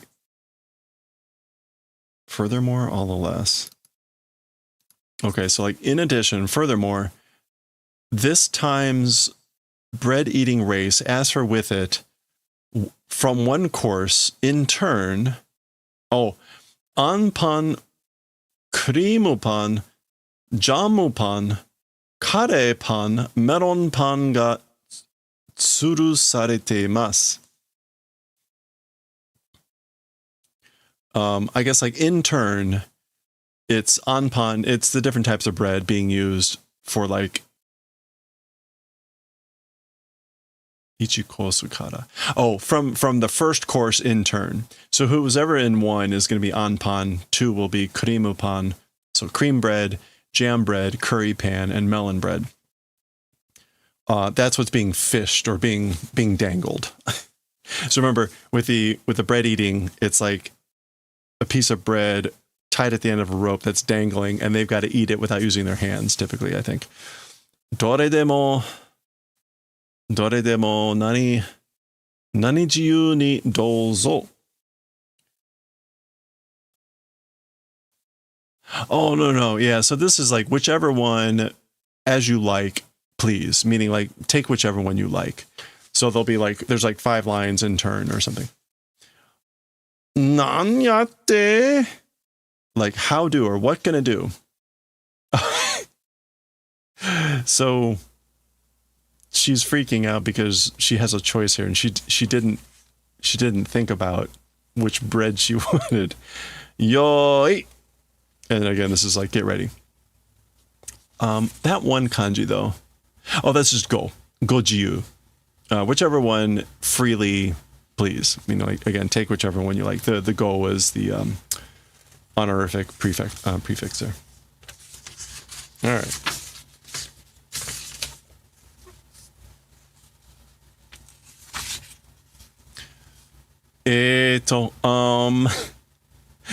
Pun. So that's the gun. Da. All right. Dashing. Okay. She's not sure which bread she wants, so she's going and she's meandering. Melon pan. Melon bread. So this is, she came in 5th. Saigeiyata. So it did accomplish the lowest rank. Basically, I came in last. Is that Saika? Saika-i, which is the lowest rank.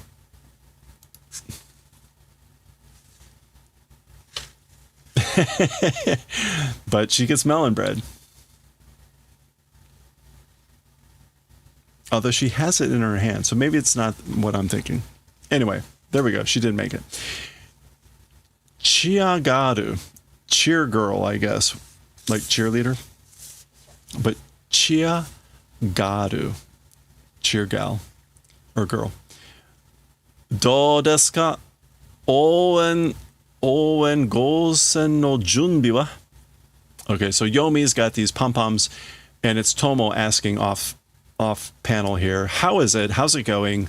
As for the preparations for the cheering competition.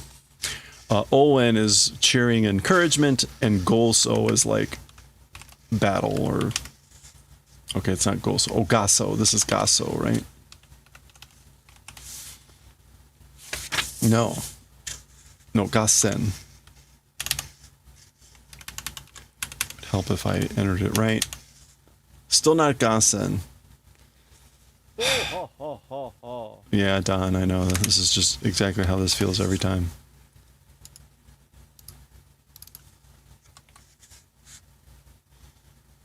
What is this? Kassen, of course. Kassen. Anyway, battle. Still meaning is right. Yomi, chia yarunda. Oh, but Tomo is saying, oh, yomi, like you're doing cheer? So dayo, that's right, it is that way. Kawaii na, it's cute, isn't it? Or like you're cute, aren't you? Soka? Oh, really? Chio-chan.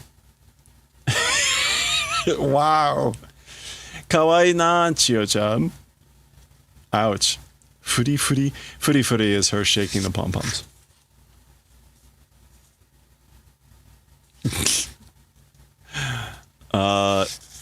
Danso?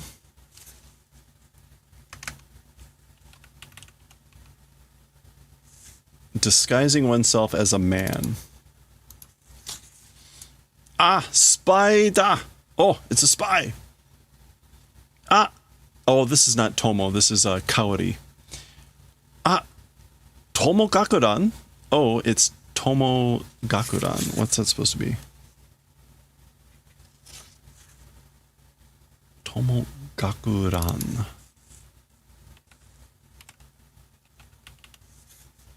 Oh, right. The Gakuran is the uniform for boys with the collar, the stand-up collar, long jacket, and loose trousers. So she's like, oh, it's Tomo in like Gakuran. So hence Danso. So, watashi to Kagura to? That's right, me and Kagura. Sakaki-chan wa Gakuran nano da? Oh. So it's me and Kagura and Sakaki-chan are doing Gakuran. And remember, she's got a crush on Sakaki. Hora do. How about it? So like, check it out. How about it? Kakkoi.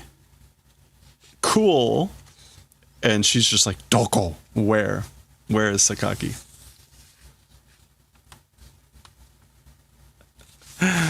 Oh, there we go. There she is.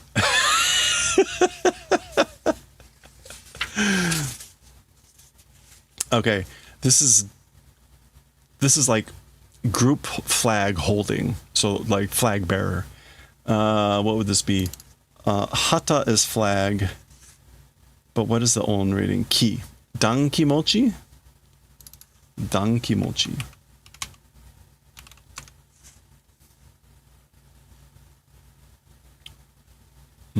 Maybe not. Is it maybe Don Kimochi? No. Okay, so we've got Dan.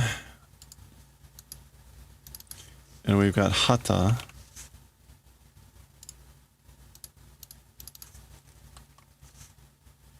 Okay, that's not coming up. So this is either Dan Kimochi or Dan Hatamochi. Either way, again, like holding the flag for the group or flag bearer.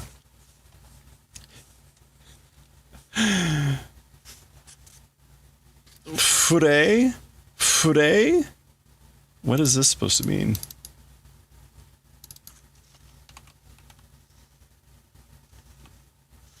Oh, hooray, hooray. Hooray, hooray. Hooray, hooray. All right, poor Kaori. Minna de hashirimasu. Run with everyone. Running with everyone. Like, all together. Saigo wa rirei ya. As for the most last, it's the relay. So relay race is the final event. Karasu taiko zenin rirei. The class, like, versus all people relay. Karasu taiko. Opposition. Like class antagonism, class opposition, all personnel, meaning like all members of the class relay. Okay. Watashi rirei de hashiru nanka hajimete ya? Me in a relay running or whatever, first time it is. So this will be my first time running in a relay. Gambaranakya. This is like, gotta do your best, gotta do our best. So again, gambaru, but with the nakya, meaning like must do. Must do our best. Must do our best. Chiyo-chan, sakusen kangaeteru? Okay, so Chiyo-chan, a good strategy, battle tactic, thinking about. No, this is teaching. Like, I'll teach you a good battle tactic. Sakusen, a good battle tactic. Ko te hirogete hashittara nukasare ni kui yaro. So kana? Okay, so this way, hands widening. So if you spread out your hands like this, if you're running, then it's difficult to be passed. Nukasu.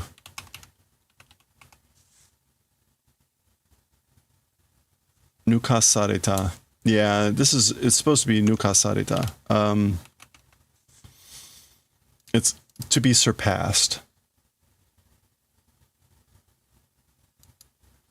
And nikui, meaning like difficult to do. So if you run with your arms stretched out like this, it'll be difficult for people to pass you, right?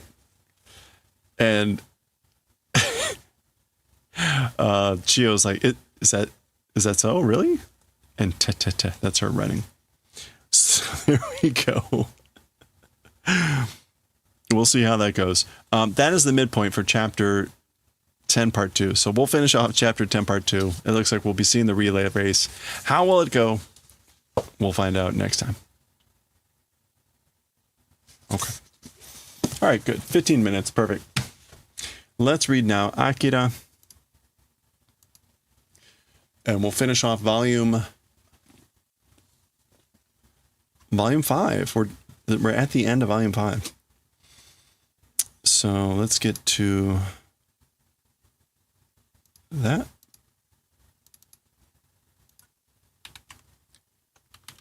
And we're on volume 5, chapter 96, right?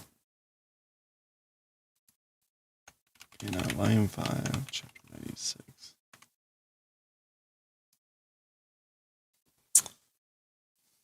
Get ice cream.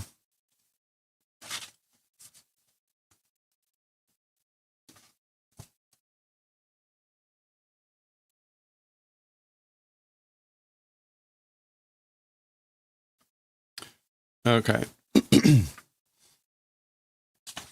Let's see. I think we're all set here. All right, let's do it. Here we go.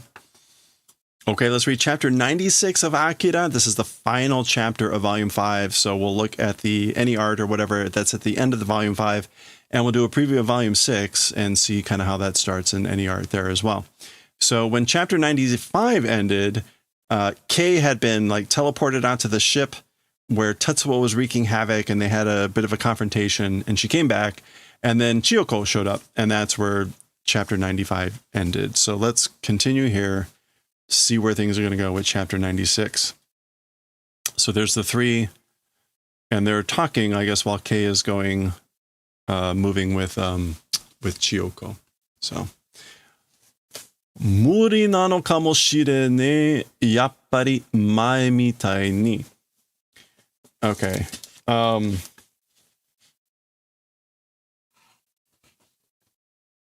This is largely, it's probably impossible, as one would expect, like before.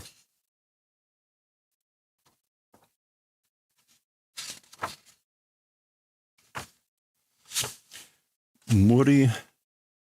Yeah, so it's probably impossible. It's probably that, as one would expect, like previously. So, well, I guess we'll see what they're maybe talking about here. Iya, sore wa ikan. No, as for that, it cannot go. Like, no, that can't be. Hello. All right. Oh, there's Tadakichi. Tatakai no naka de itsu taoreru kamo shirenu. In the middle of fighting, in the middle of battle, sometime falling down, maybe, possibly falling down at some point in the middle of battle. Okay, so not quite clear still what they're talking about to me. Wareware ja. It's us, we. そこから始めていたのではあんまりにも is that also sugiru?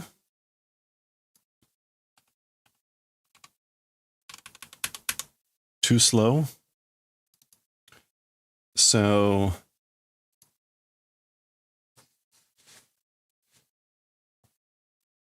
or too late. We, from that point, as for with beginning, very much it's too late, too slow. Okay, so talking about like, maybe it's no good, maybe it's impossible like before. No, that can't be. We might maybe collapsing in the middle of battle. We, from that point, as for beginning, or like maybe restarting, if we're restarting from that point, it's very much too late, too slow. Okay, so still not quite clear what they're talking about, but let's just keep going. Maybe they're talking about like just fighting with Tetsuo.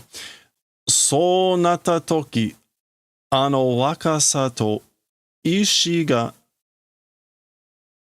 我らの最後の何になるはずじゃ。Okay, this I need to look up for sure. We've got Tomaru and this he thing, and then Ishi. Toride, a fortress, stronghold, fortification. Okay. The time that it becomes that way, Sol nata toki, time becoming that way, that youth and will, volition, our final fortress becoming ought to be. So they're likely talking about Kei there, talking about her youth and her will, her desire. Like if it becomes Sol nata toki, yeah, so when it becomes that way, or when it becomes at that time, that youth and willpower, that will, it ought to become our final stronghold fortress. Again, likely talking about Kei. それまでが、yeah, Keiにとっての、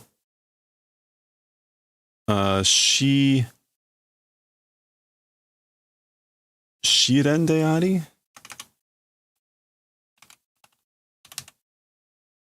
test or trial, okay, 試練であり我らにとってもそうなのじゃ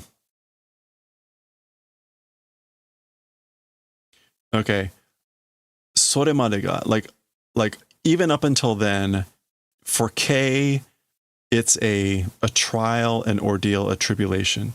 And also for us, that way it is.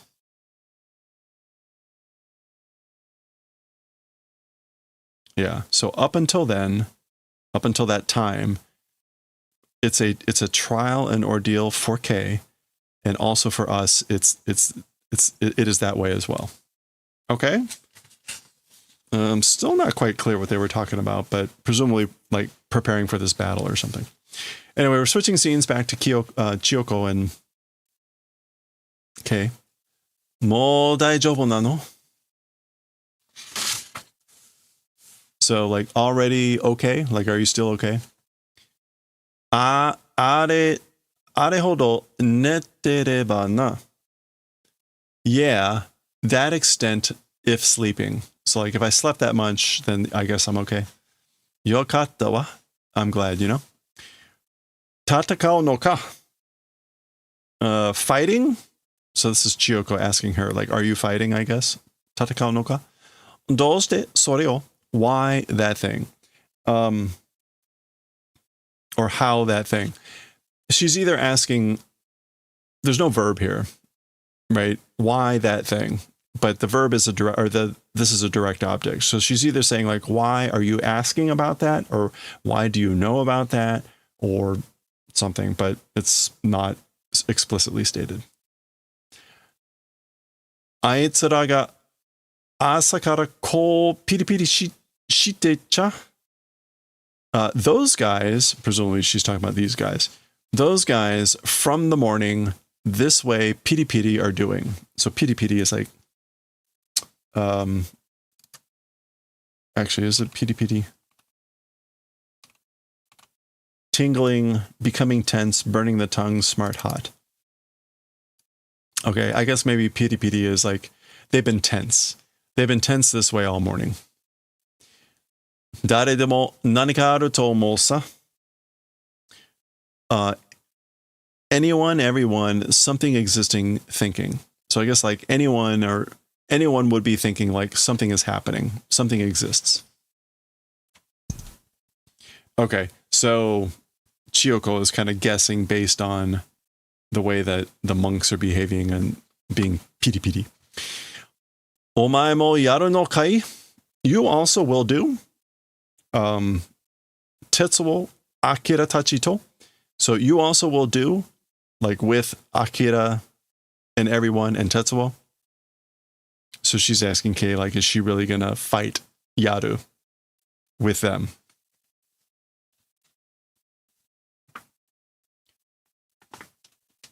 So yes, it is that way. That's correct. Tetsuo-kun no chikara ga nani ten ni tashi o shitteru to shiteru. Iema shika sono kikai wa nai no. Okay, so Tetsuo-kun's power or strength. Oh, Choten, at the pinnacle. Choten. Yeah, at the top, the summit is Tatsuru. Is reaching. That being only now, as for that opportunity not existing. So, but the Shika takes the negative. So basically, now is the only opportunity because Tetsuo's strength is approaching, getting close to the summit, the peak. Sono tame ni watashi ga motteru chikara o tsukatte. For that purpose, me holding power using. So for that purpose, using the strength that I possess, ... and then implying the rest. So using the strength that I possess for that purpose to fight them. Daijoubu nano ka? This is like, are you okay? Or will you be okay? Yeah. Nan toka yatte miru wa? Somehow we'll try to do. So I'll try to do it somehow.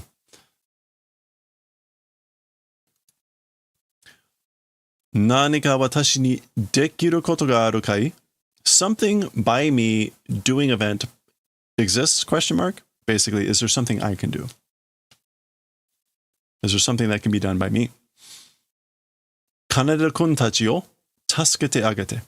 Do the favor of saving, helping Kaneda-kun and everyone. Watashi tachi no mae ni Tetsuo-kun o yatsukeru te tobirashite ita no. Before us, taken out, Tetsuo-kun said, dashed out and went. So she's talking about Tetsuo-kun. She's talking about Kaneda-kun, saying that Kaneda-kun dashed out and said he'd wipe out, take care of Tetsuo-kun before us. Yatsukeru is to attack the enemy, do away with, finish off the enemy, finish off Tetsuo-kun, whatever. And Tobidasu is like leaping out, dashing out. Muteppo na seikaku dakara, because it's a personality of muteppo, with no guns. Muteppo, a reckless rash. Okay, yeah, so because he's got a reckless rash personality, talking about Kaneda. ...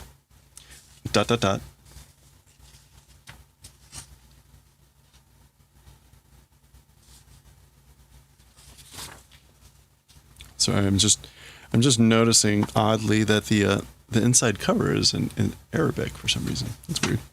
Okay. Shinun janai yo. Like, I guess this is like, it's not dying. Shinu no janai yo. Basically, dying it isn't, okay? Meaning like, don't die. Gu? Gu is her grabbing Kei's shoulders. Kore kara wa omae tachi no shidai da. Okay.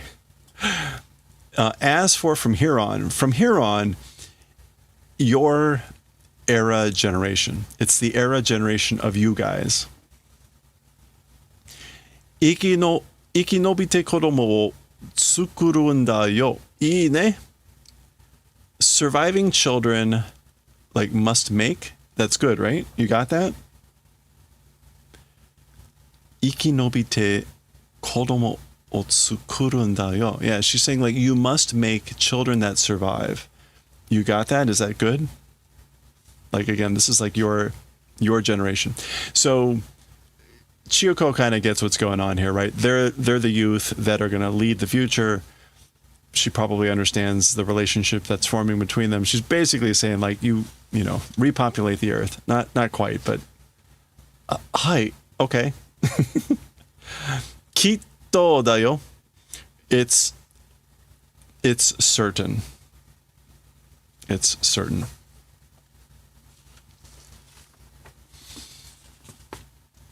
Oba-san. Okay, so that's her term of affection, which is like aunt. I've always said auntie, but she very rarely calls her Chiyoko. It's always Oba-san. It's not quite implied that she's actually her aunt, but more like just a person that kind of has that relationship with her. All right. There we go. We're switching scenes. This is motorcycles. Oh, gosh. What is this? Sick wind? Something thunder. And we can see clown. So this is going to be Kaneda and Joker and those guys.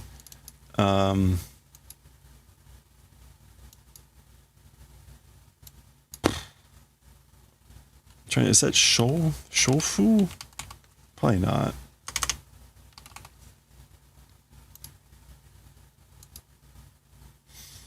Okay, let me just look that up. I thought this. Oh, no. This is swift, quick.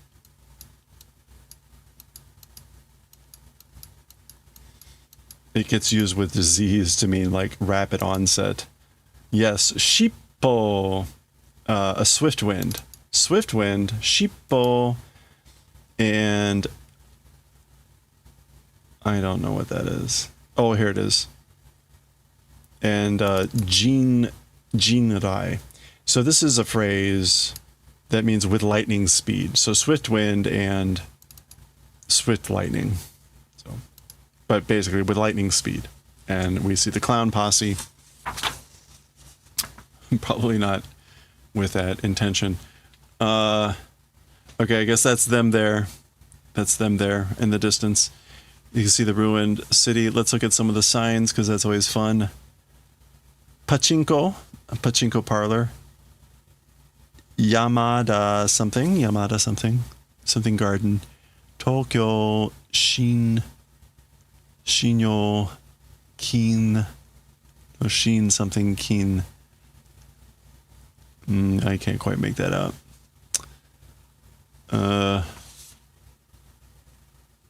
Naka, Okay, can't quite see that. All right, so that's mostly. All right, well, there we go.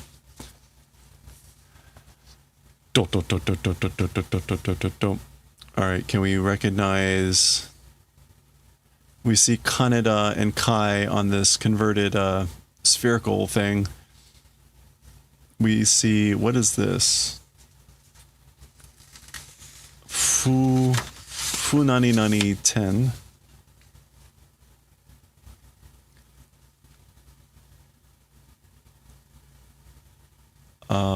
that's not Saku. Haku? No. What am I going to have the best luck looking up here? Both of those middle kanji are a bit rough.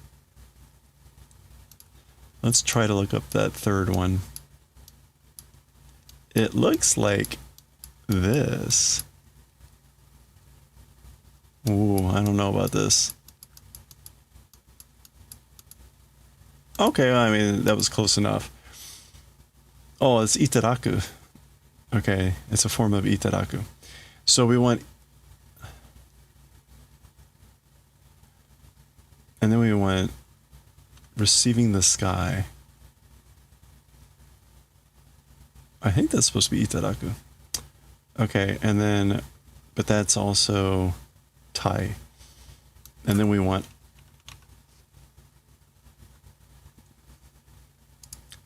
this. We're going to append that. What? How did that happen? No. Ugh. Copy that.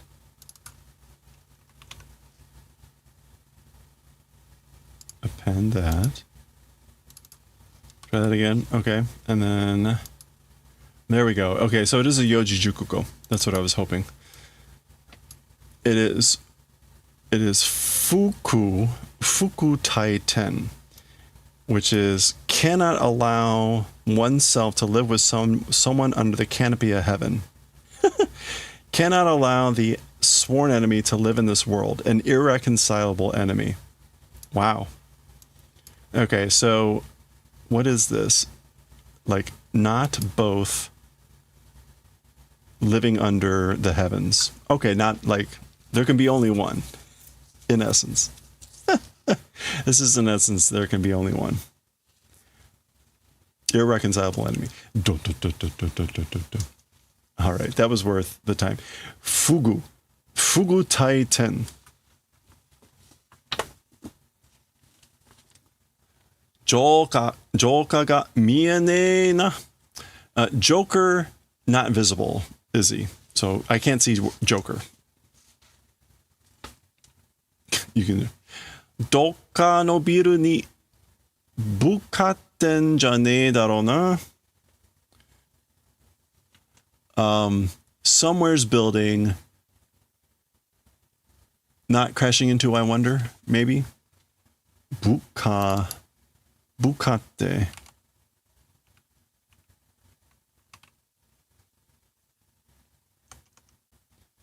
Is this supposed to be like Butsukaru?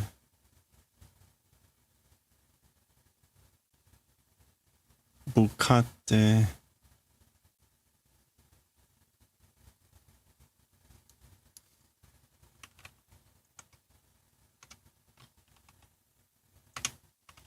Butsukaru. Yeah, Butsukaru, to strike, to colliding. So he's saying like striking, colliding into a building somewhere. Isn't it that, I wonder? So like maybe he's just done that, I guess. So there's Joker. Remember, he assembled one of these flying machines that the army used to have. Kuso! Damn it!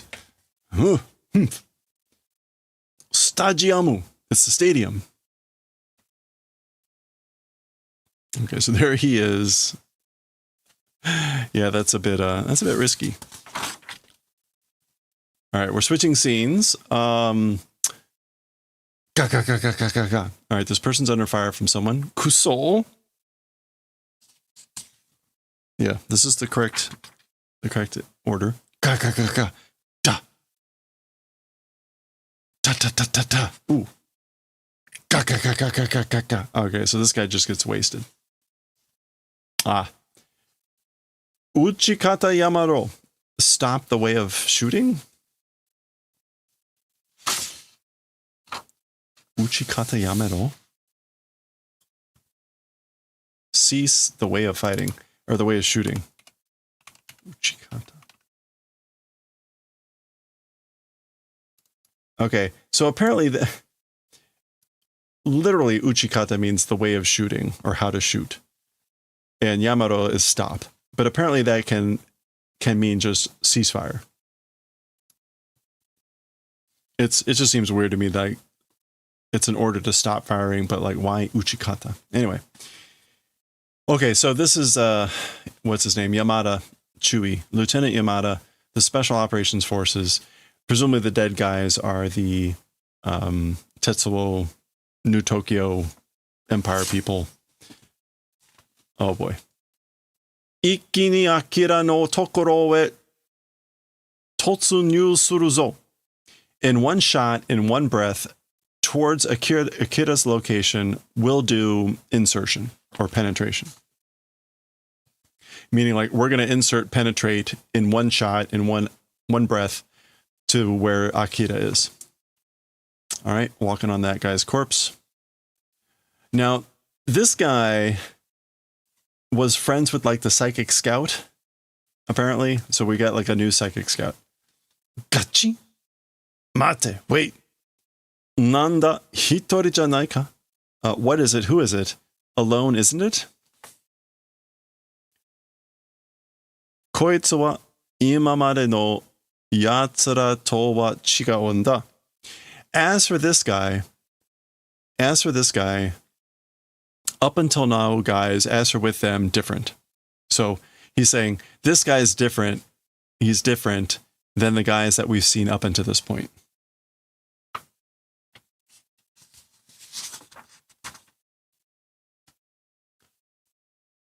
Yeah, so the Birdman, that was the name for the psychic scout. Tori otoko wa boku no tomodachi dattan da zo. As for the Birdman, my friend was. So the Birdman was my friend. Boku wa hozuki otoko te yobarete kedo. As for me, Hozuki man being called but. Okay, so he's like basically I'm called the Hozuki man. What is Hozuki? Ground cherry, husk tomato. Chinese lantern plant.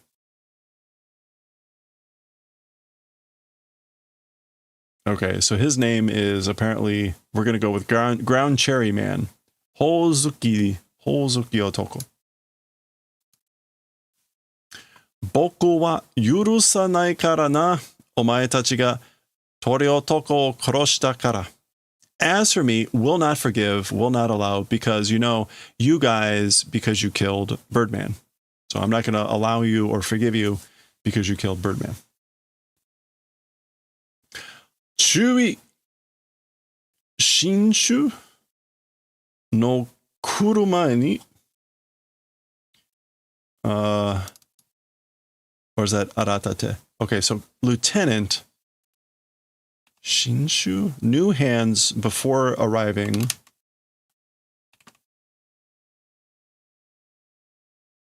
No, Shinshu.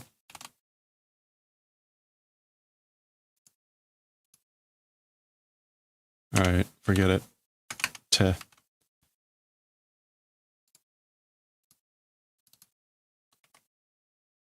Yeah, arate. Okay, so newcomers. So, chui arate no kurumade ni. Before the arriving or the coming of new supply of troops. So basically, like, hey, Colonel or Lieutenant, we should do something before more reinforcements come. Yosh, nerai.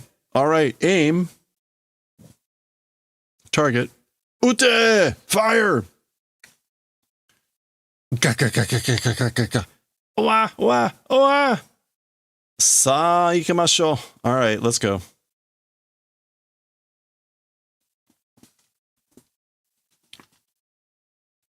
Gu. Okay, this is... Gu. Doushita? Shinzo ga. My heart. So, what's wrong? What happened?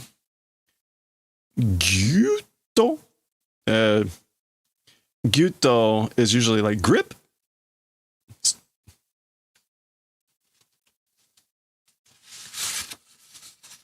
Okay, so the The guy also has psychic powers, and he is clearly like squeezing the guy's heart. Of course, he can only apparently squeeze one guy's heart at a time. All right, and we're switching scenes. All right, there's Akira sleeping. There's a creepy guy that I can never remember the name. 瓦礫の中で遊んでたこいつらを手なずけて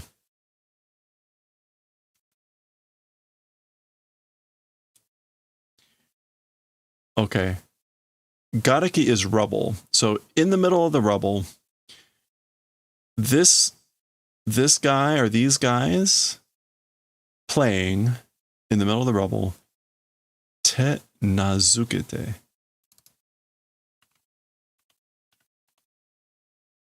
Taming, winning over. Okay. Taming, winning over these guys playing in the middle of the rubble. He must mean Akira and Tetsuo. Nani te kita ore no gun mo koko made.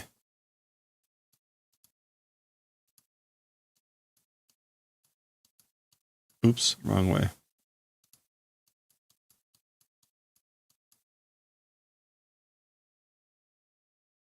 There we go. What is this? Hiraku. Hiraite kita ore no gun, no, ore no un mo koko made. Okay, so this un is like luck or destiny. Fortune, luck. My luck, also my luck.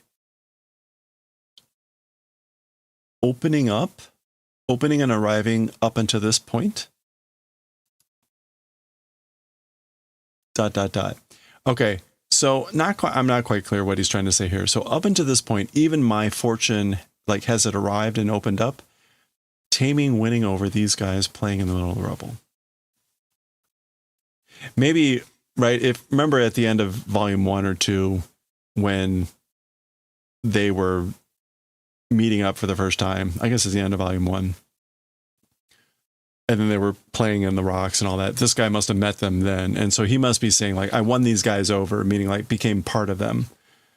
And up until this point, like, my luck, my fortune has arrived, I guess. So he's maybe wondering, like, and ...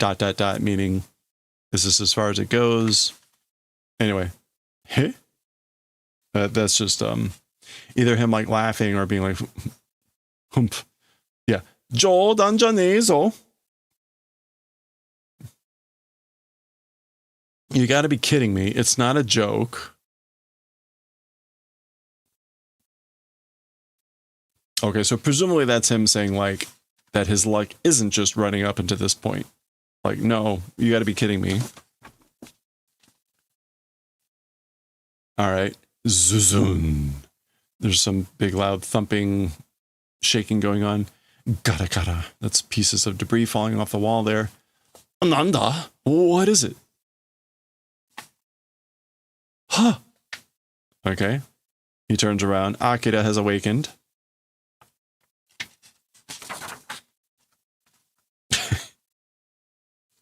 All right. That look is very scary. And then I guess we're switching scenes again. There's Kaori. Tetsuo so she's about to say Sama. Lord Tetsuo. So he's gone. Remember, they were hunkering in the corner. So she's been asleep that whole time, I guess, that he's been out on the ship and doing all that stuff. Yeah, and apparently she slept through all the stuff that's happened. And a lot of the stuff has fallen and been destroyed around her. And so she's just seeing this and freaking out. Doshite konna koto ni? How, why to this sort of event? Basically, like, what happened here? How did it get this way? Again, remember, she's missed all this. Tetsuo-sama, Lord Tetsuo. Okay, interesting that he's back there. Last we saw, he was out on the ship, right? We didn't see... I don't recall seeing how that ended. For him. Alright, switching scenes again. Za. Which... sounds like sliding in the rocks, but we'll see here. Ga ga ga ga ga ga ga ga ga. Ga. Oh, okay, they're coming to a stop, but it looks like it's pretty rocky, and I think that's what all that, right? You can see him like bouncing, vibrating on the rocky stuff here. Okay. Oh, all right. So they've arrived at the stadium. So apparently they completely missed the special ops soldiers and all that stuff. So they're at the stadium. Yosh, ikuzo! All right, let's go. And they're coming down the hill. That's the end of the chapter. And that's the end of the volume. So you can see part 5, K, Kun, complete. Or K part 2. So remember that volume 5 here was called K part 2. So that's the end of chapter 96. That's the end of volume 5. That's how it ends. I was expecting something much more cataclysmic, but I guess in the style of typical trilogies and stuff, the in this case, this book was largely to set up the final volume and the final big battle. So there we go. That's the end of volume 5. We'll take a look at the art here and we'll do a preview of volume 6. Remember, volume 6 has the final volume, 120 chapters. So we still have 23, 24 chapters to go. So what else have we got here? All right. This is when the series was originally published. Over 3 years here in Young Magazine. It was usually published monthly. Is that right? Have we read like 30-something chapters in this book? Well, anyway, there you go. These are the people involved, editing, whatnot. This is the deluxe version. Part 5, remember, K2 is the name. This is the first printing. It was first published in 1990. And this book is the first printing. So there you go. Printed in Japan. And there's actually no art. The last couple volumes had something there at the end, but we don't get any advert or anything for some reason. We do get the color stuff here. So let's take a quick look. This is all panels from right, like there's the scientist, there's the Venus Hotel, there's Joker, Kay when she got hurt, Kaori and Tetsuo on the ship. Yeah, the Olympic scene, the stadium. There's the Birdman. Okay, and the space stuff. So a little bit of a montage, but that's the end of the volume. Again, interesting that the inside cover here is in Arabic. It's in English on the other side. I don't think that was that way in the other volumes. So there we go. That's the end of volume 5. Let's do a preview of volume 6. Again, this is the final volume. Oof. Oof. All right. Volume 6. What do we got? All right. It is Kei Kaneda and Kai on the cover. The color here is more like an orange. Volume 1 was more of a red. This is more of an orange. What do we have on the back? Oh my gosh. Oh, this is like some sort of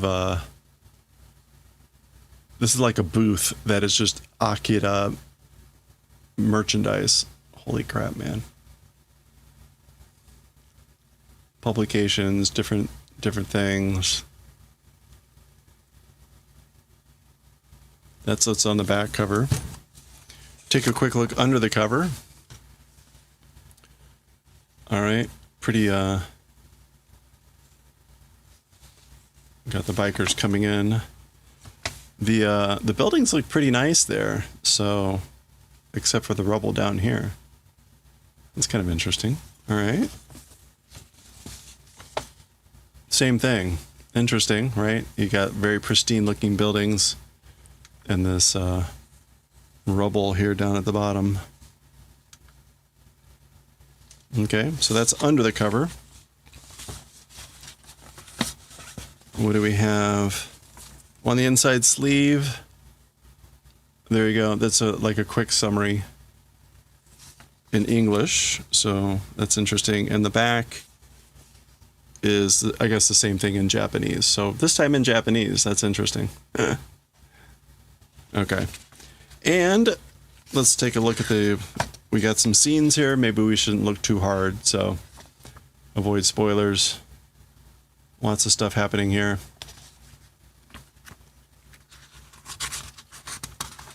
All right. Part 6, Canada. So part 6 is Canada. Okay. Here's the story. Here's the story from part 1 to part 5. So there you go. You see the stadium in the background.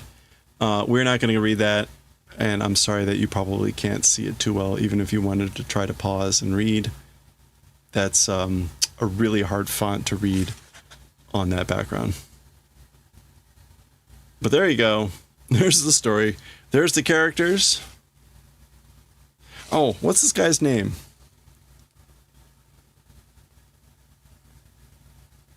Taicho. His name is just Captain Taicho. Okay, interesting. So I wasn't too crazy that we never really got a name for that guy. There you go. All right. And that is going to be page 1 of chapter 97. So there we go. We'll continue next time. As before, the first few pages are going to be in color. There'll be a nice splash page here. And we'll go fully into chapter 97, volume 6, final volume. Ooh, that will be next time. All right. Hey, that was pretty good. 40 minutes for that. I'll take it. As predicted, lost a good chunk of the audience. Thank you for sticking around if you stuck around. Appreciate it. All right, let's see. What was I going to do? Do I want to bother reading Bleach? I got to read Bleach regardless. So, you know what? I'm just going to go ahead and read Bleach on stream. I don't care. All right. Got to do it either way. All right, let's read one more. Bleach.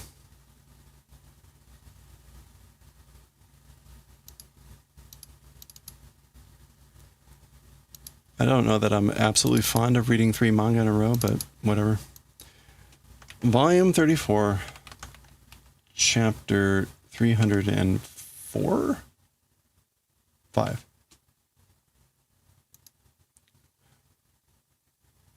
This is also going to be a difficult chapter to get through quickly. It's a very long chapter, but let's do it.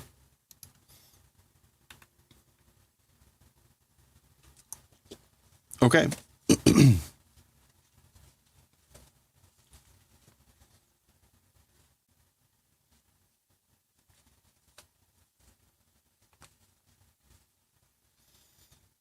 All right, here we go. Let's do it. All right, let's read chapter 305 of Bleach, The Rising Phoenix. This is the end of volume 34, so we'll look at any art and do a preview of volume 35 when we're done. And we're sort of, well, we're see where we are with the battle between Mayuri and Zayoru Aporo here. Zayoru Aporo just rebirthed himself from Nemu, which, anyway, let's just go. Rikai dekiteru no ka?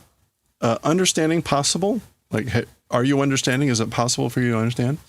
Kurotsuchi Mayuri. That's just his full name. So do you understand? Boku wa koshite. As for me, doing this way, teki ni jibun jishin o haramaseru koto de, Through the event of doing haramaseru of oneself and the enemy, and this is going to be like to impregnate. What was the word? Haramasu. Yeah, haramu is to conceive, to becoming pregnant.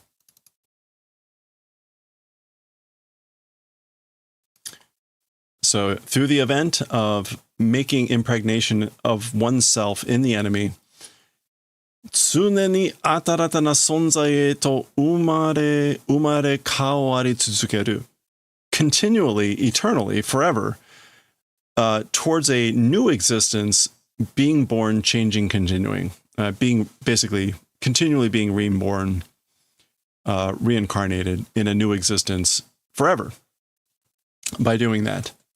So this is him, Zaru Aparo, explaining this as we're seeing snapshots of everyone else. 不死鳥と呼ばれるフェニックスは as for the phoenix, the so-called or being called the immortal, without death bird,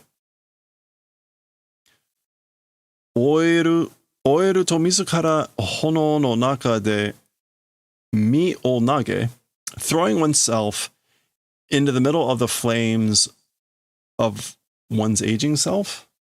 Oh no, when growing old, oiruto, when growing old, oneself into the middle of flame, throwing oneself. Sono hono no naka kara, and from the middle of that flame, arata na seimei toshite umare kawaru toyu, the thing called a rebirth. Let me get that right. Umare kawaru. Umare. Wow. Umare. Yeah, being reborn, reincarnated as a new life form from that flame. So he's basically equating himself to the undying phoenix. Hence the title. Wakaru ka? Do you understand? Fushi to wa kanzen to wa souyu koto da. As for the thing called undying, immortal, as for the thing called kanzen, perfection, it's that sort of event. So, like, do you understand? It's the thing called, like, perfection, immortal. 死を超越するのではなく、死すらも自らの生命の循環に取り込む。Okay. As for with the event of doing choetsu of death not existing. So it's not doing choetsu of death. Choetsu is transcending. So it's not about transcending death, rising above death.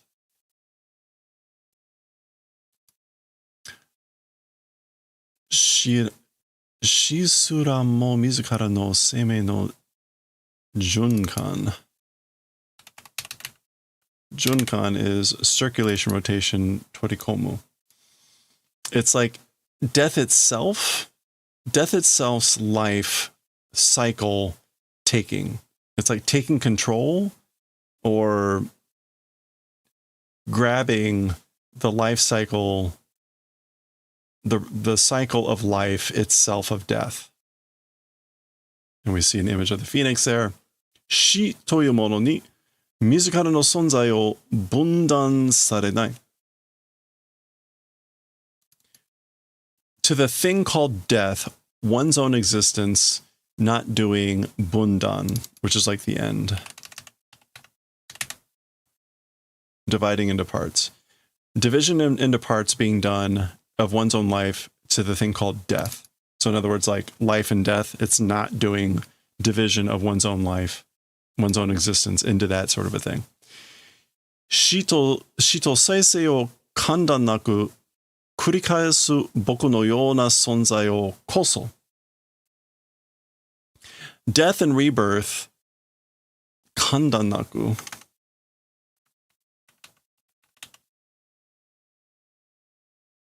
I guess continuously, without a break.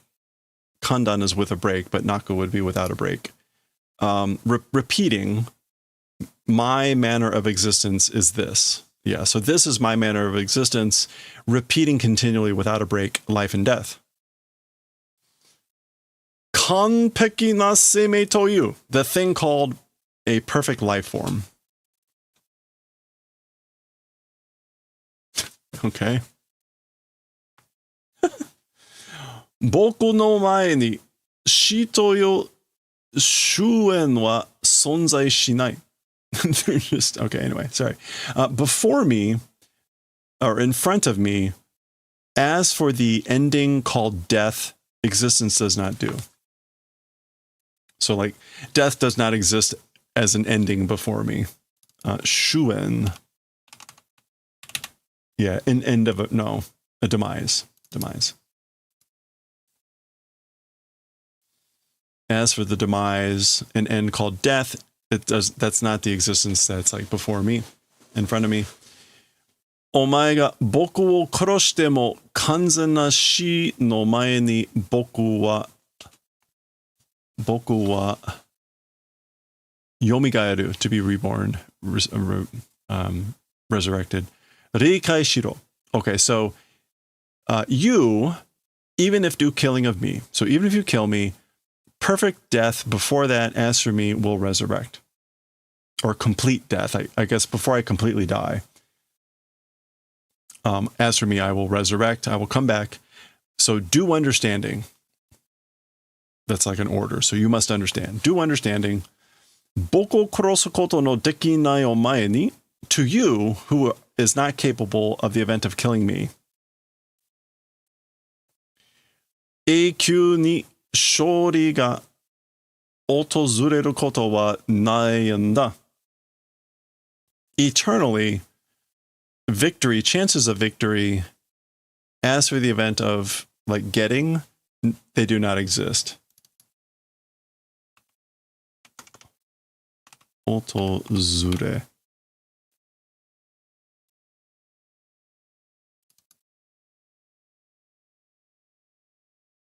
Yeah, I guess like, so as for the event of the victory appearing eternally, it does not exist. Basically, you will never win. And it's not possible for you to kill me. Kuro tsuchima yuri. Okay, so he's getting quite arrogant and assertive here, which means he's about to take a big fall, right? Oh gosh. Well, this isn't slightly sacrilegious. There you go. Splash page. Zarin. Za. Za. Za. Za. Why did we zoom to the top of his head?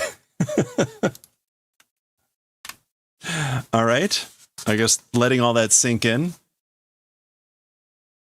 All right. He doesn't say anything.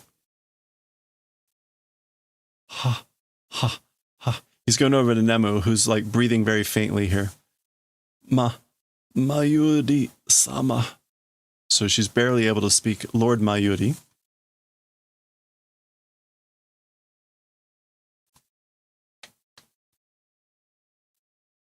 Moshi wake arimasen. Moshi wake arimasen. I'm sorry. There's no excuse. That's her. That's him. Doshita. Daiji na fukukan no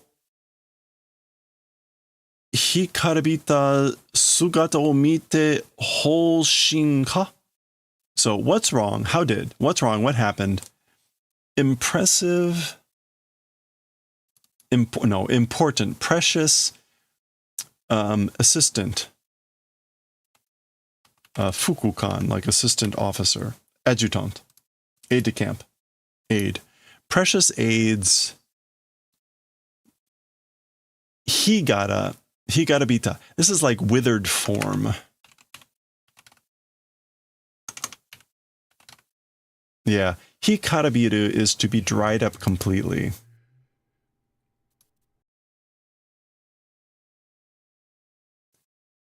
Seeing, is it Holshin, which I guess is like depressing.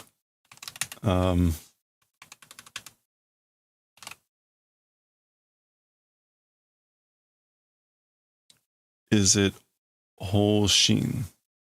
Absent-minded? Wait. Why Holshin?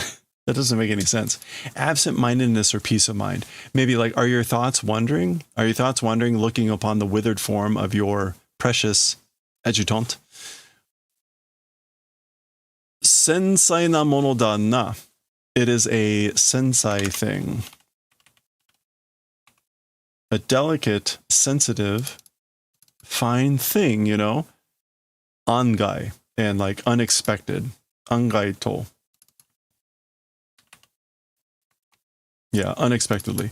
Okay, so I guess like he's like, I'm unexpected. I did not expect you to be so sensitive or delicate or concerned. Is it Akira? Yeah, Akira mero. Give up, abandon. Soitsu wa sude ni tada no hikarabita niku no katamari da. So give it up, abandon hope. As for that thing, as for her, as for that thing, already too late, just a withered meat of chunk, a chunk of withered meat. Soldana, it is that way, you know, that's right. Bunrui suru nara, bacon no ishu to ita tokoro ka? Wow. So he's like, that's right, you know. If we're doing like classification, a type of bacon, it's the point of saying that. Wow.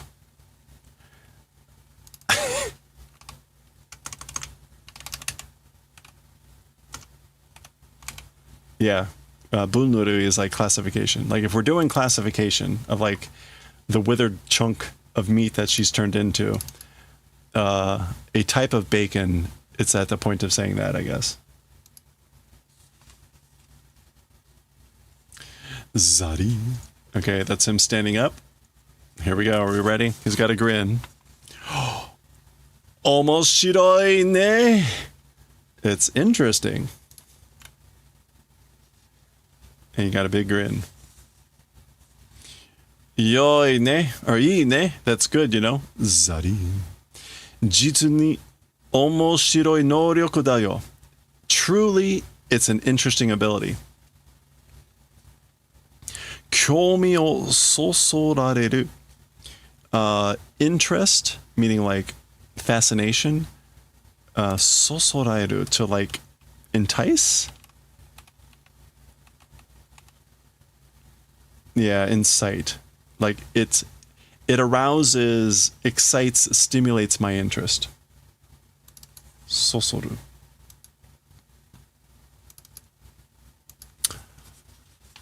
De, kore dake ka ne? Well, just this, I wonder? It's like, so is this it? Nani? What? Zari. Kore dake janai en daro? Just this, it isn't, right? Like, it's not just this. That's not all you have, right? Zari. Kanpeki na seimei tomade yunda. Perfect being, perfect life form, that to that point saying. Like you're saying up into the point of being a perfect being. Mada nanika kakushiteiru nouryoku ga aru n daro? Still something of a hiding ability exists, right? So again, he's like asking, you've got some other hidden ability, right? Eh? Really? Like, huh? Nanda yo sonna muzukashii kao shite? Oh, this is still him saying this. This is Mayuri. Why is it that sort of difficult face doing? Like, why are you making that difficult face? Za, za, za. Joy janai ka? Herumon ja nashi. It's yoi janai. It's good, isn't it? Question mark. Herumon ja nashi. Without decreasing thing. Herumon. Heru. To diminish. Oh, okay. This is an expression. Herumon janai. It's no big deal. It's not like it's the end of the world. Harumon janai. Nashi. It's like without do that. I guess like don't worry about it. It's not the end of the world. Kechi kechi sezu ni mise tamae yo. Basically, show it without being stingy. Kechi kechi is to be stingy, miserly. So he's goading Zayaru. Basically, like, you've got some other hidden ability, right? Without being stingy, show it. And tama is like an order. Hora, come on. Kun. Okay, so Zayaru is doing something.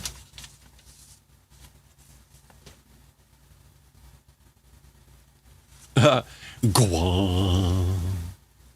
Okay, so this is Mayuri's Bankai, the Jizo. So it had been on the ground or whatever. It's raising up. They're surprised. He turns around. Zayaru looks happy. Zun.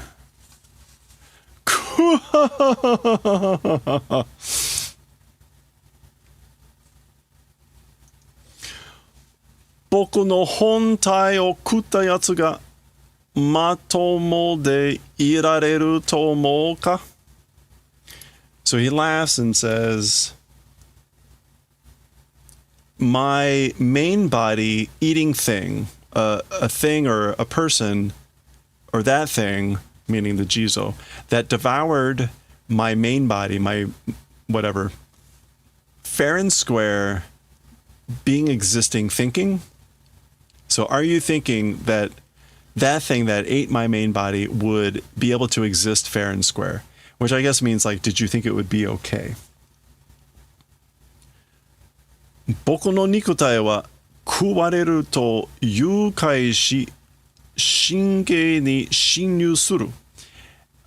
As for my flesh body, when being eaten, it does invasion of the nervous system, and does yukai, which is, I'm going to guess, like taking over. Yeah, abduction, kidnapping, whatever. So it kidnaps, invades the nervous system, and does taking over, kidnapping, when being eaten, as for my flesh body. Omaera no zanpakuto no kouzou wa shiranai ga. As for the construction of your guys' zanpakutos, which is the swords, I'm not familiar with it, but kuro chusu sae shihai shite shimaeba kouzou nado kankei nai. Okay, so I don't know how your zanpakuto works, but if it's the kuro chusu,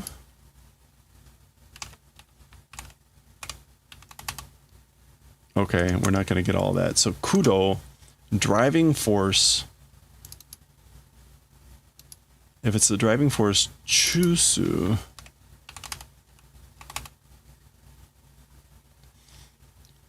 If it's the center nucleus driving force,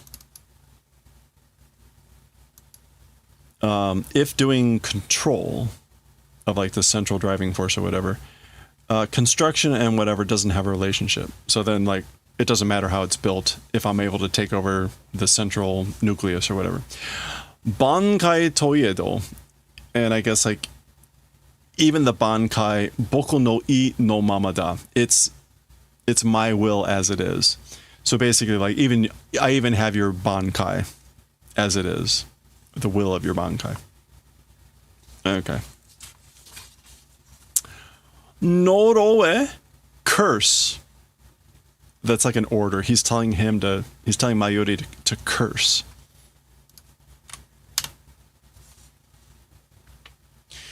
Mizukara no bankai ga seibutsu no sugata o shite ita koto o na. So curse one's own bankai, the shape of a living form doing that event. Okay. All right, so he's saying, like, curse the fact, curse the event that your own bankai has the form of a living being. In other words, that he can infect and take over. Bogo. All right, so then suddenly it all blows up. What are the smaller texts for? These are how you pronounce this big character if you're not familiar with it. They're called furigana. Bun. Okay, so this thing blows up. These books are written for anywhere, usually from kids that are 6 years old, and so they may not know how to pronounce everything, and so the those little words or little symbols are put there to help them. Bada, bada, bada, bada. Okay, that's pieces. The Jizo just blew up. The Jizo just blew up, and these are the pieces falling down. Bada, bada, bada. Nah, what? Yare, yare. This is Mayuri talking. Well. Gracious me. Dogu ga shuji ni tatetsuite buji de sumu tomo no ka ne? Okay, gracious me. A tool to the master, to the owner. Tatetsuku. Opposing. So this is like a tool opposing its master, meaning the Jizo attacking him. Being okay, being safe, if finishing that way, thinking, I guess. So this is him accusing Daioh, saying, did you think it would be okay to finish with a tool opposing its master? Ooh. Manichi watashi ni kamitsuitara. If by some chance, 10,000 to 1, to me, if biting, jisatsu suru you ni kaizo shite aru yo. Did construction, did modification in the manner of doing self-annihilation, self-destruction. So basically, and shite aru, the aru has a sense of like having done it on purpose. So did modification in the manner of doing self-destruction if doing biting of me or towards me, and then again, manichi is sort of like on the chance that, in some rare chance that.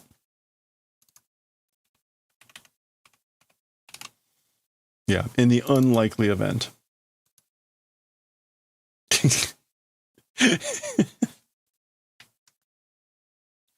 Doyara, somehow, これ以上目新しい能力はなさそうだね. So Mayuri is continuing and he's saying, somehow, more than this, in addition to this, new to the eye abilities as for that don't seem to exist. So basically, it doesn't seem like you have any new tricks more than this. それじゃあ最後に一つ. With that, finally one thing towards the final part. 私の侵略の被験体になってもらおうかね? Shall I receive, becoming something of a new drug of me? So new medicine, my new medicine's hikentai. This is going to be like what?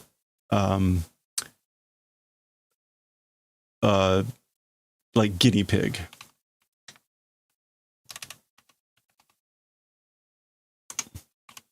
Hikentai.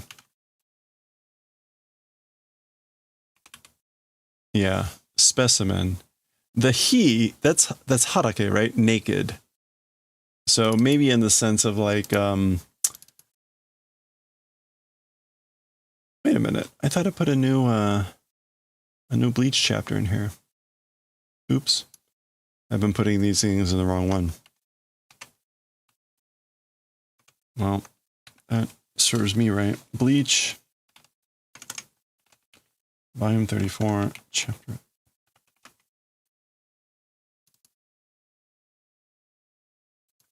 All right, well, I'll fix that later. Yeah, so harake. No, Or maybe it's just hara. Haraka. Haraka. Naked, bare. Oh, it's not naked. Okay, so what is this? This is not what I was thinking. This is just hifu? Yeah, it's the he of this. Okay. To incur. Kabuseru. Oh. I don't know why this as a prefix.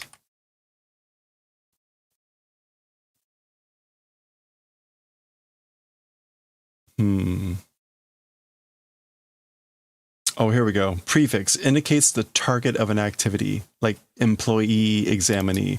Okay, that's what we want. Hikentai becoming that. So this is like a testee subject of new drugs of me. And shall I receive is a polite way of saying like, you're going to become. Shall I receive you, implied, becoming the, again, specimen, test subject E of new drugs of me. So mi ga mae nakute yo. That way, self-stance not becoming is fine. Like you don't need to take that stance. Miga mae. Yeah, posture, putting on guard. Basically, not doing that, not taking that posture is fine. You don't need to take that posture. Putting yourself on guard. Sudeni sono kusuri wa, already too late. As for those drugs, as for that medicine, toyaku zumida. It's finished. Toyaku.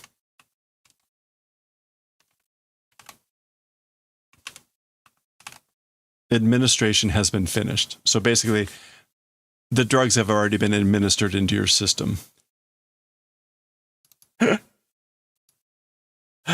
into your body. So this is it already taking effect. What? Nanda. What is it? Ima kotoba ga. Right now, the words. Nemu no tainai ni wa tsune ni ikutsu ka kusuri o shikonde aru.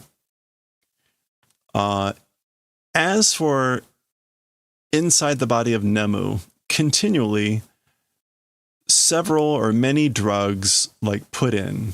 Shikomu. Isn't shikomu? And then aru, again, there's that aru, meaning like I kind of did it on purpose. Yeah, this is like this. Well, hold on. To cram. To insert. Basically, again, inserted several drugs continually into the body of Nemu. Nemu o ku ka tainai ni shinyu sureba soitsu ni toyaku dekiru you ni ne. Nemu being eaten, or eating Nemu, or if doing invasion to the physical body by that thing, again, administration, like medication being possible in that manner. So again, he's saying like he put many drugs into Nemu's body so that medication administration would be done of those things if being eaten or invasion was done to the body. Ananda, ittai nan no kusuri da? What is it? What the hell kind of medicine, drugs? Konkai kimi ga, this time you, tamago to yara o umi tsuketa basho ni shikonde oita no wa kore da yo. Okay, so. Hello there. Oh, Tadakichi. Pet. Okay. This time you, egg or whatever, implanting place in there, as for the thing inserted or whatever. So as for the thing that I inserted in the place that you implanted that egg or whatever, it's this thing. So that's the drug he put in there. anshin shitamae. Ease of mind, peace of mind, do. So don't worry. Dokoyaku nanka ja nai. A poisonous drug or whatever is not. So it's not a poisonous drug. So da ne. That's right, you know. Shojinyaku. Todemo ite oko ka? I guess, like, shall I say it's very much a superhuman drug? So that's right, you know, a superhuman drug or something saying, shall I do? Basically, shall I call it a superhuman drug?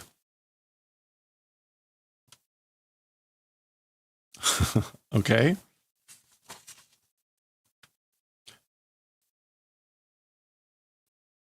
Tatsujin doushi no tatakai de. Tatsujin. Tatsujin is like master, right? It's a weird word. Yeah. Master, same warriors fight. So in a fight of like two masters or masters of the same level.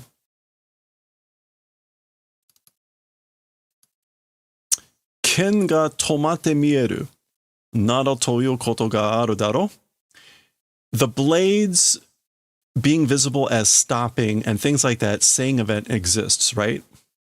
So people say that the blades of masters, when they're fighting each other, seem to stop, right? That's what they say.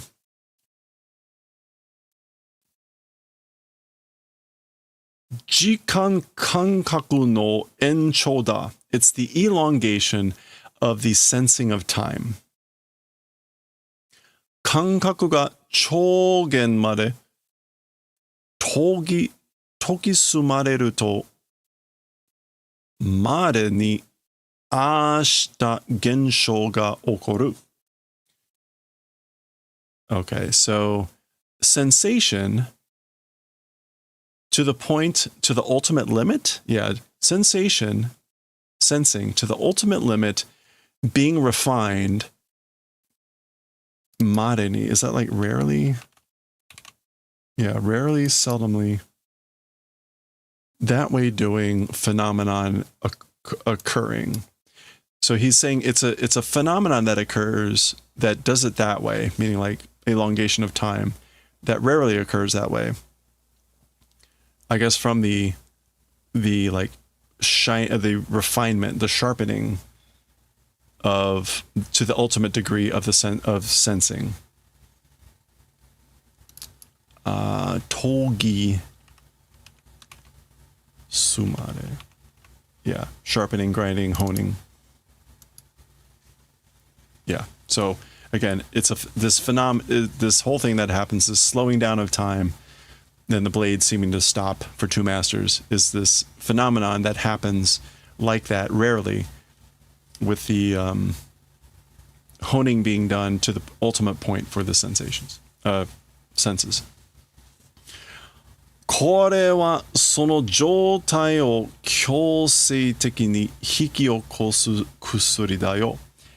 Okay, as for this thing, it's a medicine that something strengthens that condition. 強制. Oh, compulses, enforces. And hikiokosu, causes, induces. Okay, yeah. So as for this thing, meaning the medicine, it's a medicine that induces by force that condition. Tsumari, what that means is, 誰でも簡単に超人の感覚を手に入れられる薬というわけだ. What that means is anybody simply the reason, the thing called medicine that makes obtainable the superhuman sensation and does so easily. So basically, it makes anyone able to have this superhuman sense easily. Nanda kore wa? So that's Zayaru thinking, what is it as for this? Like, what is this? Okay, and we get some sort of thing happening here, which is illegible. Kotoba ga ososugite kikitorenai. So this is Zayaru thinking, words too slow, not able to hear and take. Like, I can't understand, his words are too slow. Rikai dekiteru ka ne? Understanding is possible, right? So you understand what's going on, right? Espada. So he just calls him Espada. Kono kusuri o tsukaeba, yoji no me ni mo judan ga tomatte mieru. This medicine, if using this medicine, even to the eye of a child, a bullet stopping is visible. Yoji is just child. Yeah, so like even to the eyes of an infant, if using this medicine, a bullet is seen as stopping.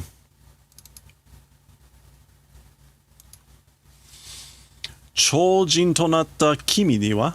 As for to you who have become superhuman,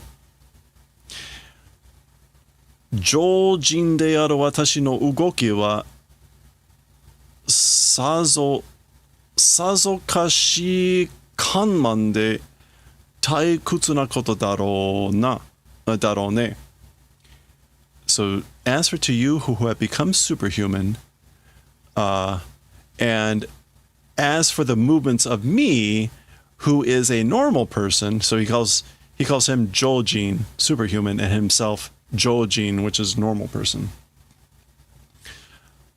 Sazokashi. As for the movements of me, a normal person, sazokashi. Certainly, surely,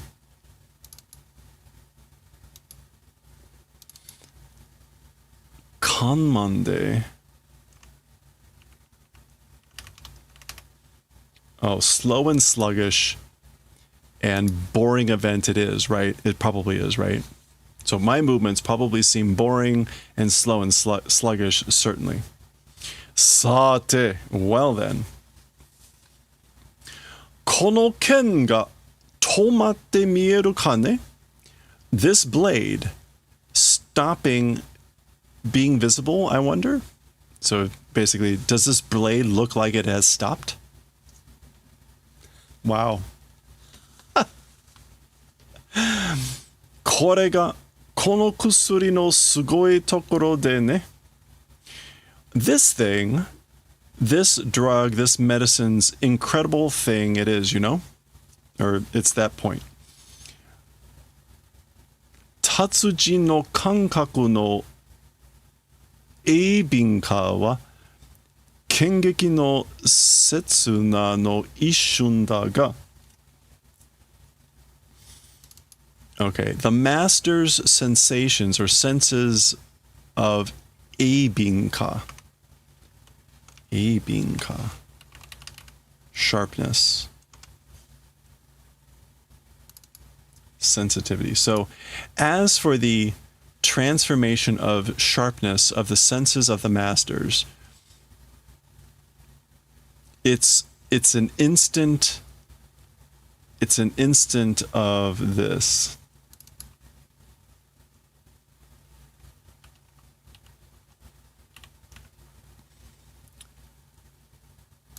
It's an instant of a moment of like blade something. Kengeki. Of a weapon. Okay, what is he trying to say here? As for the sharpness transformation of the senses of the masters, it's an instant of a moment of a blade. Okay, but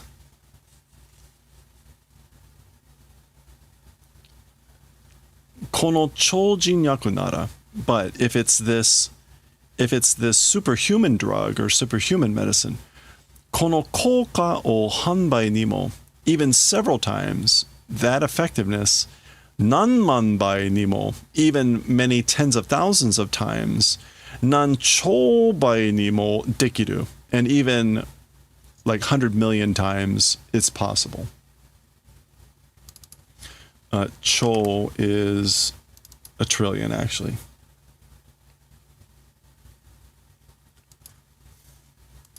Okay, so he's basically saying if it's the superhuman medicine, that effect, meaning of the slowing, it's possible that it's amplified basically several times, even tens of thousands times, even trillions of times.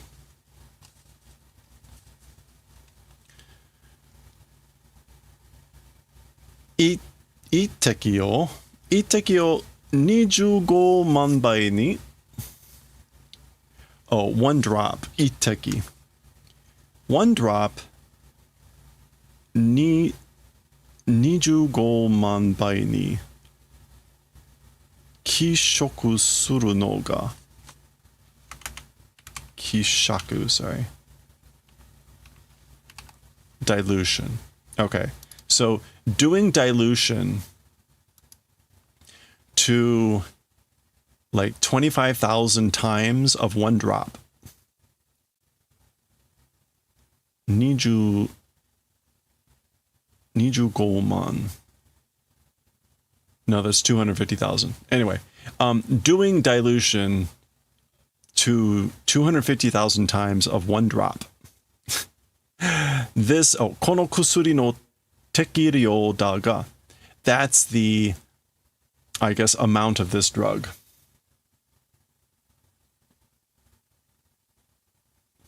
Tekiryo. Oh, that's the proper quantity. Okay, so diluting one drop 250,000 times, that's the optimal, the proper quantity of this drug, this medicine. Kimi ni wa tokubetsu ni geneki o tsukatte oite. As for to you, a special or specially, I guess, like source fluid used, and oita is like on purpose in advance. So undiluted solution. Yeah, geneki. So basically, I used a special undiluted solution on you. Ima no kimi ni wa. As for to you now, so for you right now, ippyo ga 100年ほどに感じるはずだよ. 1 second to the extent of 100 years, feeling ought to be, you know. So for you right now, you ought to be feeling 1 second as though it's 100 years to that extent.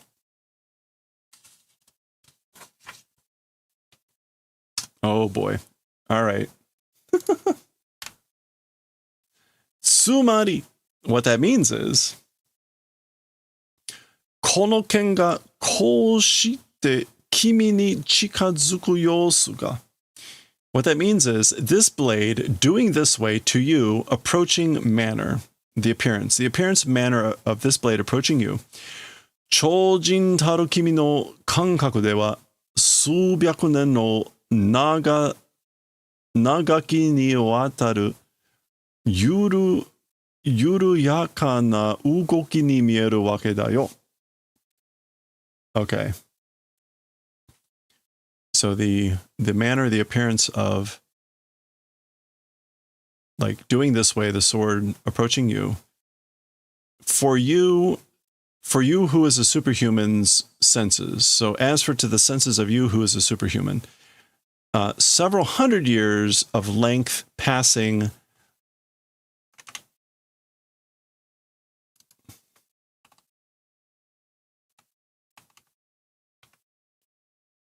Yuruyaka. Oh, proceeding slowly. No. Yeah, no, that's what it is. Loose slack, but slowly moving, it's visible. That's the reason. So this is why it's visible as the movements being slow, passing a long period of time. or length of even several hundred years because of your senses being superhuman now. Subarashi. It's wonderful. It's amazing. そして、超人たる感覚に対し、and in addition, I guess like comparing the senses to you as a superhuman.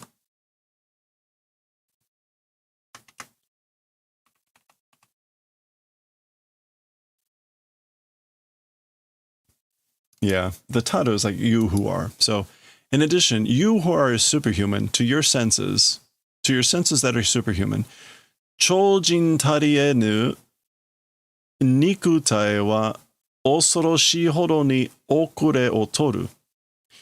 As for the flesh body, which did not receive superhuman, so basically for your physical body, which is not superhuman, so your senses are superhuman, but your physical body is not superhuman. A frightfully extent slow taking. So basically, your physical body will be taking slowness to the horrific extent. 超絶的に研ぎ澄まされた感覚が捉える動きに肉体が置いてけぼりを食らう図式だよ。Okay. 超絶。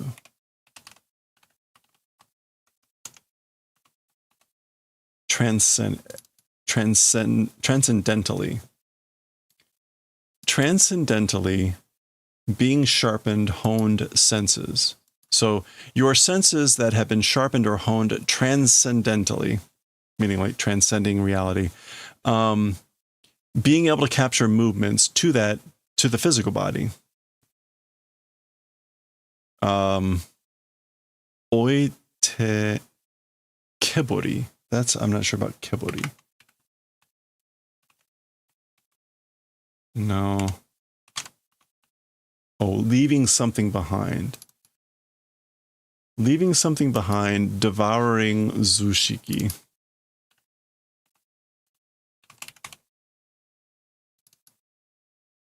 It's a diagram, a schema. Okay, so your physical body is a diagram, a graph, a schema, a devoured kurao zushiki. Kurao zushiki that is leaving behind the physical body. And the movements able to capture the senses. Okay, so I'm not quite sure what to make of this. Maybe like he's drawing a diagram, but I'm not sure why kurao zushiki. Anyway, in general, it seems like, right, he's talking about the Zairu Aparo's senses that have become transcendentally sharpened. And for his physical body, he's in the position of like maybe being eaten because his physical body is leaving behind his senses because his movements he's not able to catch his movements. Something like that. The English went with, in essence, your body has been left behind by your senses. So it took a much more simple approach with trying to translate that. Karo jite te de tsumeyo tomo. Trying to stop with the hand with great pains. Karo jiru? No, that's like narrowly. Narrowly, barely with the hand, trying to stop. Okay, so I guess like he had enough wherewithal to be able to like try to stop with his hand. Sono te o yaeba ga tsuranuku kankaku wo. That sensation of penetration of the blade with the hand. So the blade. Wow, we've been going a while. The blade, that hand, the sensation of penetration. Kimi ga shiru no wa 100 nen go. As for you, understanding, being familiar with it, meaning the sensation of the blade penetrating your hand, it's 100 years later. まあ、こうして話したところで Well, doing this way, the point of like having talked, この言葉が君に届くのも and even these words reaching to you, 果たしていつになることやる I guess like finishing when becoming event, I guess, or something. He's expressing uncertainty about like when the words will finish arriving to him of what he's saying. These words to you, even arriving, like finishing, at what point becoming event, I wonder. Ma, well, 焦ることはない. So a being hasty event as for that not existing. So there's no need to hurry. There's no need to rush. 私の刃が100年かけて My blade 100 years 君の心臓を貫く感覚を The sensation of penetrating your heart 滴る体液が砂になるまで To the point of becoming sand, and I guess this is like the body fluid drying up. Or no, shitataru. Dripping. Dripping bodily fluid to the point of becoming sand. Yutari jikkuri ajiwai tamae. So this is like ordering him to taste. Taste slowly. Yutari. Calmly, comfortably, easily, and jikuri. Deliberately, without rushing. Taste at your leisure until the point that your dripping bodily fluids turn to dust. The sensation of my blade penetrating your heart for 100 years. Basically. Wow. Sate, soredewa. Well then, as for with that, 100年後までごきげんよう. Like until 100 years later, gokigen, which is like enjoy, for lack of a better.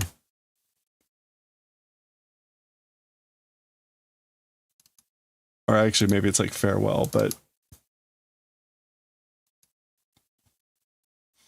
gokigen yo, farewell 100 years later. There we go.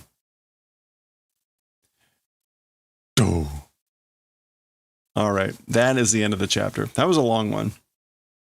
Wow, what a fascinating way to kill someone.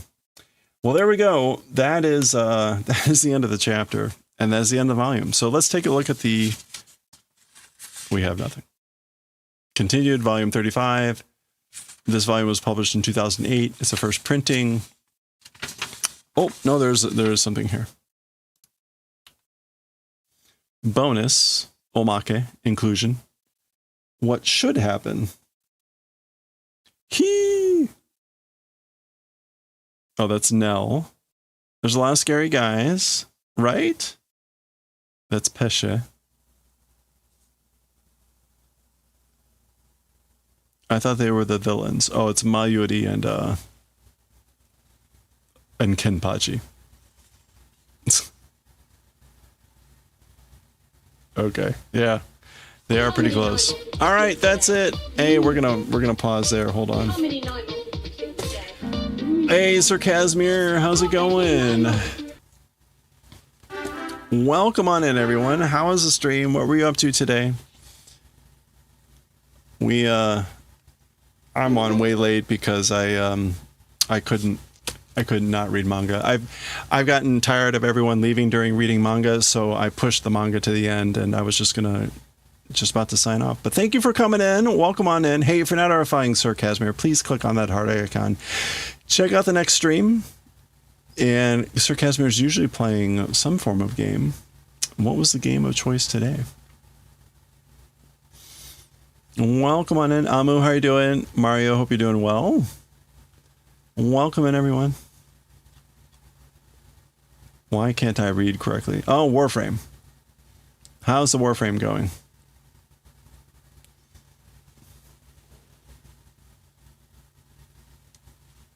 We've been suffering with these crochet. We're making a square a day, a granny square a day out of this kit that's got 50 squares.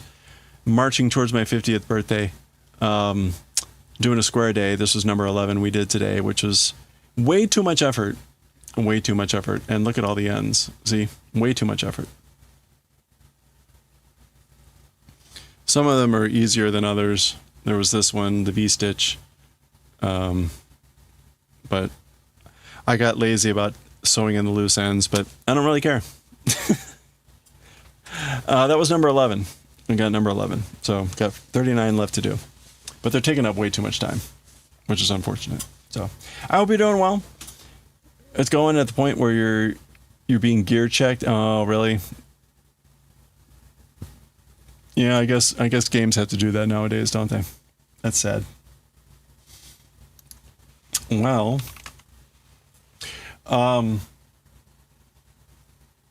what does the grind look like? Is it actually fun? Or is it like, oh, do this thing 100 times and see if you get this rare drop? Which is not great. We made some decent progress on the polo. We've been working on the polo shirt, and we've got the start going. I'm slowly getting there. But at the moment, right, it's going fine. But whatever. I'm getting very, I don't know what the word is, like, jaded. So, hope you're doing well. Hope you're having a good one. Warframe grind is just playing the game. It's not terrible. Oh, that's good. That's good. I mean, it also helps if you can maybe play with people. I at least found the, like when I was playing Diablo, it was much more enjoyable when it was like with a group, but you know, to each their own. Love the yarn. Yeah, I much preferred this bamboo yarn, than the other things we were doing, right? This was the, these were the two swatches we did with the linen based yarns. And then this was the swatch with the bamboo yarn, and it was really no contest.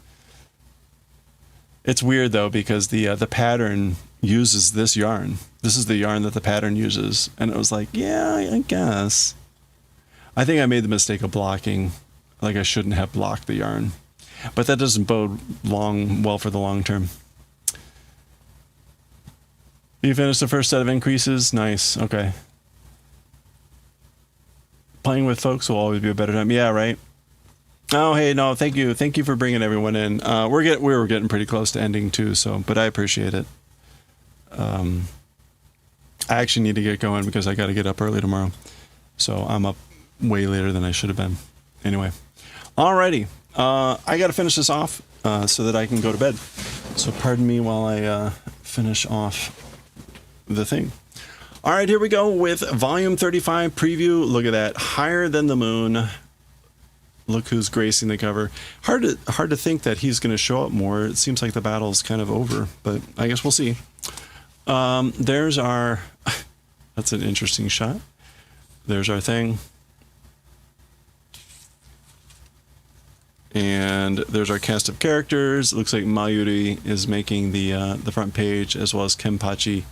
Maybe we'll see the focus on these two now. Who knows what's going to happen to Nell. And that's it. Not perfect as good. Wait, how do you do that? It's just good though. All right. Maybe that's just a typo. All right. Well, hey, that Satan from, okay, well, we'll see. That's an interesting thing. I guess we're gonna be finishing off the fight here with Daioh, but that is gonna be chapter 306 in volume 35 next time. All right. Okay. Sorry about that. Right at the end.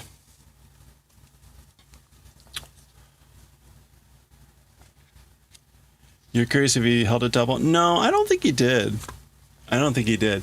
If you look really carefully at the pattern, you can see that it's a pretty I don't want to say threadbare. Like there, right here. The angle of the shot is very on purpose. It's never front on. It's always at the side. And so I think that's because if you look at it from the front, you'll see that it looks like this. Whereas if you look at it with an angle, you always get this like denser look to it. And I don't know, maybe that wasn't necessarily intentional, but I think that's what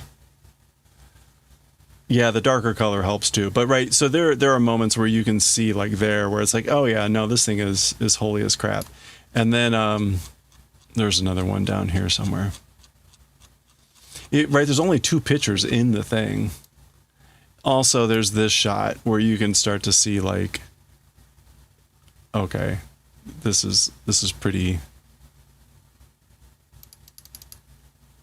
I mean, I'm not even talking about like this gap, but I just mean like you can see it up here where it's a lot more visible. So I think it was very strategic shots to give it that look. But that's why using a different yarn I think will just be generally better. So anyway. Yeah, I don't know. I looked ahead on the pattern. And we'll see. There's a lot of like, it seems like there's a lot of like, hold the stitches here and leave the skein attached and then move on to this. Like, oh, great. So hopefully it doesn't do that too much. Anyway. All right. Well, did we, I hope you guys came in after the raid. Did you come in after the ads, right? Yeah, okay, you came in right after the ads. Or maybe right in the middle of the ads.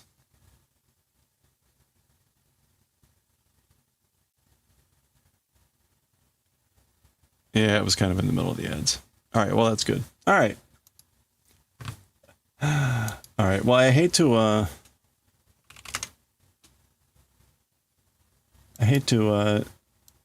re-raid. Any suggestions on where to raid to? Because I literally I need to get up in less than 7 hours, so I need to get to bed. So I got to get out of here.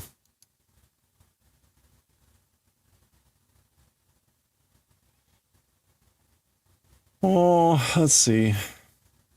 I appreciate the raid though. I hope you all have a good rest of your weekend here. Oh, also, in case you have any inkling, later at some point I will be doing some ukulele, but it's not in tune right now. Actually, that's not too bad.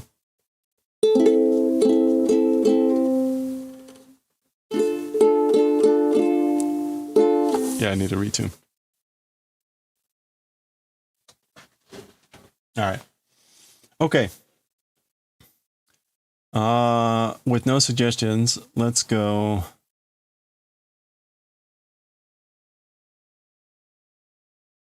Let's go bothered jams.